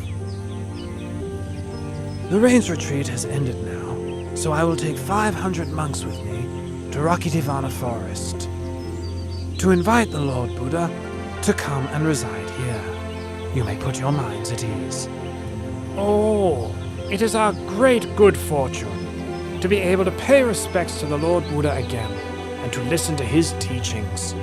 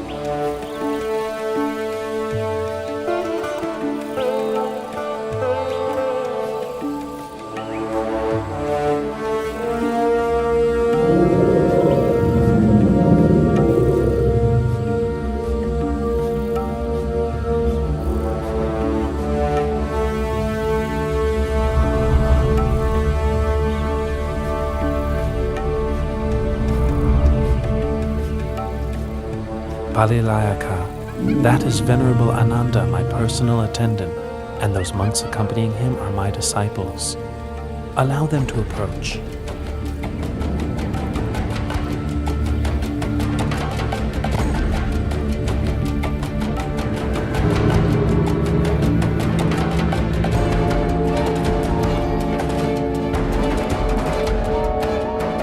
Lord of Elephants, Lord of Monkeys, allow me to kindly thank you for your service to me in looking after me in this forest.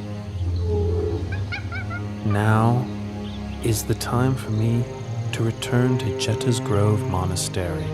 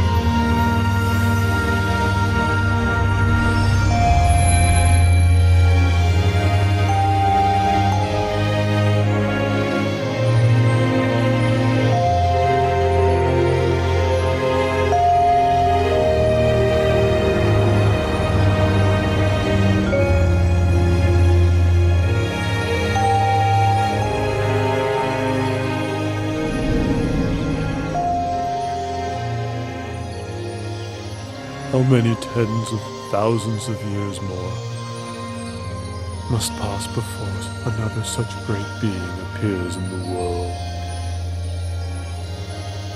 It has been our great fortune to have had the opportunity to serve the Lord at such close quarters.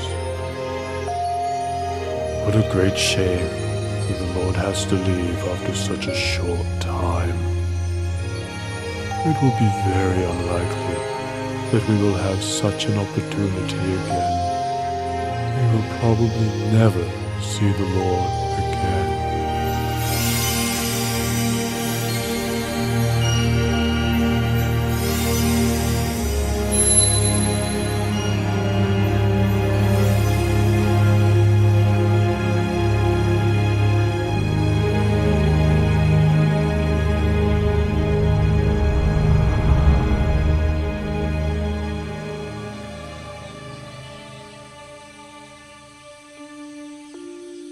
The Lord Buddha has forgiven us for our dispute.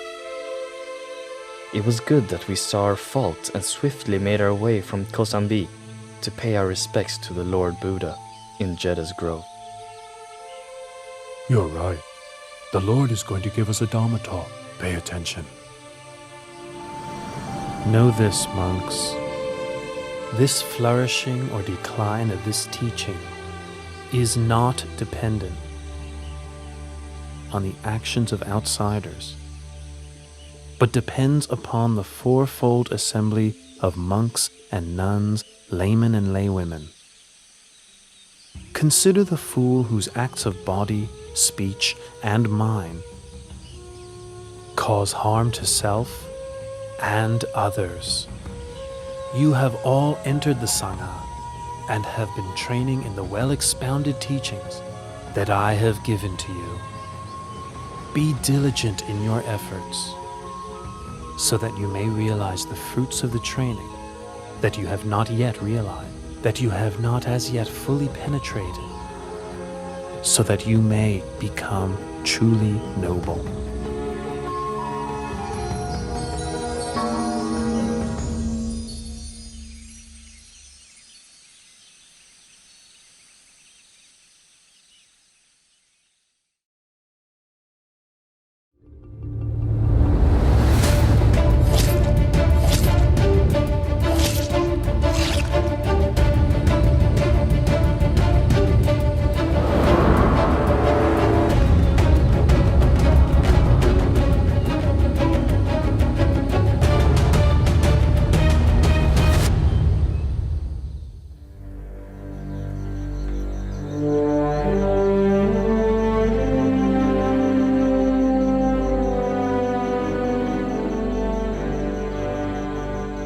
In a short time, Angulimala will commit matricide.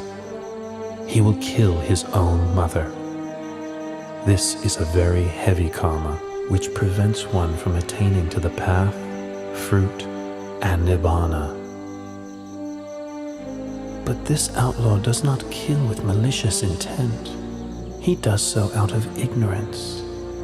This being the case, he should still be able to attain to the Dharma. I'll help him to escape from the deadly snare of his own foolish mistake.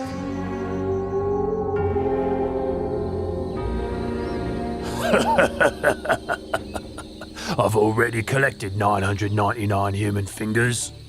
If I kill just one more person, I'll have the full 1,000 fingers, as instructed by my master.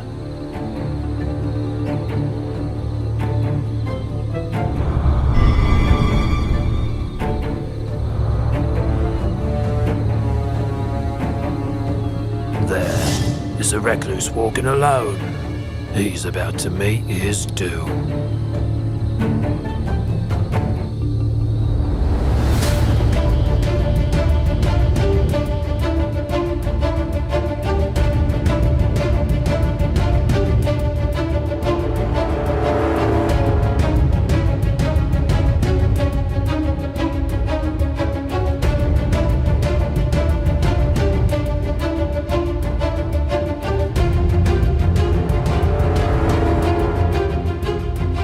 That's strange.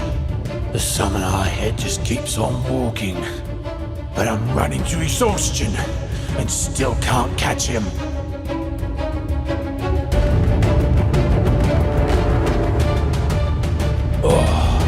Oh. Stop there, summoner! Summoner, stop there!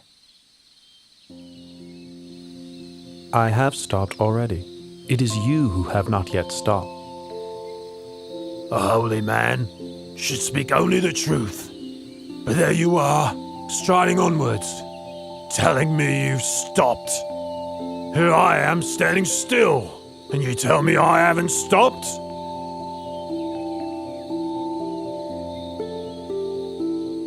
Ahimsaka, I have stopped. Stopped killing, stopped harming, stopped pursuing wrong livelihood, stopped all kinds of misconduct. It is you who have not yet stopped. Not stopped killing, not stopped harming, not stopped pursuing wrong livelihood, not given up misconduct. You're still grasping your sword. How can you say you've already stopped?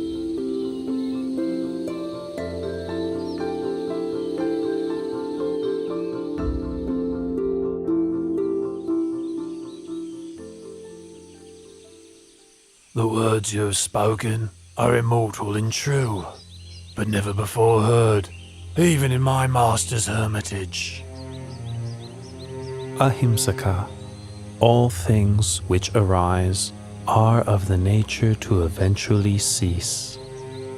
The sword which you were carrying has now been laid down.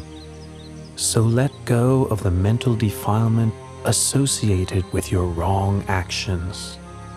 Should your heart dwell on those actions, it will soon become spoiled. Focus on recollecting your good action. Your heart will become increasingly cheerful and radiant.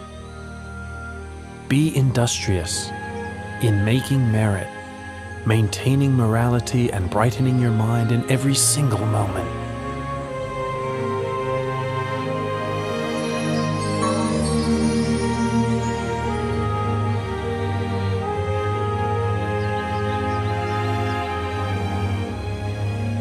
From now on, I devote myself wholly to Buddhism.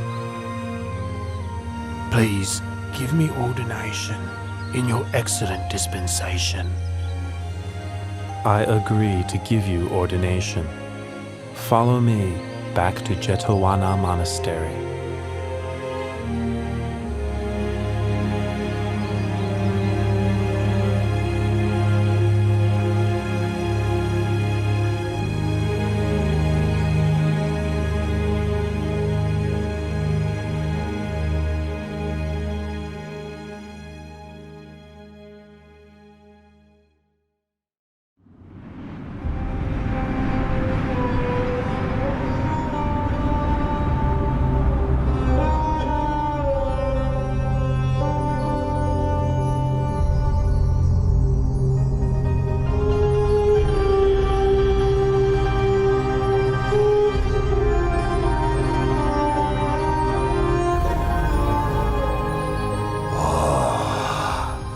These poor human beings, thinking their good and evil deeds make any difference, when in fact all things are already fixed, dependent on my will. They are so ignorant. The Brahma god Baka has the wrong view.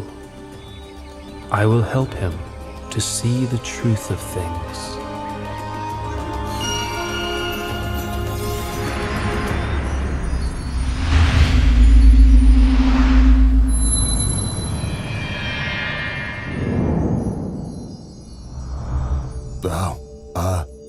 Lord Buddha, please sit down.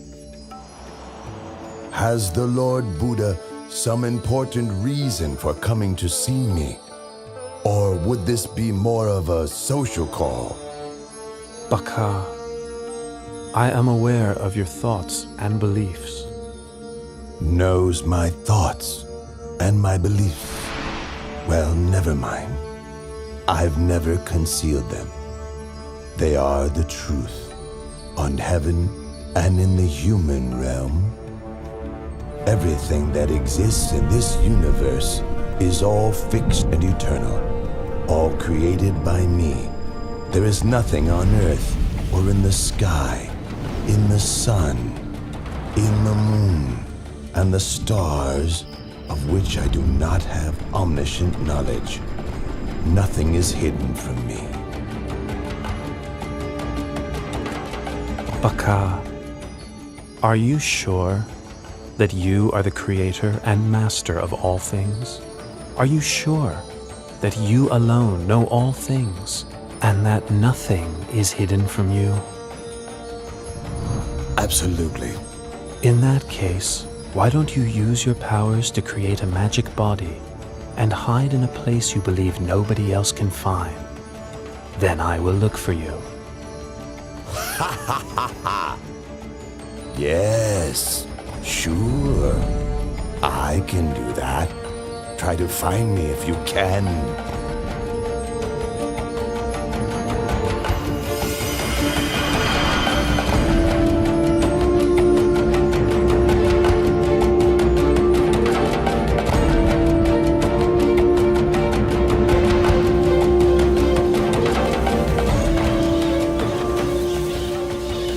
Baka, you want to be a bird, do you?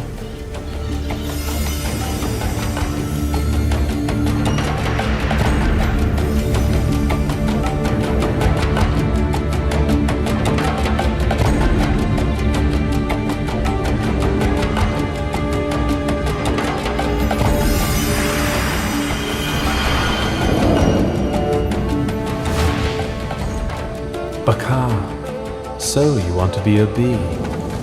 Is that why you're buzzing around the flower pollen?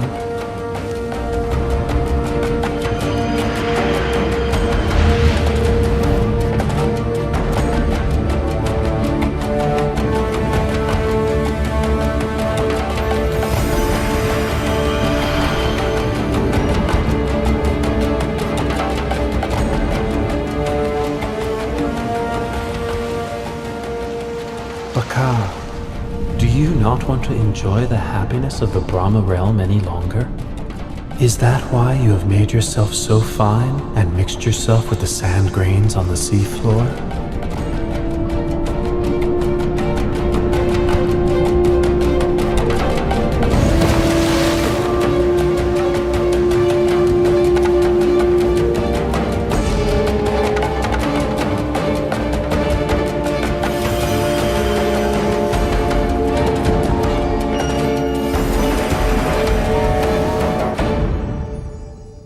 Lord Buddha, I grant that you are capable of finding me.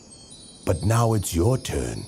If I can find you, then I will admit that you are the omniscient one. One more all-seeing than me.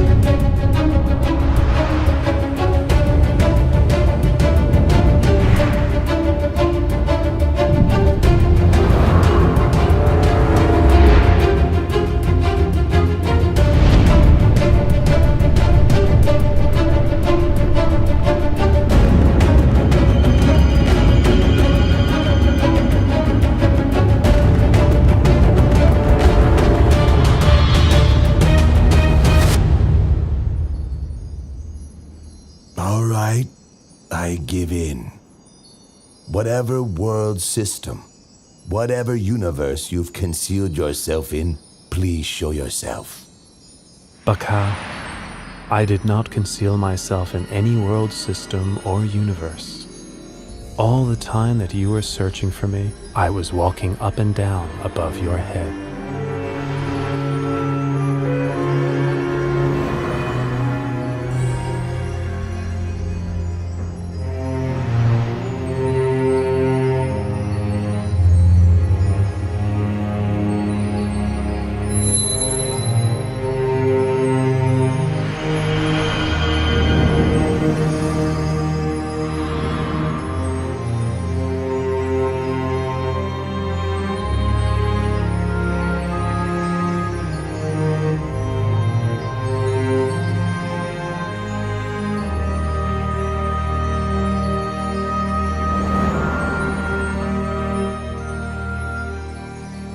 Lord Buddha, I offer my obeisance. The powers that you have shown to me exceed those of all the deities and Brahma gods. Baka, pay close attention to this teaching. The power and pleasures in this Brahma realm are very long-lasting. They encourage you to think that all things are permanent. In fact, all phenomena have the nature to arise, persist for some time, and then pass away. All things exist in dependence on causes and conditions. All beings are born of their actions, heirs to their actions, are related to their actions, have actions as their refuge, are owners of their actions. Whatever actions are performed, good or bad, we must receive the results.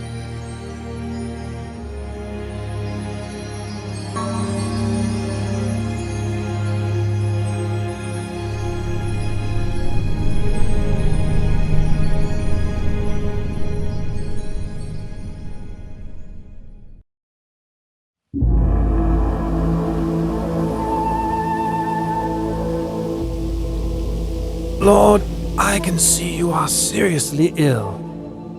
But although your pain is intense, your mindfulness remains firm, and your patience immense. You subdue your symptoms by practicing the 4 methods for success. I am so happy that you will live on for a long time as a refuge to your ordained and lay disciples. Ananda, I am now 80 years old and my body is decayed and deteriorating. It's like an old cart held together with bamboo.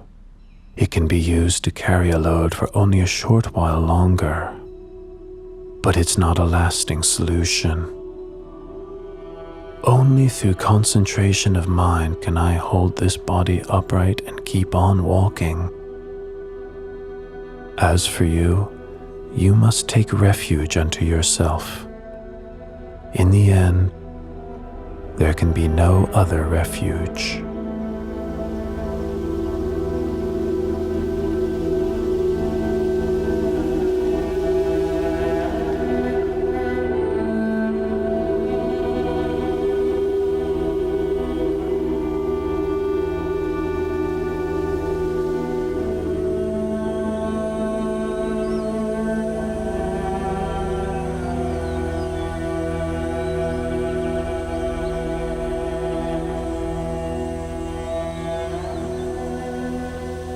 Ananda, the precincts of Baliwea Chetya are peaceful and quiet.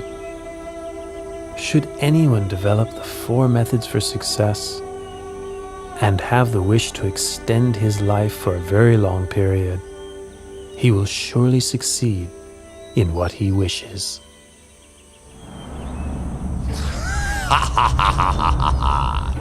The Lord Buddha has displayed the light omen to Venerable Ananda, in order that Venerable Ananda might invite him to extend his lifespan and continue teaching the Dharma for a longer time.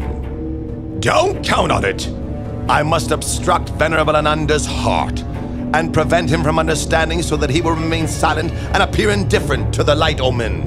Ha ha ha ha ha!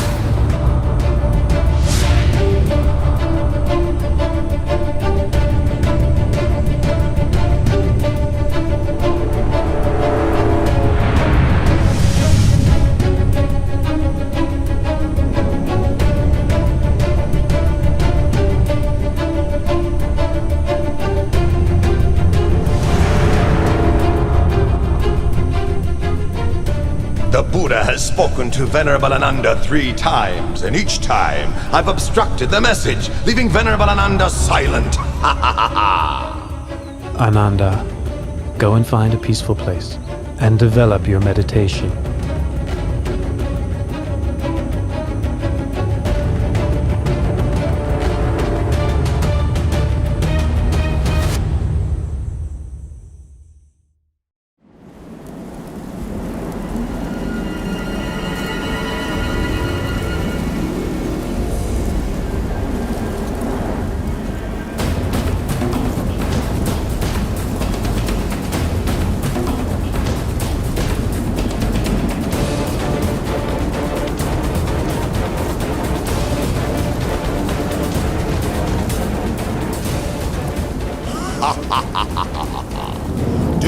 remember that after you had attained enlightenment, you said that for so long as the assembly of ordained and unordained Buddhist men and women had not yet become established in Dhamma, humans and gods had not yet attained to the path and fruit, and Buddhism had not yet spread widely in all directions, you would not yet pass into Parinibbana.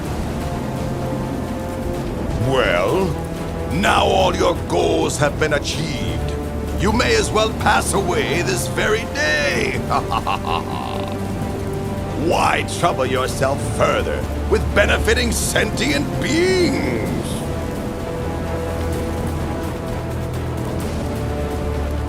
Mara, no need to get heated up with worries and speculations. In 3 months' time, I will enter Parinibbana. Be sure, then, to keep your promise.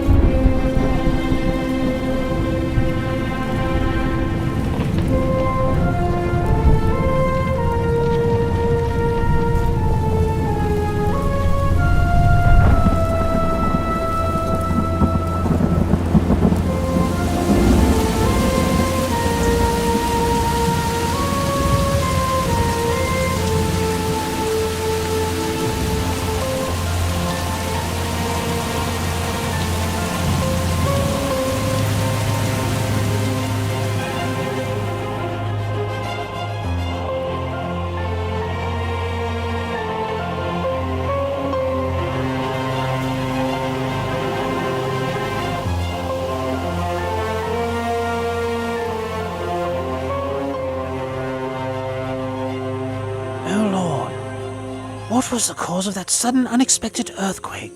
Please tell me. Ananda, there are 8 possible causes for such an earthquake. 1. Movement of the winds.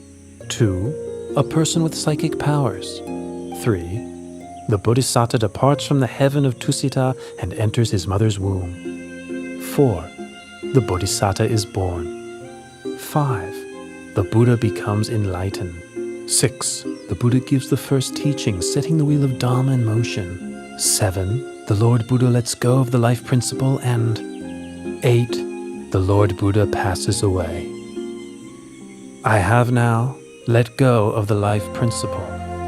In 3 months' time, I will enter Parinibbana. This is the cause for the earthquake which just occurred. Oh, Lord Buddha, please live on to the end of this eon to teach the deities and humans. Lord Buddha, please live on to the end of this eon to teach the deities and humans.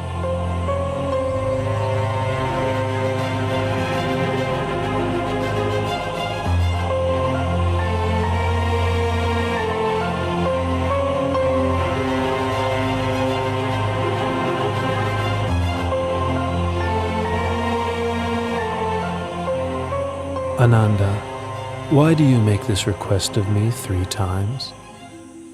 Oh Lord, you said that whoever develops the 4 methods for success, should he desire to extend his life for a long period of time, he would be able to do so. That's why I have just now pleaded with you 3 times. Ananda, I have displayed the light omen, giving you the chance to invite me to extend my life 16 times already. 10 times in the city of Ratchagaha, and 6 times in the city of Vesali. The 16th time was just now, in the precincts of Pawala Chetia. After which, I let go of the life principle. Had you made your invitation on any of these occasions, I would have turned it down only twice, and accepted the 3rd invitation. But now I have met with Mara and resigned to dying. That which the Tathagata has let go of, has undone, abandoned. It is not suitable to ask that he take up such a thing again. Ananda, all conditioned things have impermanence as their very nature. Having arisen, they must eventually cease. Complete cessation is the fulfillment of happiness. Nothing can be compared with it.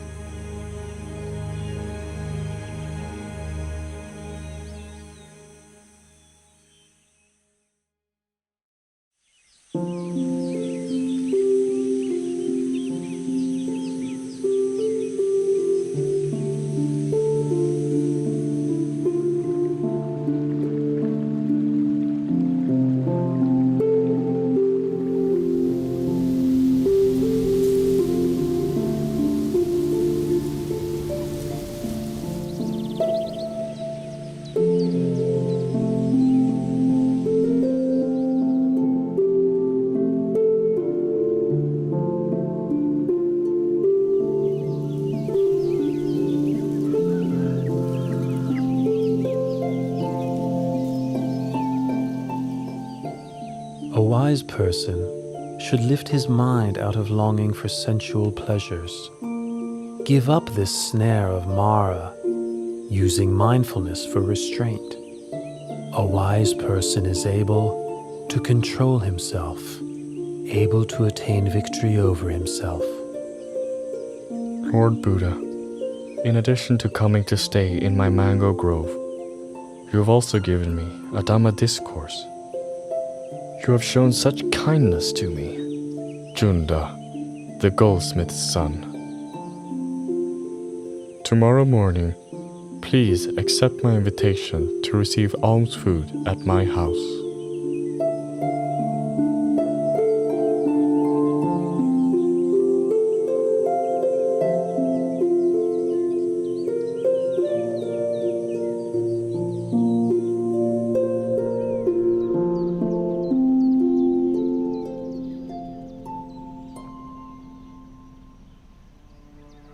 This dish is called sukaramatava.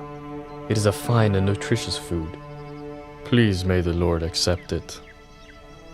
Junta, this sukaramadava is food that has been prepared, especially for me, and is suitable only for me.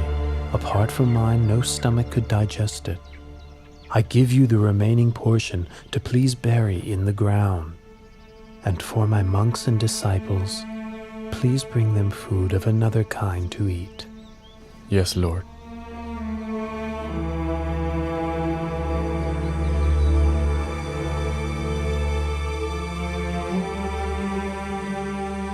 Ananda, my disease is now getting worse again. We must quickly travel to the town of Kusinara. It is there that I will pass into Parinibbana.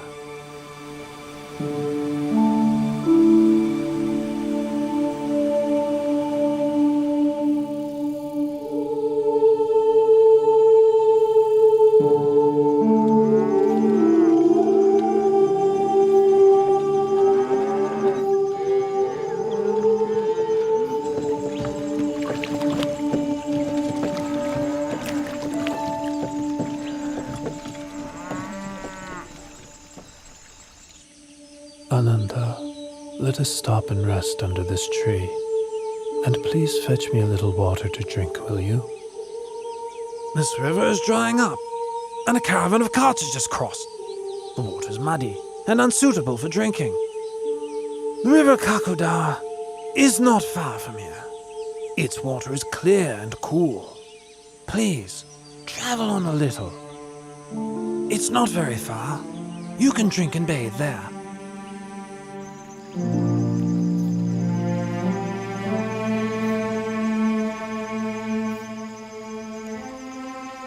Even though I advised the Buddha that the water is muddy and murky, he still says he will drink it. Well, the Buddha must have his reasons. This is the first time the Buddha has stopped for a drink mid-journey. Previously, he has never requested water before reaching his destination.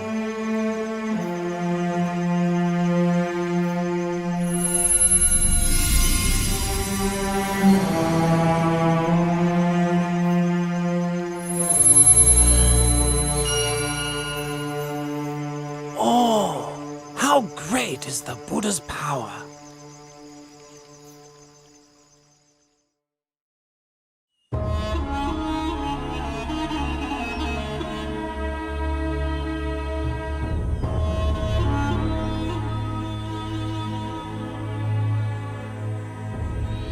Lord Buddha, my name is Pukusa. I am a son of the king of the Mala dynasty and a disciple of the late Alara the Hermit. I am traveling from the city of Kusinara to Pava. What great fortune it is to meet you. I had made the determination in my heart that I may have the opportunity just once to hear the Buddha's teaching. Listen, Pukusa.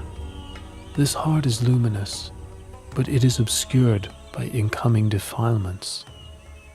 The uninstructed worldling isn't aware of this truth, and so doesn't train his mind. But the well-instructed noble disciple is clearly aware of this truth, and so trains his mind. Pukusa, I know of nothing which can change as rapidly as the mind. You should therefore maintain your focus on the mind. Recollect the virtues of the Buddha, Dhamma, and Sangha. Recollect your own well-practiced morality, and recall to mind those sacrifices that you have made for others. Reflect on the heavenly beings, come to various happy states through cultivating generosity, morality, and mental development. When reflecting on these things, your heart will be free from lust, hatred, and delusion. You will therefore experience an understanding of Dhamma and the delight that comes with understanding Dhamma. The experience of delight gives rise to rapture. With the experience of rapture, the body becomes tranquil. The tranquility of the body gives rise to happiness. With happiness, the mind becomes firm and stable. This is called peace, non-suffering. The mind is ready to enter the stream of Dhamma.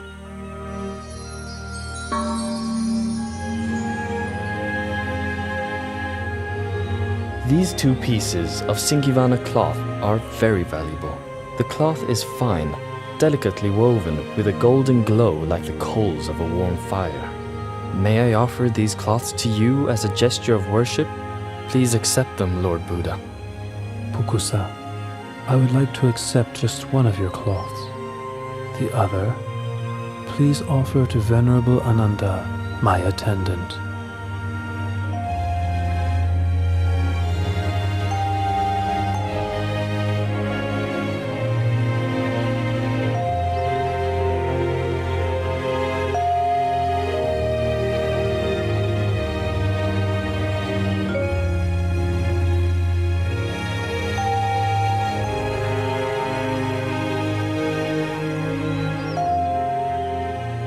Lord, these Singivana cloths are of great value. Please accept them both, and wear one as a lower robe and one as an upper robe.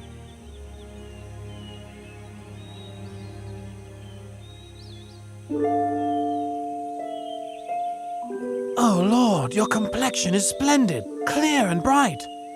What a wonderful sight. Ananda, the Buddha's complexion appears pure and bright on 2 occasions. One before the moment of enlightenment, and the other before the moment of parinibbana. We must quickly travel on to Kusinara.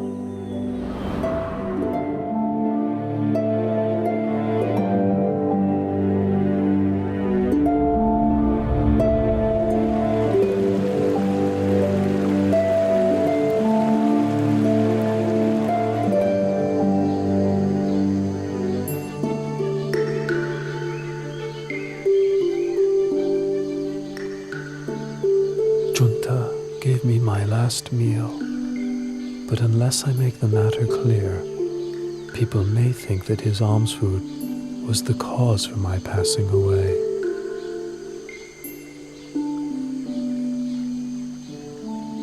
Ananda, Alms food offered on 2 occasions is of special merit and will give great fruit. The honeyed milk rice offered by Sujata supported me at the time when I ended the mental defilements. The Sukara Madhava offered by Junta will take me to the ending of the 5 aggregates, the last residue of conditioned thing. Should anyone blame Junta, you should explain what I've told you. Should Junta blame himself, you must ease his worry with these words of mine. The food which Junta offered to me was the final meal that sustained me.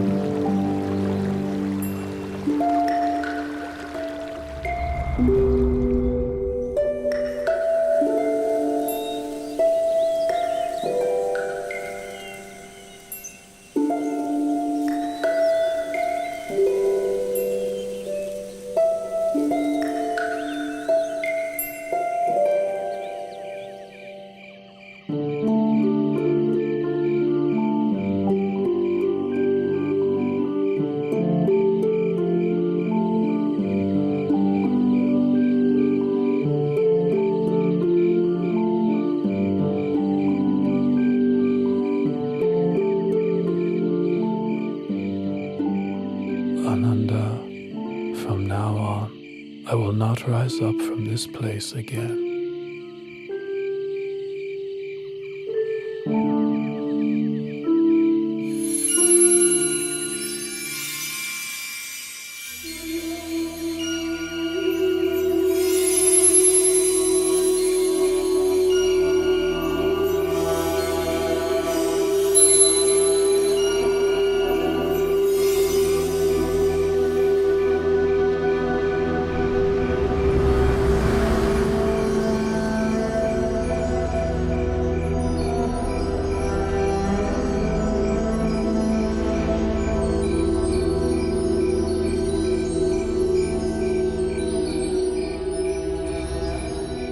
Ananda, if in the future someone should offer material things of great value as tribute to me, no matter how great the value of such thing, such a tribute would not be the highest homage.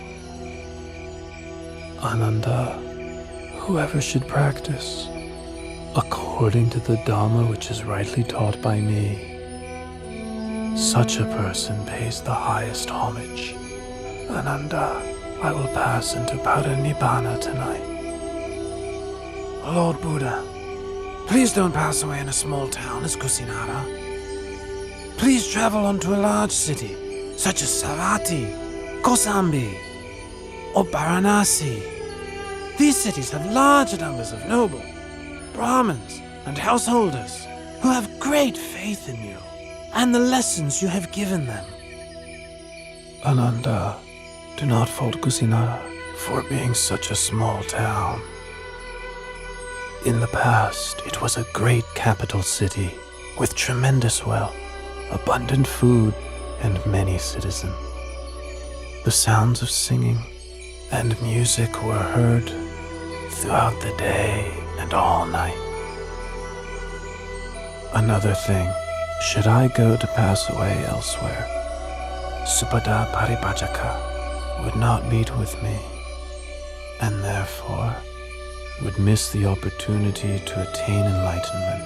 If I should attain to Parinibbana in another city, a great war would break out with squabbling over my bodily relics as the cause.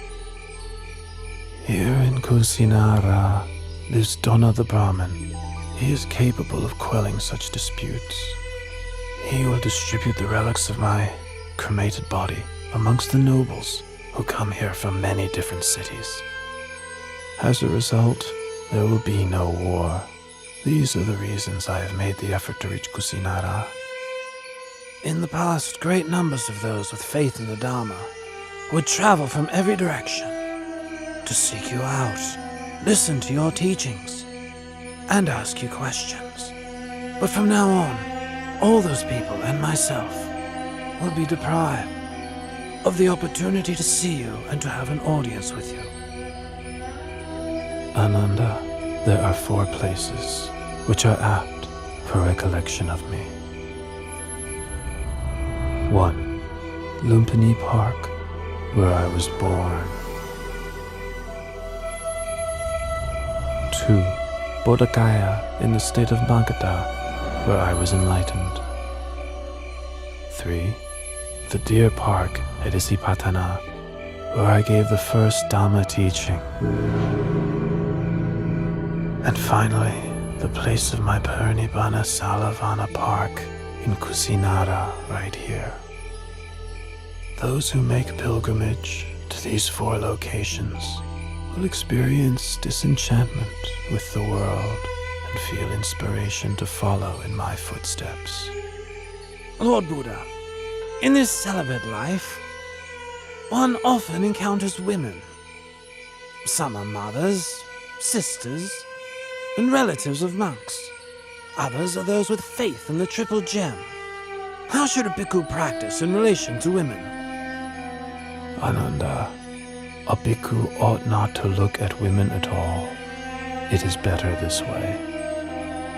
But if a bhikkhu must see women, how should he behave towards them? Ananda, if it's necessary to see women, they ought not to engage in conversation with them. It is better this way. If it is necessary to converse with women, how should a bhikkhu practice?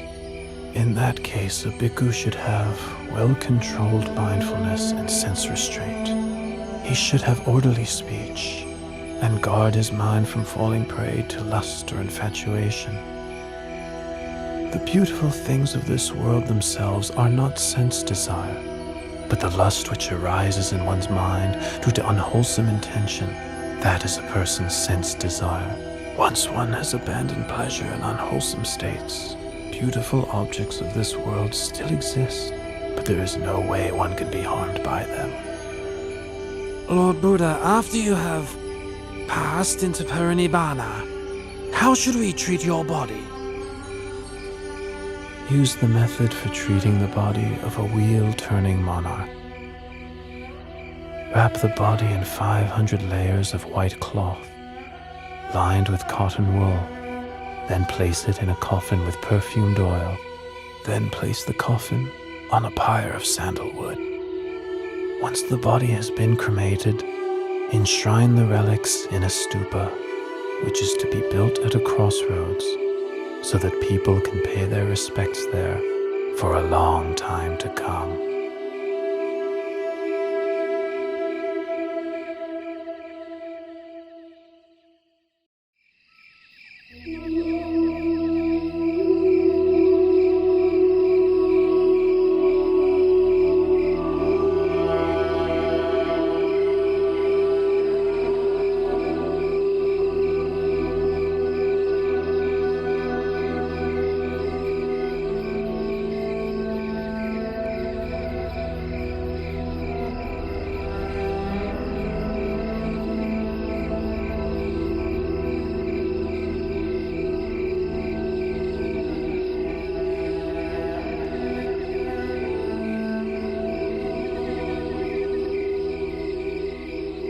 Supata is intent on having audience with the Buddha.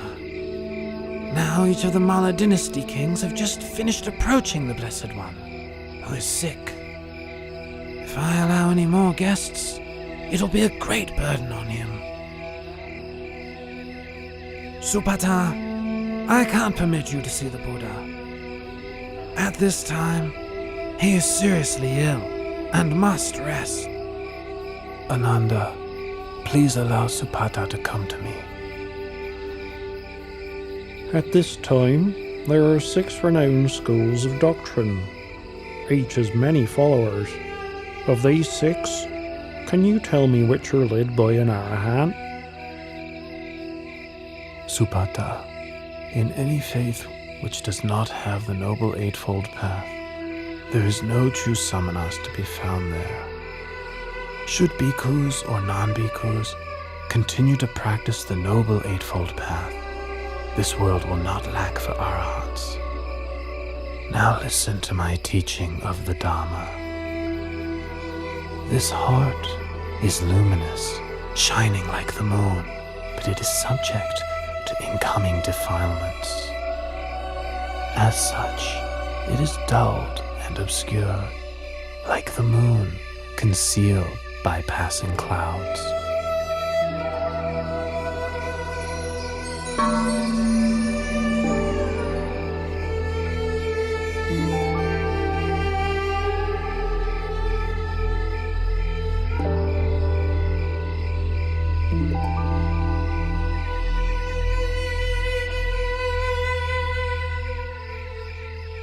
Lord Buddha, teacher of the most excellent Dharma, you make right that which I've wrongly seen for so very long.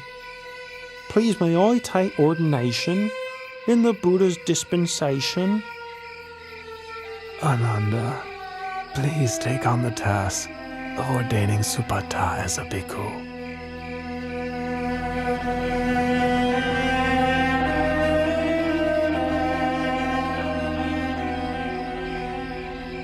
Supata, consider the hair of the head, hair of the body, nails, teeth, and skin, as well as all materiality and immateriality, according to the truth.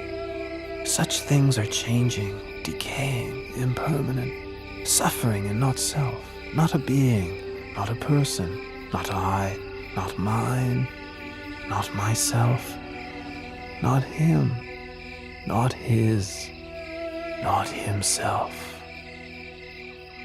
Supata, your supports for the holy life will be alms food, simple robes to cover yourself, the base of a tree for lodging, and fermented urine for medicine, following the ways of nature.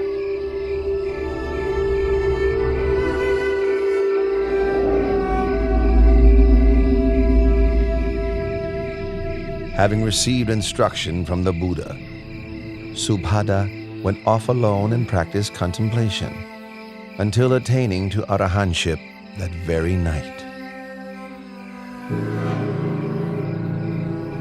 Venerable Subhada is considered to be the last disciple who attained to enlightenment while the Buddha was still alive.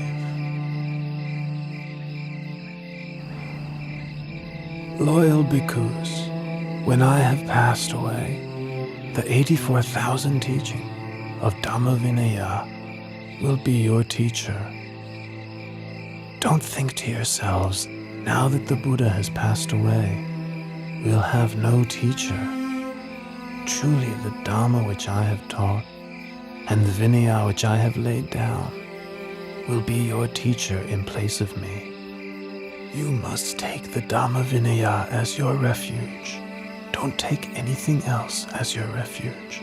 Even I, the Tathagata, am only the one who points the way.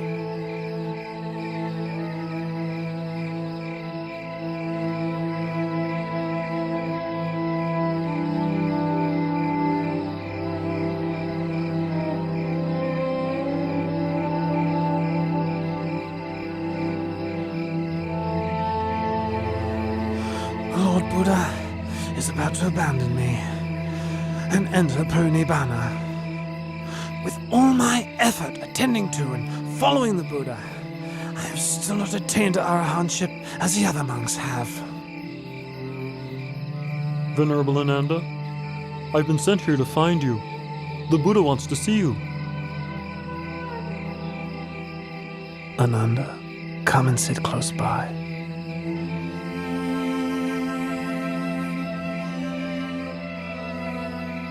Ananda, don't be consumed by sorrow. It's natural for all conditioned things not to last. All that arises must decay, break apart, and pass away. You have traveled with and cared for me for a long time.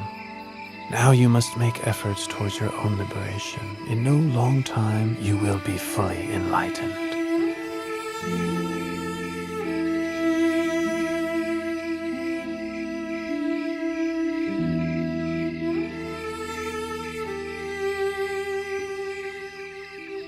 Ananda, Chanabiku has views of self-importance because he's been close to me since the household life.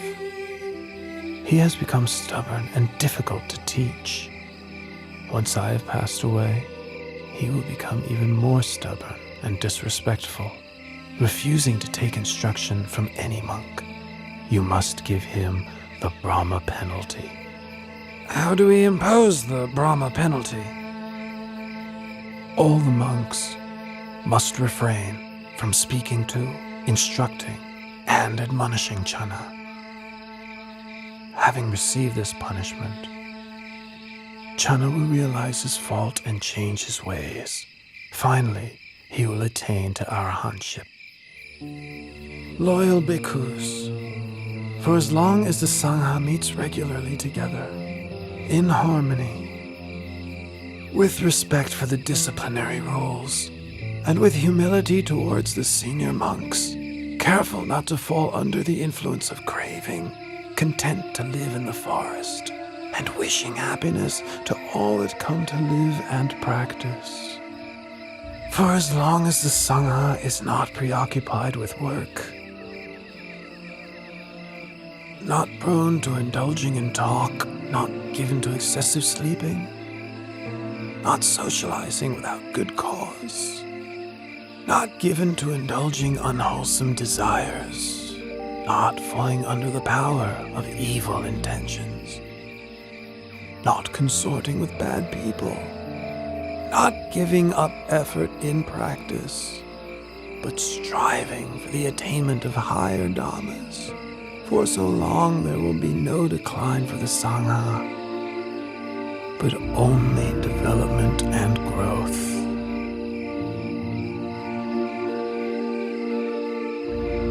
Bhikkhus, I remind you that all conditioned things are of the nature to decline and cease. Free of heedlessness, develop yourselves and benefit others to the utmost.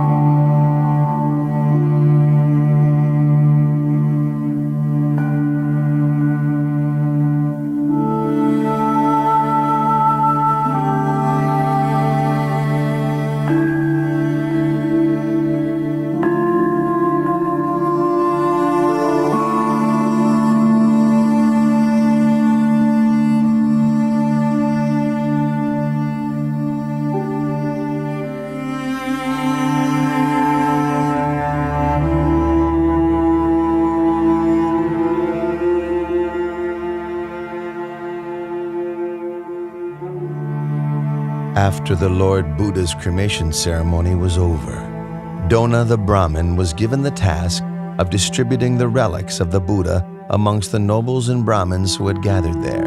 In each of the 8 states represented, a stupa, or chediya, was built for enshrining the relics, so that people could pay their respects to the remains of the Buddha. 1. King Ajatasattu of Magadha built a stupa in Rajagaha. 2. The Likhavis built a stupa in Vesali. 3. The Sakayan royalty built a stupa in Kapilavatu. 4. The Mauryan royalty built a stupa in the city of Al-Kappa. 5. The Kolean royalty built a stupa at Ramagama. 6. The Mala royalty built a stupa in the city of Pava. 7. The Mala royalty of Kusinara built a stupa in Kusinara. 8. The Brahmins of Vetadipa built a stupa in the city of Vetadipa. As for Dona Brahmin, he built a stupa at Kusinara for housing the golden urn, which had contained the relics of the Buddha before they were distributed. This reliquary is known as Tumba Stupa or Tumba Jediya. 3 months after the Buddha laid down the khandhas and attained parinibbana, Venerable Maha Kassapa led the Sangha in the first rehearsal of the Dhamma Vinaya at the cave of Satapana on Mount Vebhara outside of Rajagaha with King Ajatasattu as the royal host. After the duration of 7 months, the first rehearsal of the Dhamma Vinaya came to its conclusion.